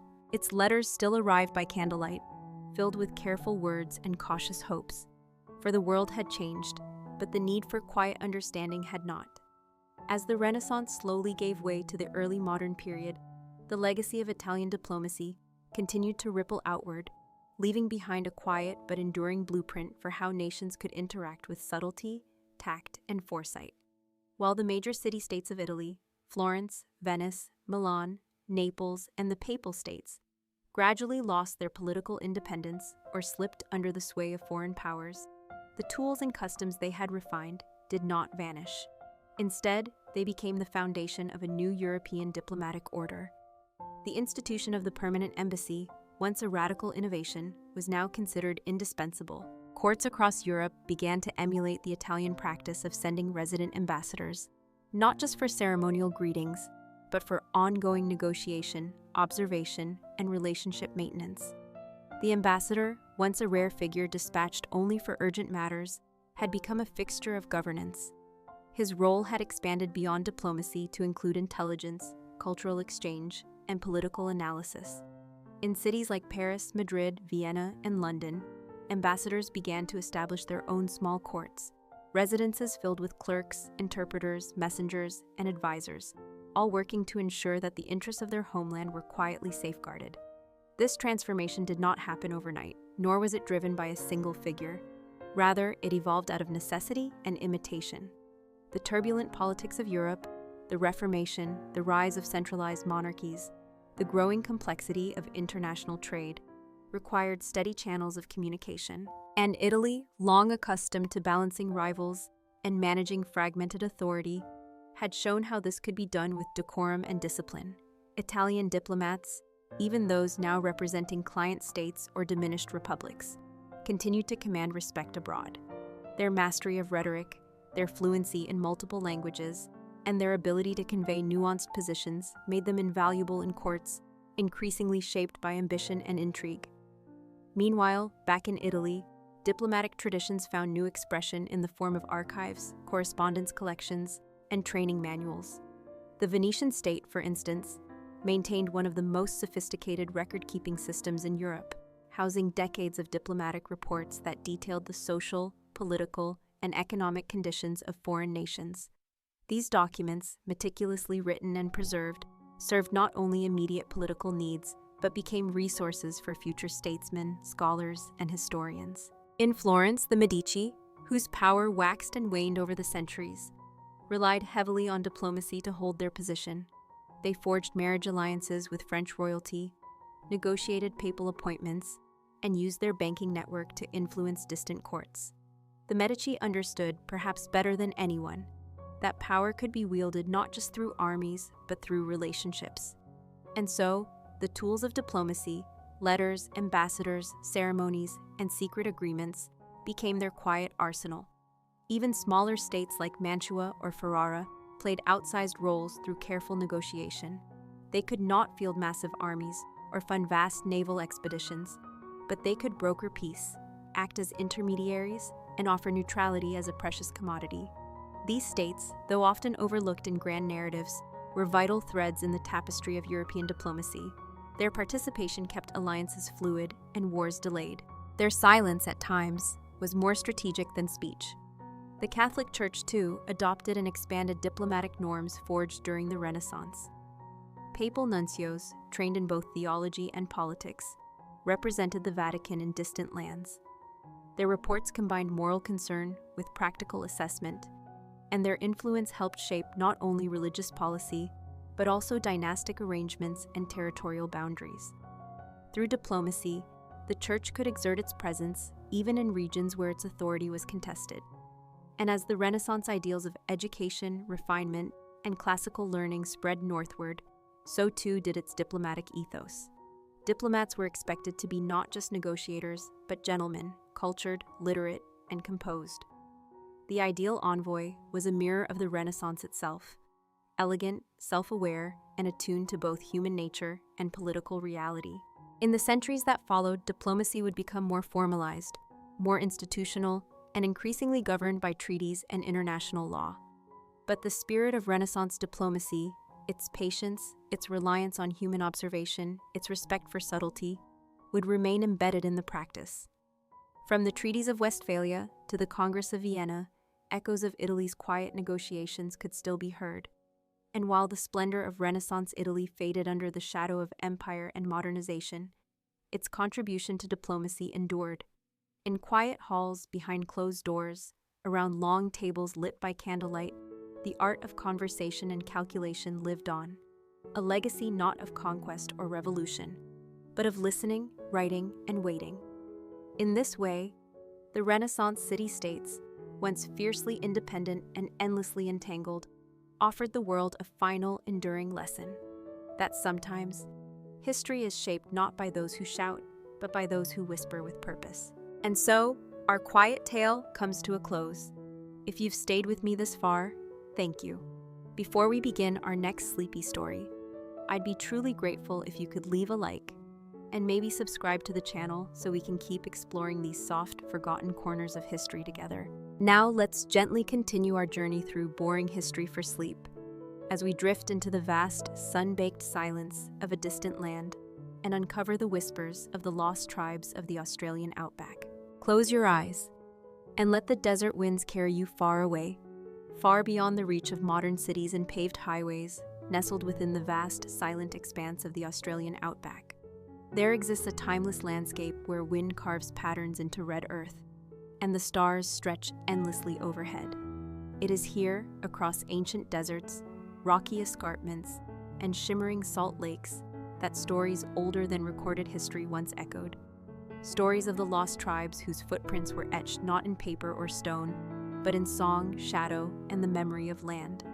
Long before European settlers stepped onto Australian shores, the continent was home to a rich mosaic of Aboriginal cultures, each tribe intricately connected to the land they called home. Though the term lost tribes suggests disappearance, in truth, many of these communities faded not from the earth, but from common knowledge, displaced, dispersed, or absorbed into broader narratives. Their traditions, however, remain embedded in whispers of wind, flickers of campfire tales, and fragments of language and lore. These tribes lived without writing, without grand monuments, but they left behind a legacy of oral history more ancient than Egypt, older than Greece, an unbroken chain of knowledge passed from elder to child for tens of thousands of years. Anthropologists often speak of the dream time, a spiritual framework that weaves creation myths, law, geography, and ancestry into a single sacred continuum. In the world of the dream time, ancestors walked across the land, shaping rivers, mountains, animals, and even the sky. For the lost tribes of the Australian Outback, these stories were more than metaphor. They were maps, teaching tools, and guiding truths. A seemingly empty patch of desert might hold layers of meaning. A dry creek bed could be the resting place of a serpent ancestor. A hill might be the shoulder of a giant spirit. Their songs and dances, performed in ceremonial gatherings beneath the stars, preserved these maps, creating songlines, routes through the land that told both physical directions and spiritual connections. Among the lesser-known tribes whose stories faded over time were the Ngurla, who once roamed the remote expanses near the Great Sandy Desert. Little remains of their specific dialect, and only faint echoes of their customs survive in nearby communities. It's believed that their lifestyle was deeply nomadic, following cycles of water and wild harvests, gathering witchetty grubs, bush tomatoes, and tracking emu or kangaroo trails across open plains. Farther south, the Warki people, once part of the larger Ngarrindjeri Confederacy, inhabited lands near the freshwater lakes and estuaries of what is now South Australia. As settlers arrived and wetlands were drained for farmland, many Warki traditions were disrupted, leading to gradual cultural erosion. Some elders still remember fragments of Warki songs, describing the patterns of bird migrations, the timing of eel harvests, and the delicate balance between humans and seasonal rhythms. Meanwhile, deep in the MacDonnell Ranges, the mysterious group known as the Pintubi Nine remained isolated from modern society until the late 20th century. Though not lost in the traditional sense, they had lived entirely outside colonial contact, preserving a traditional lifestyle well into the 1980s. When finally encountered, their knowledge of the stars, weather, animal migration, and survival skills astonished even seasoned researchers. Their existence was a vivid reminder of how resilient and enduring these tribal cultures were, surviving not only the challenges of nature, but also the encroachment of modernity. Stories of the lost tribes are not always tragic. Sometimes they are quiet.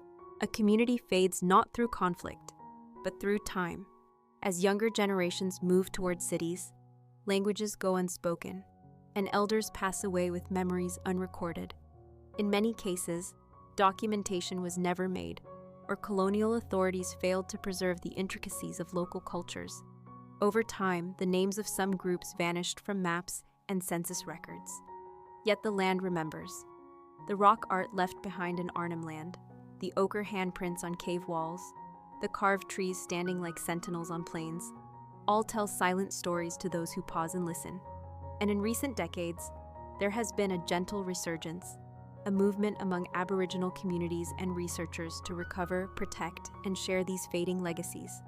Language revival efforts, oral history projects, and cultural mapping now seek to trace the footprints of these tribes, ensuring that what was once nearly forgotten may still whisper into the future. These are not tales of grandeur or war, but of quiet endurance, deep connection, and a sacred understanding of place. As we begin this slow and thoughtful journey through the lost tribes of the Australian Outback, we do not seek to speak for them, but to honor the silence they left behind. In the hush of twilight beneath wide open skies, their presence still lingers. In the curve of a sand dune, the call of a distant bird, and the knowing gaze of an elder remembering a song long unspoken. To understand the lives of the lost tribes of the Australian Outback, one must first understand the land itself, not as a backdrop or setting, but as a living, breathing participant in every aspect of existence. The landscape of inland Australia is not uniform, but a collection of distinct ecological zones, from the dry spinifex plains and acacia scrublands to the salt-encrusted pans and ephemeral waterholes that appear only after rare seasonal rains. For the tribes who once lived in these spaces, survival depended not on dominating the environment, but on listening to it, reading its subtle signs, and moving in harmony with its rhythms. There were no fences, no cities, no borders in the way we understand them today, only invisible networks of understanding, passed down through stories and observation. A child born into these tribes would begin learning from the very first breath.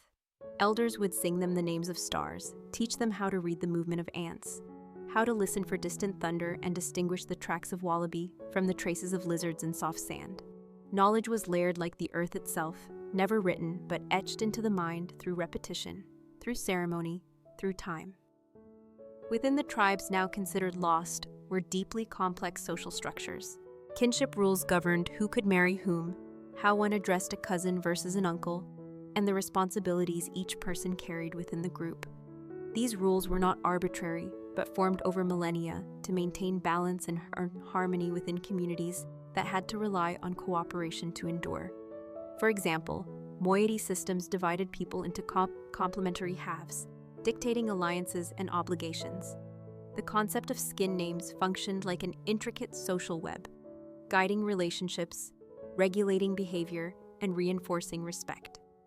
Though such systems may seem foreign to outsiders, they were crucial to sustaining peaceful coexistence in often harsh and resource-limited environments. Alongside social order came spiritual structure.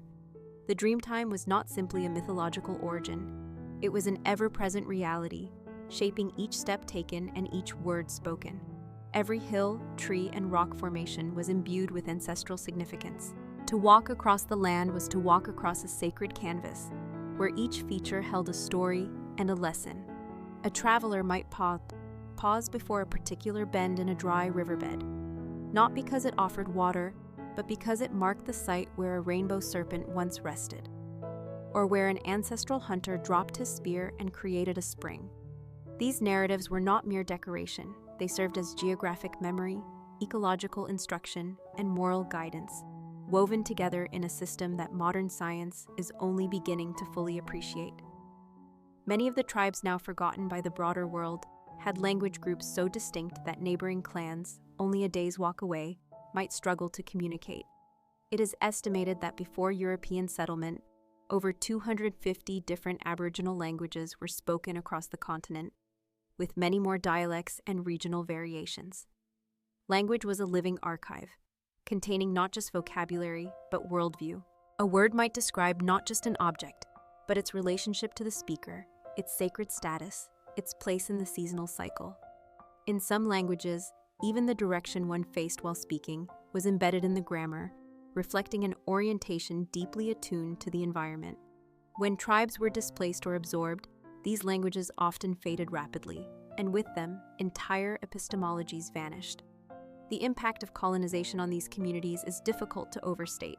Diseases, displacement, and the forced removal of children under assimilation policies, what is now known as the stolen generations, all contributed to the fracturing of cultural continuity. Missions and government settlements often forbade the speaking of native languages, and traditional practices were discouraged or criminalized. In such settings, Many smaller or isolated tribes found their traditions diluted or erased, especially if they lacked the political organization or size to resist pressure from authorities. It is from these silenced communities that many of the so-called lost tribes emerged, not because they ceased to exist entirely, but because the official records ceased to acknowledge them. Yet, traces remained. In the quiet corners of public archives, in the ink of anthropologists' notebooks, and in the whispered memories of elders now in their 80s or 90s, fragments endure. A certain word, a particular dance step, a sacred place name. These are the scattered bones of cultural memory. Efforts in recent years have begun to gather these remnants with care and reverence. Universities collaborate with elders to reconstruct vocabularies. Young Aboriginal leaders return to their ancestral lands with field recorders, documenting oral traditions before they fade forever. Art centers in remote towns become sanctuaries for old stories, where paintings in ochre and charcoal bring dreamtime journeys back to life. Though much has been lost, something precious remains. Like the last embers of a long-burning fire, quietly glowing in the desert dusk, waiting for the wind of remembrance to bring warmth again. As we move deeper into the heart of the Australian interior, it becomes clear that the story of the lost tribes is not solely about absence, but about presence, subtle, enduring, and deeply rooted in the land's quiet memory. The terrain itself tells a story, not in words or images, but through the slow erosion of sandstone, the shifting of wind across endless plains, and the seasonal dance of flora that blooms, recedes, and returns again without fail. For the tribes that once called these spaces home, the environment was not a challenge to conquer, but a companion to understand, and their survival relied on a patient familiarity with its patterns. The rhythms of life were governed by cycles invisible to the modern eye, when the mulga trees flowered, when the cicadas cried, when the clouds moved in certain formations overhead, all signaling subtle transitions in nature's calendar. One of the lesser-known groups whose existence has been gradually pieced together through archaeological fragments and second-hand recollections is the Mirarr people. Believed to have once occupied lands in what is now the western region of Arnhem Land, their stories survive in shards of pottery, remnants of woven fiber baskets, and ochre-pigmented wall art hidden in caves that require days of careful trekking to reach. The art does not depict battles or kings, but animals in fluid motion, hand stencils in red and white, and spirals that suggest maps of water sources or star patterns. These are the fingerprints of a people whose history was lived more than recorded, whose memory was passed in gesture, rhythm, and earth-stained color. Another echo of a lost tribe comes from the remote Pilbara region in Western Australia, where explorers and researchers in the early 20th century encountered elders who spoke of a group called the Martuthunira, an inland community that had gradually splintered due to drought and the draw of employment opportunities at nearby cattle stations. The younger members, seeking work, moved outward, and the elders, reluctant to leave sacred sites, remained until they too passed.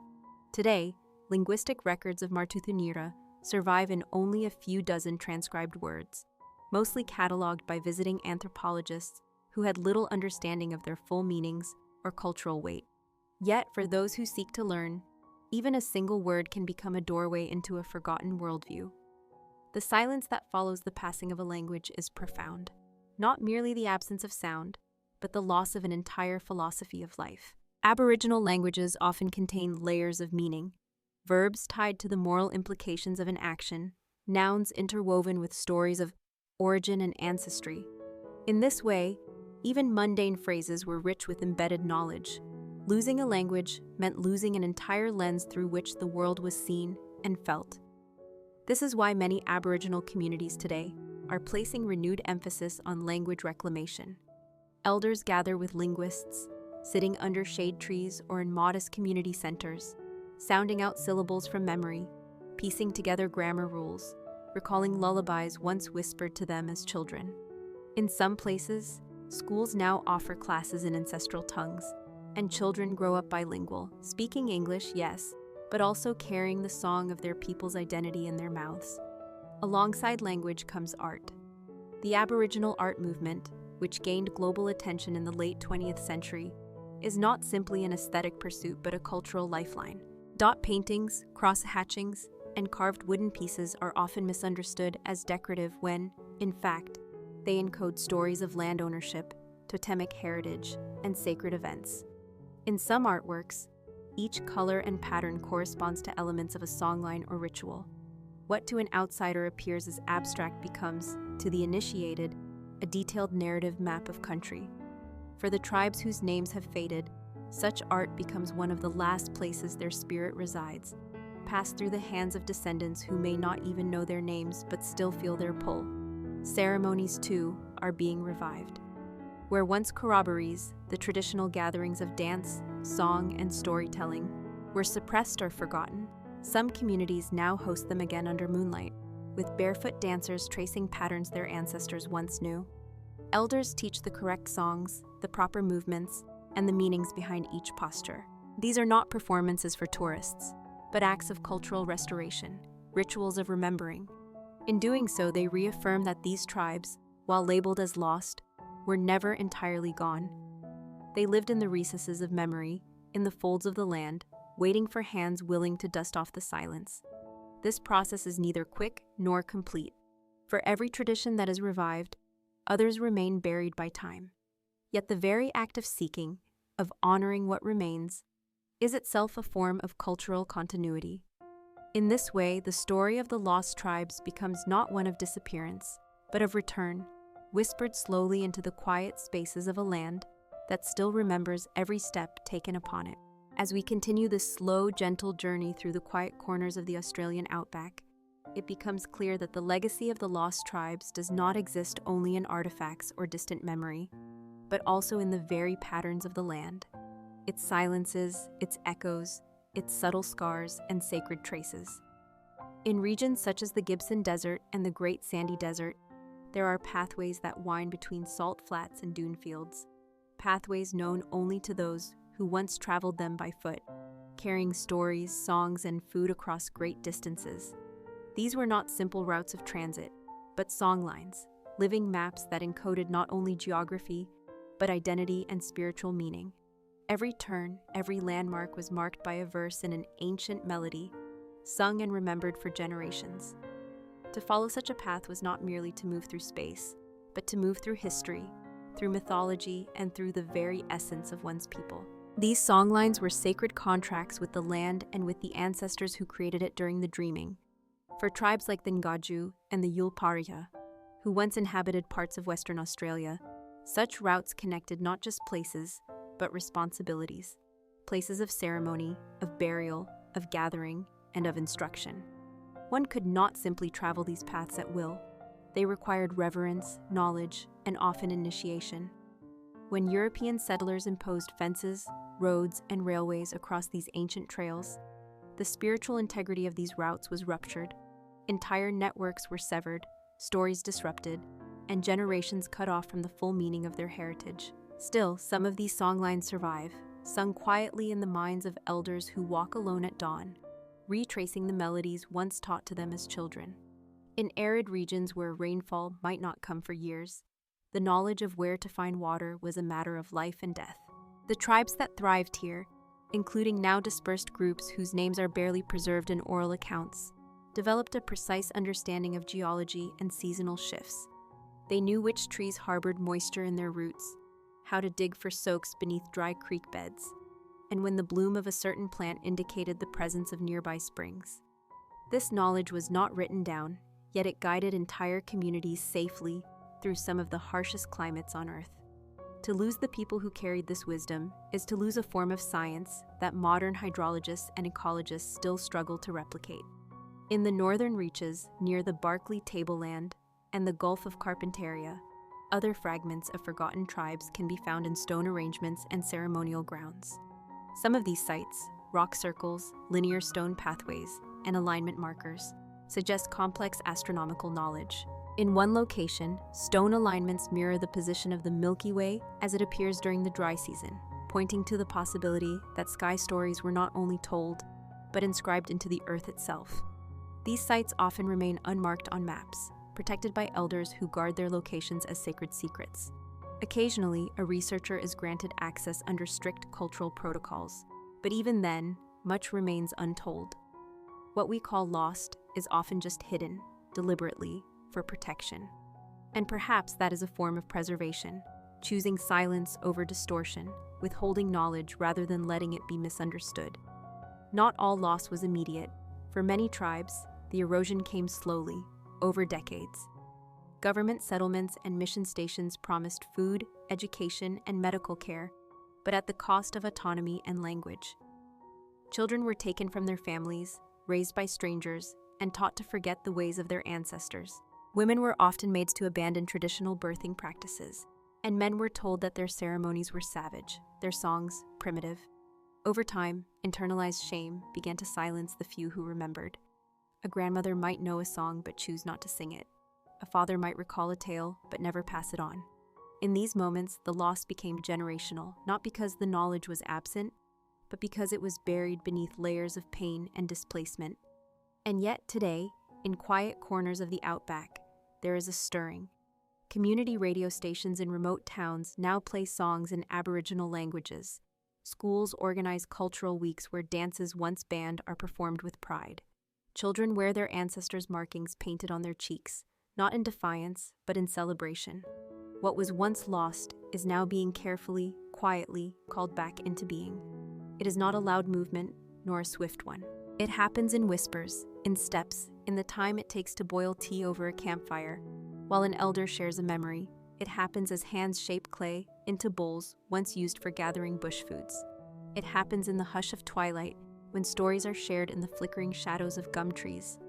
And in the stillness, the land listens and remembers and welcomes its people home.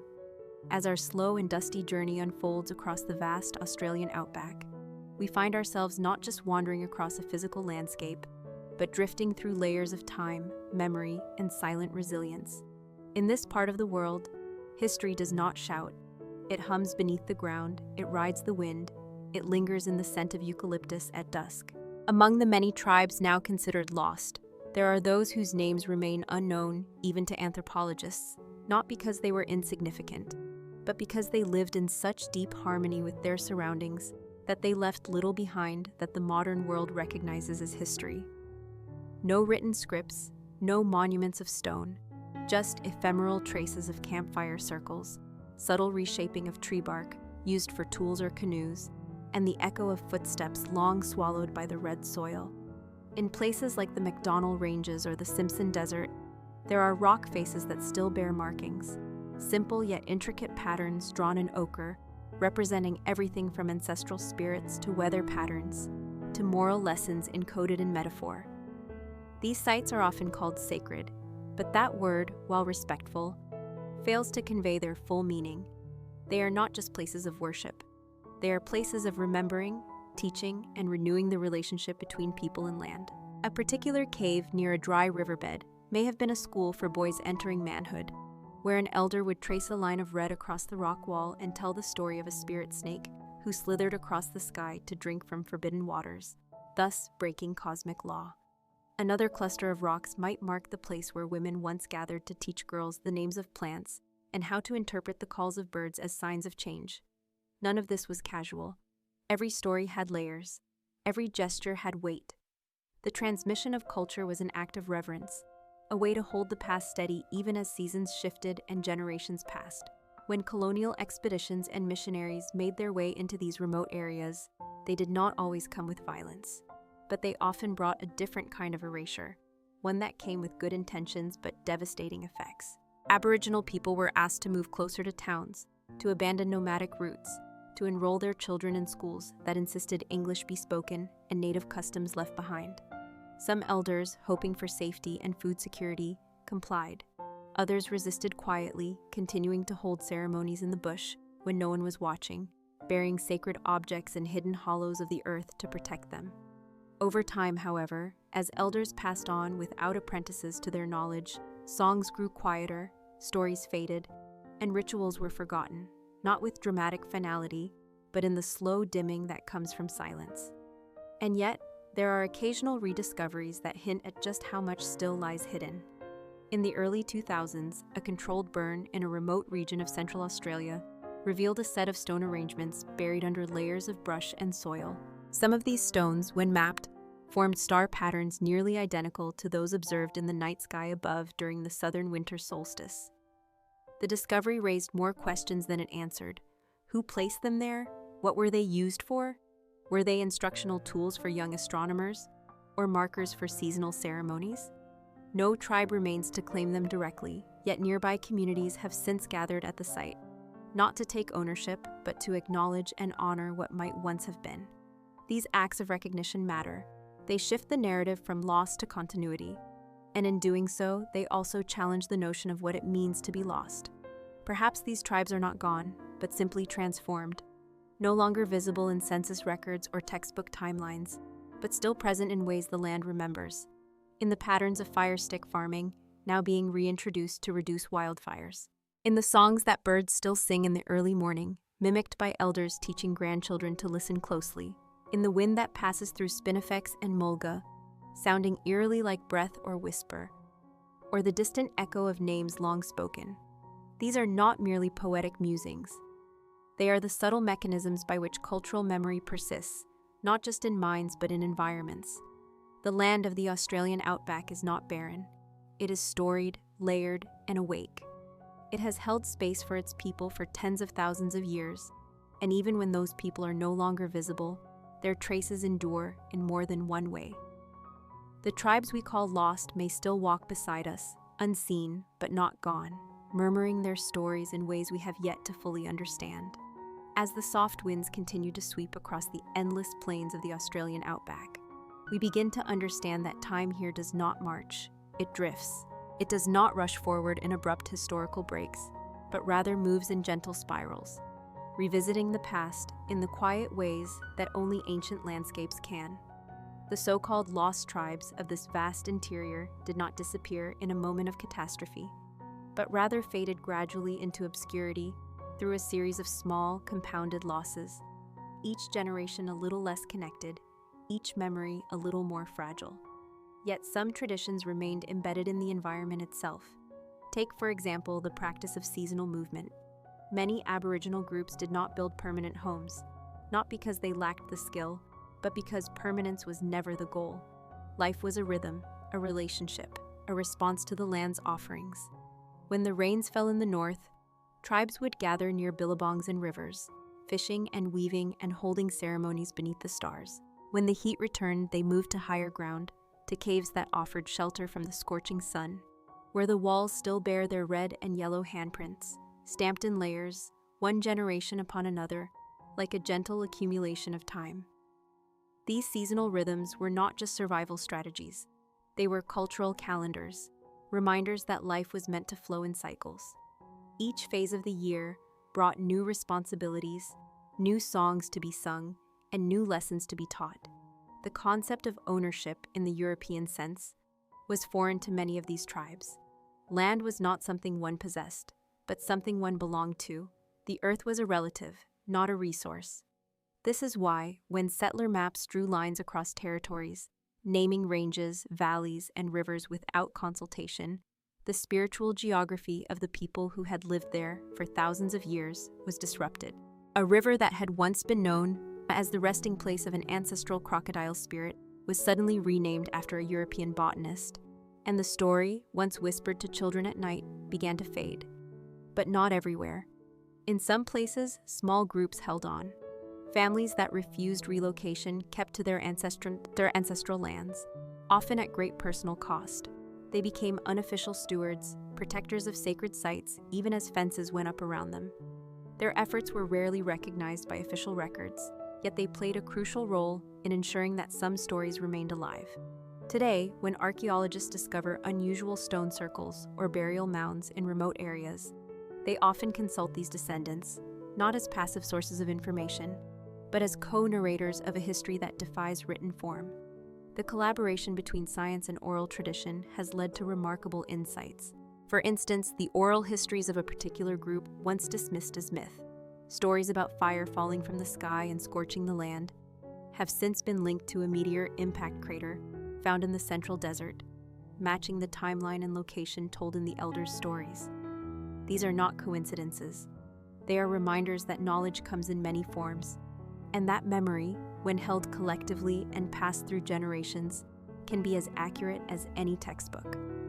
Some researchers have even begun mapping cultural memory across the Outback, overlaying it with satellite images and topographic data to show how Dreamtime stories align with natural formations. A tale of a serpent winding through the hills might correspond with an actual ancient riverbed. A narrative about a spirit's footfall may mark the site of geothermal activity. In this way, what seemed lost is now being seen in a new light, not as superstition, but as a coded poetic geography. Even the plants tell stories. The wattle, the bush tomato, the yam daisy, each holds not only nutritional value, but cultural significance. Their appearances marked seasons, ceremonial times, and moral teachings. To pick them without understanding was to break an unspoken contract. The knowledge of which bark could cure fever, or which leaf could soothe burns, was passed through quiet instruction, often while sitting in the shade of trees during the hottest parts of the day. There, elders would speak softly, not in lecture, but in stories where healing plants were gifts from ancestors, or where certain foods should only be eaten after proper ceremony. These teachings shaped a worldview where respect for the land was inseparable from respect for self. And now, as we sit beneath the imagined canopy of that same sky, listening to the wind and dust swirl in slow motion, we are reminded that loss is not always absolute. Some histories, like the roots of desert shrubs, stretch deep underground, waiting for the right season to sprout again.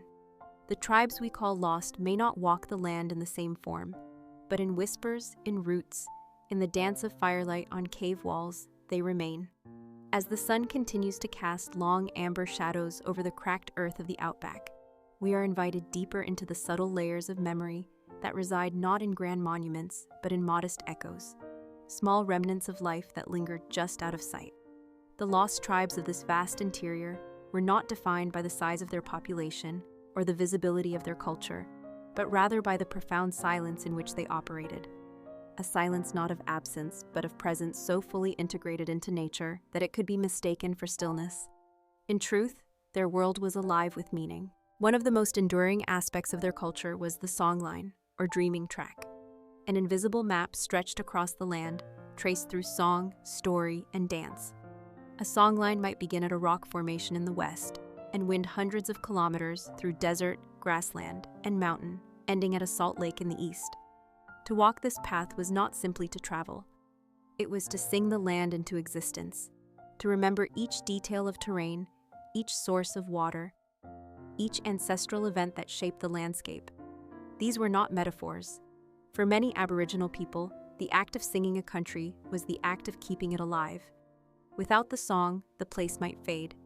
The custodians of these lines carried knowledge older than any written record, encoded in verse that could stretch over multiple days of walking. Young men would be initiated into these paths slowly, taught verse by verse as they matured, so that by the time they were adults, they could navigate not only the geography, but the moral terrain of their ancestors.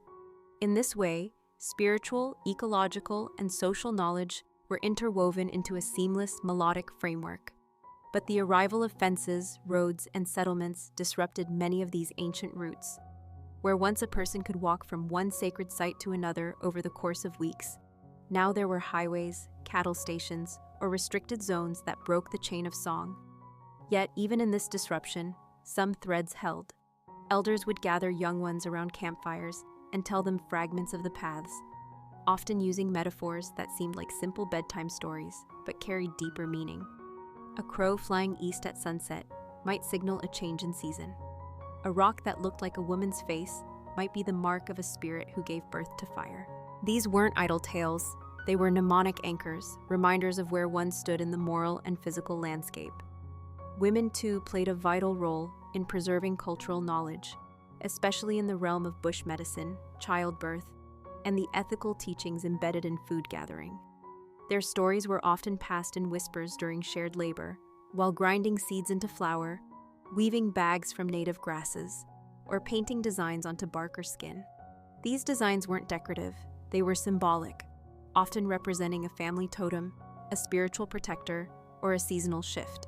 In recent years, these art forms have found their way into galleries and museums, sometimes stripped of context, yet still bearing traces of their original purpose. Anthropologists now consult with community members to reattach meaning to these artifacts, recognizing that their true value lies not in their aesthetic, but in the stories they carry. Meanwhile, on country, meaning out in the bush, away from towns, there are quiet revivals taking place. Language nests, where children learn the words of their grandparents. Cultural camps where teenagers are taken on walkabout to retrace songlines, even if only symbolically. And digital archives, created with community permission, where elders record stories in their native tongue. These efforts are not simply about preservation, they are about reanimation, about breathing back life into traditions that were never entirely gone, just waiting for space to speak again.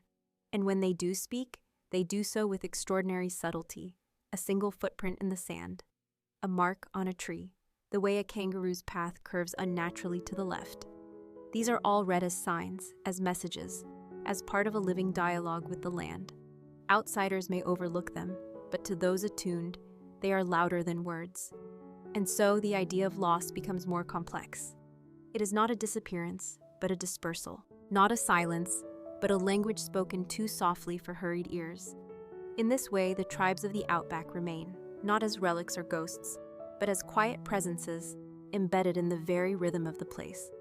They are there in the dawn breeze, in the red dust stirred by an unseen foot, in the pause between verses of an old song. They are not forgotten. They are simply listening, waiting for us to slow down enough to hear them. As twilight gently unfolds across the vast expanse of the Australian Outback, the soft hush of the evening brings with it stories that were once carried by firelight, wrapped in the crackle of embers and the hum of insects settling in for the night. These were not tales told for entertainment alone, but lessons carried through generations. Lessons about balance, humility, and the unseen forces that shape the world. Many of the lost tribes did not see time as a straight path, but as a spiral, a series of returns, where the past and the future brushed against the present in subtle, circular motion. This belief was reflected in how they viewed age, knowledge, and responsibility. Elders were not just respected for their years, but for their connection to cycles: birth, growth, death, and renewal. A child was not merely someone who had not lived long, but someone who had not yet remembered fully who they were meant to be. In this worldview, dreams were not random. They were messages. They were sometimes warnings, sometimes visitations, sometimes glimpses of an ancestor or a totem spirit, reminding the sleeper of their role in the greater design. A person might wake and tell their dream to an elder who would nod slowly and offer interpretation not as a fixed answer, but as a guide, something to walk with for the day, to carry like a feather in the mind, soft and shifting. These layers of meaning, both tangible and spiritual, infused every aspect of life.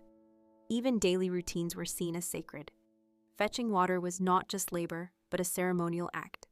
The route to the spring might follow a path walked by the ancestors, and the spring itself might be known as the resting place of a water serpent, a guardian who watched over all who approached with humility.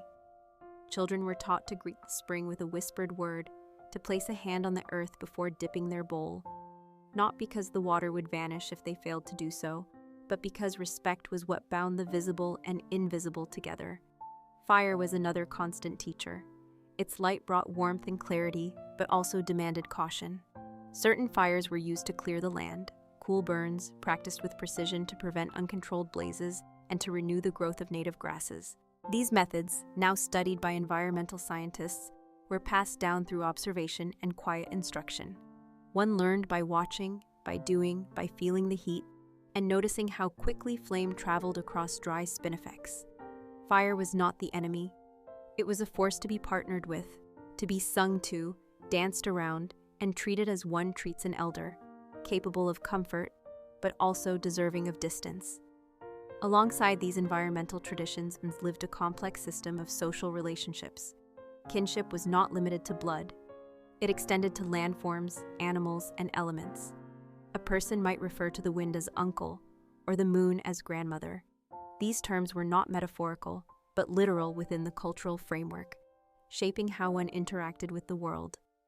If the emu was your totem, you did not hunt it. You watched it, protected it, learned from it. The totemic bond was a reminder of interconnectedness, of the way each life depended on and reflected the others.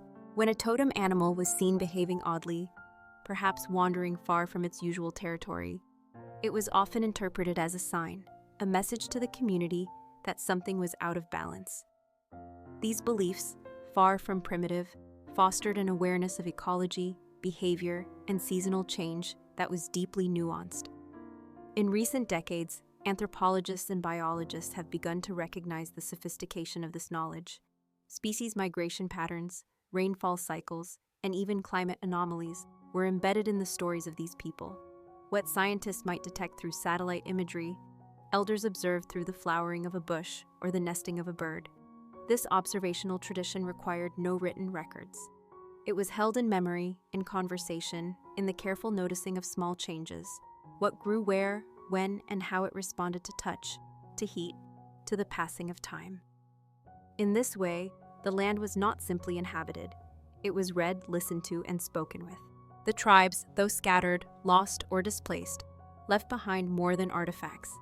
They left behind a way of seeing. And though many of the languages have faded, and many of the stories are incomplete, the pulse of that vision remains. It is felt when the air changes just before a storm, or when a certain flower blooms out of season. It is there in the silent awe we feel beneath a starlit sky, or the instinct to walk a little slower when we enter a quiet grove. These are the echoes of a people who lived in deep rhythm with the land, not because they had no other choice, but because they understood there was no greater wisdom than listening to the world that holds you. As the moon continues its quiet ascent above the yawning plains, casting a soft silver glow across the desert floor, the air cools and stills, embracing the night in a silence so complete it feels sacred. This was the time many of the lost tribes preferred for telling their deeper stories, not the casual tales of daily life, but the stories that held the marrow of their beliefs, the bones of their culture. These tales were not always linear, and they did not always seek to explain the world in the way outsiders might expect. Instead, they unfolded like smoke, drifting gently around the minds of those listening, allowing truths to settle softly without confrontation. They spoke of beings who walked the earth before humans, spirits who carved valleys with their fingers, or wept rivers into existence. These were not myths to be believed or dismissed. They were instructions encoded in poetry, teachings wrapped in metaphor. A story about a trickster spirit stealing fire might also teach about the dangers of greed, the value of timing, and the necessity of sharing. A tale of two sisters who became stars might explain the constellation above, while also carrying a lesson about loyalty and the sacred bond between kin. Such stories, passed in hushed voices around the embers of a dying fire, were not owned by individuals. They belonged to the community and to the land, and their telling was governed by strict protocols. Only certain people, after years of preparation and the gaining of trust, could tell certain stories. These custodians were chosen not for their charisma or memory, but for their steadiness, their ability to carry a story without bending it to their will. In this way, oral tradition was not casual. It was a discipline, requiring as much training and responsibility as any written scholarship. This emphasis on oral transmission also explains why so much knowledge was almost lost. With the removal of children from their communities, with language suppression and forced assimilation, a single untold story could vanish forever. And yet, fragments remain. In fragments, there is survival. In a remembered word, a repeated phrase, a half-sung lullaby, there is continuity. Across the Outback, efforts continue to piece together these fragments, not to reconstruct a perfect whole, but to listen for what still hums beneath the silence. Some descendants of the lost tribes return to ancestral lands now only reachable by four-wheel drive or small aircraft. They walk the ridges with reverence, placing hands on stones, whispering names that have not been spoken aloud in generations. A name in this culture is never just a label. It is an invocation. To speak the name of a mountain is to acknowledge its presence, its history, and the events that shaped it. Names carry energy, and to use one carelessly is to risk upsetting a delicate balance. Many communities have sacred names they do not reveal to outsiders, or even to all members within the group. These names are guarded because they contain power, the kind of power that can guide a traveler through the harsh desert, or summon rain in a time of drought. Naming is, in essence, an act of relationship. It signals care, recognition, and connection. This reverence extended not only to landscapes, but to tools and objects as well. A digging stick might be decorated with ochre patterns, each stroke representing a story or affiliation. A shield passed from grandfather to grandson might bear the scars of past battles, each one honored rather than hidden. Even the most practical items were made with an attention to form and spirit. Crafting, like storytelling, was a sacred act. The shaping of a boomerang, for example, required knowledge of aerodynamics passed through generations. How to select the right wood, how to carve it so it would arc correctly, and how to infuse it with purpose. Some boomerangs were designed to return, others not. Some were ceremonial, never thrown at all. Each variation held meaning, and each was tied to a particular land, a particular people, and a particular time. To lose the story behind an object was to lose part of its function. And so, even now, museums holding these items increasingly turn to community elders for insight, knowing that the carvings and patterns are not just decorations, but codes, reminders of journeys, maps of ancestral memory. As we drift deeper into this history, we begin to understand that these people were never truly lost. Their presence remains, not in statues or temples, but in the way the land responds to those who walk it with care. In the hush of twilight, in the curve of a sand dune, in the gentle sway of grass under starlight, their stories continue, soft, patient, waiting to be heard once more. And now, as the stars settle even deeper into the ink-dark sky and the desert breathes its quiet rhythm into the earth, we approach the end of our long, gentle journey into the memory of the land and the people who once knew it by heart. The lost tribes of the Australian Outback, though scattered and fragmented by time, by colonization, and by silence, remain stitched into the red soil and the faint wind songs that glide across the spinifex. Their presence is felt not in grand monuments or preserved temples, but in the hush that falls just before dawn, in the bird calls that announce the seasons, in the carved rocks half buried near long dry riverbeds. These remnants are not always visible to the casual traveler, but to those who know how to look, how to walk slowly, how to listen deeply. They begin to emerge like faint footprints across an ancient path. In recent years, a quiet revival has begun, not one of spectacle or reclamation for tourism, but one of healing, of whispered names returning to the mouths of those whose ancestors had forgotten them. Across Australia, Indigenous communities, linguists, historians, and young descendants of the lost tribes are coming together to rebuild not just vocabulary or songlines, but identity, woven from oral histories, from archival recordings, from the rhythm of traditional dances once banned and now taught again beneath open skies. One might see a young child pressing ochre to their forehead as their grandmother watches with silent pride, or hear a chant once thought extinct being sung softly into the wind by a teenage boy who only months ago thought his people had vanished. These are not grand ceremonies. They are slow flickers of reconnection, humble and fragile, but steady. This healing is not linear, and it is not without pain. Many truths remain unspoken. Many stories are still held in sorrow, in the trauma of dislocation, of missions, of names changed and homes lost. But still, in this deep silence, something returns. A painting made with ancestral symbols, a pathway cleared through a sacred grove, a language class held under a gum tree, a burial site respected once more. And in these actions, small and slow, the spirit of the tribes reawakens, not as it once was, but as it must now be, adapted, surviving, enduring. As the desert teaches, survival is not always a matter of strength or numbers. It is often a matter of stillness, of knowing when to hide and when to speak, of understanding that not everything that disappears is lost forever. Sometimes it waits, just beneath the surface, for the right touch, the right word, the right breath of wind to uncover it again. The land remembers, the trees remember. The stones, though silent, hold stories that pulse in their weight. And for those who choose to walk with care, to move without urgency, to honor what has been erased with reverence rather than ownership, there is still so much to learn. As we bring this chapter to a close, let us not think of it as an ending. Rather, it is a return to listening, to letting the old rhythms guide us, to allowing the land and its stories to wash over us like slow, ancient waves. If you find yourself in the Outback one day, far from the noise of cities and the glow of electric lights, pause for a moment. Place your hand on the ground. Feel its warmth, its memory. You may not hear words, but if you're quiet enough, you may feel something stir, a presence, a whisper, a recognition. That is the story still unfolding. That is the legacy of the lost tribes, never truly gone, only waiting to be remembered.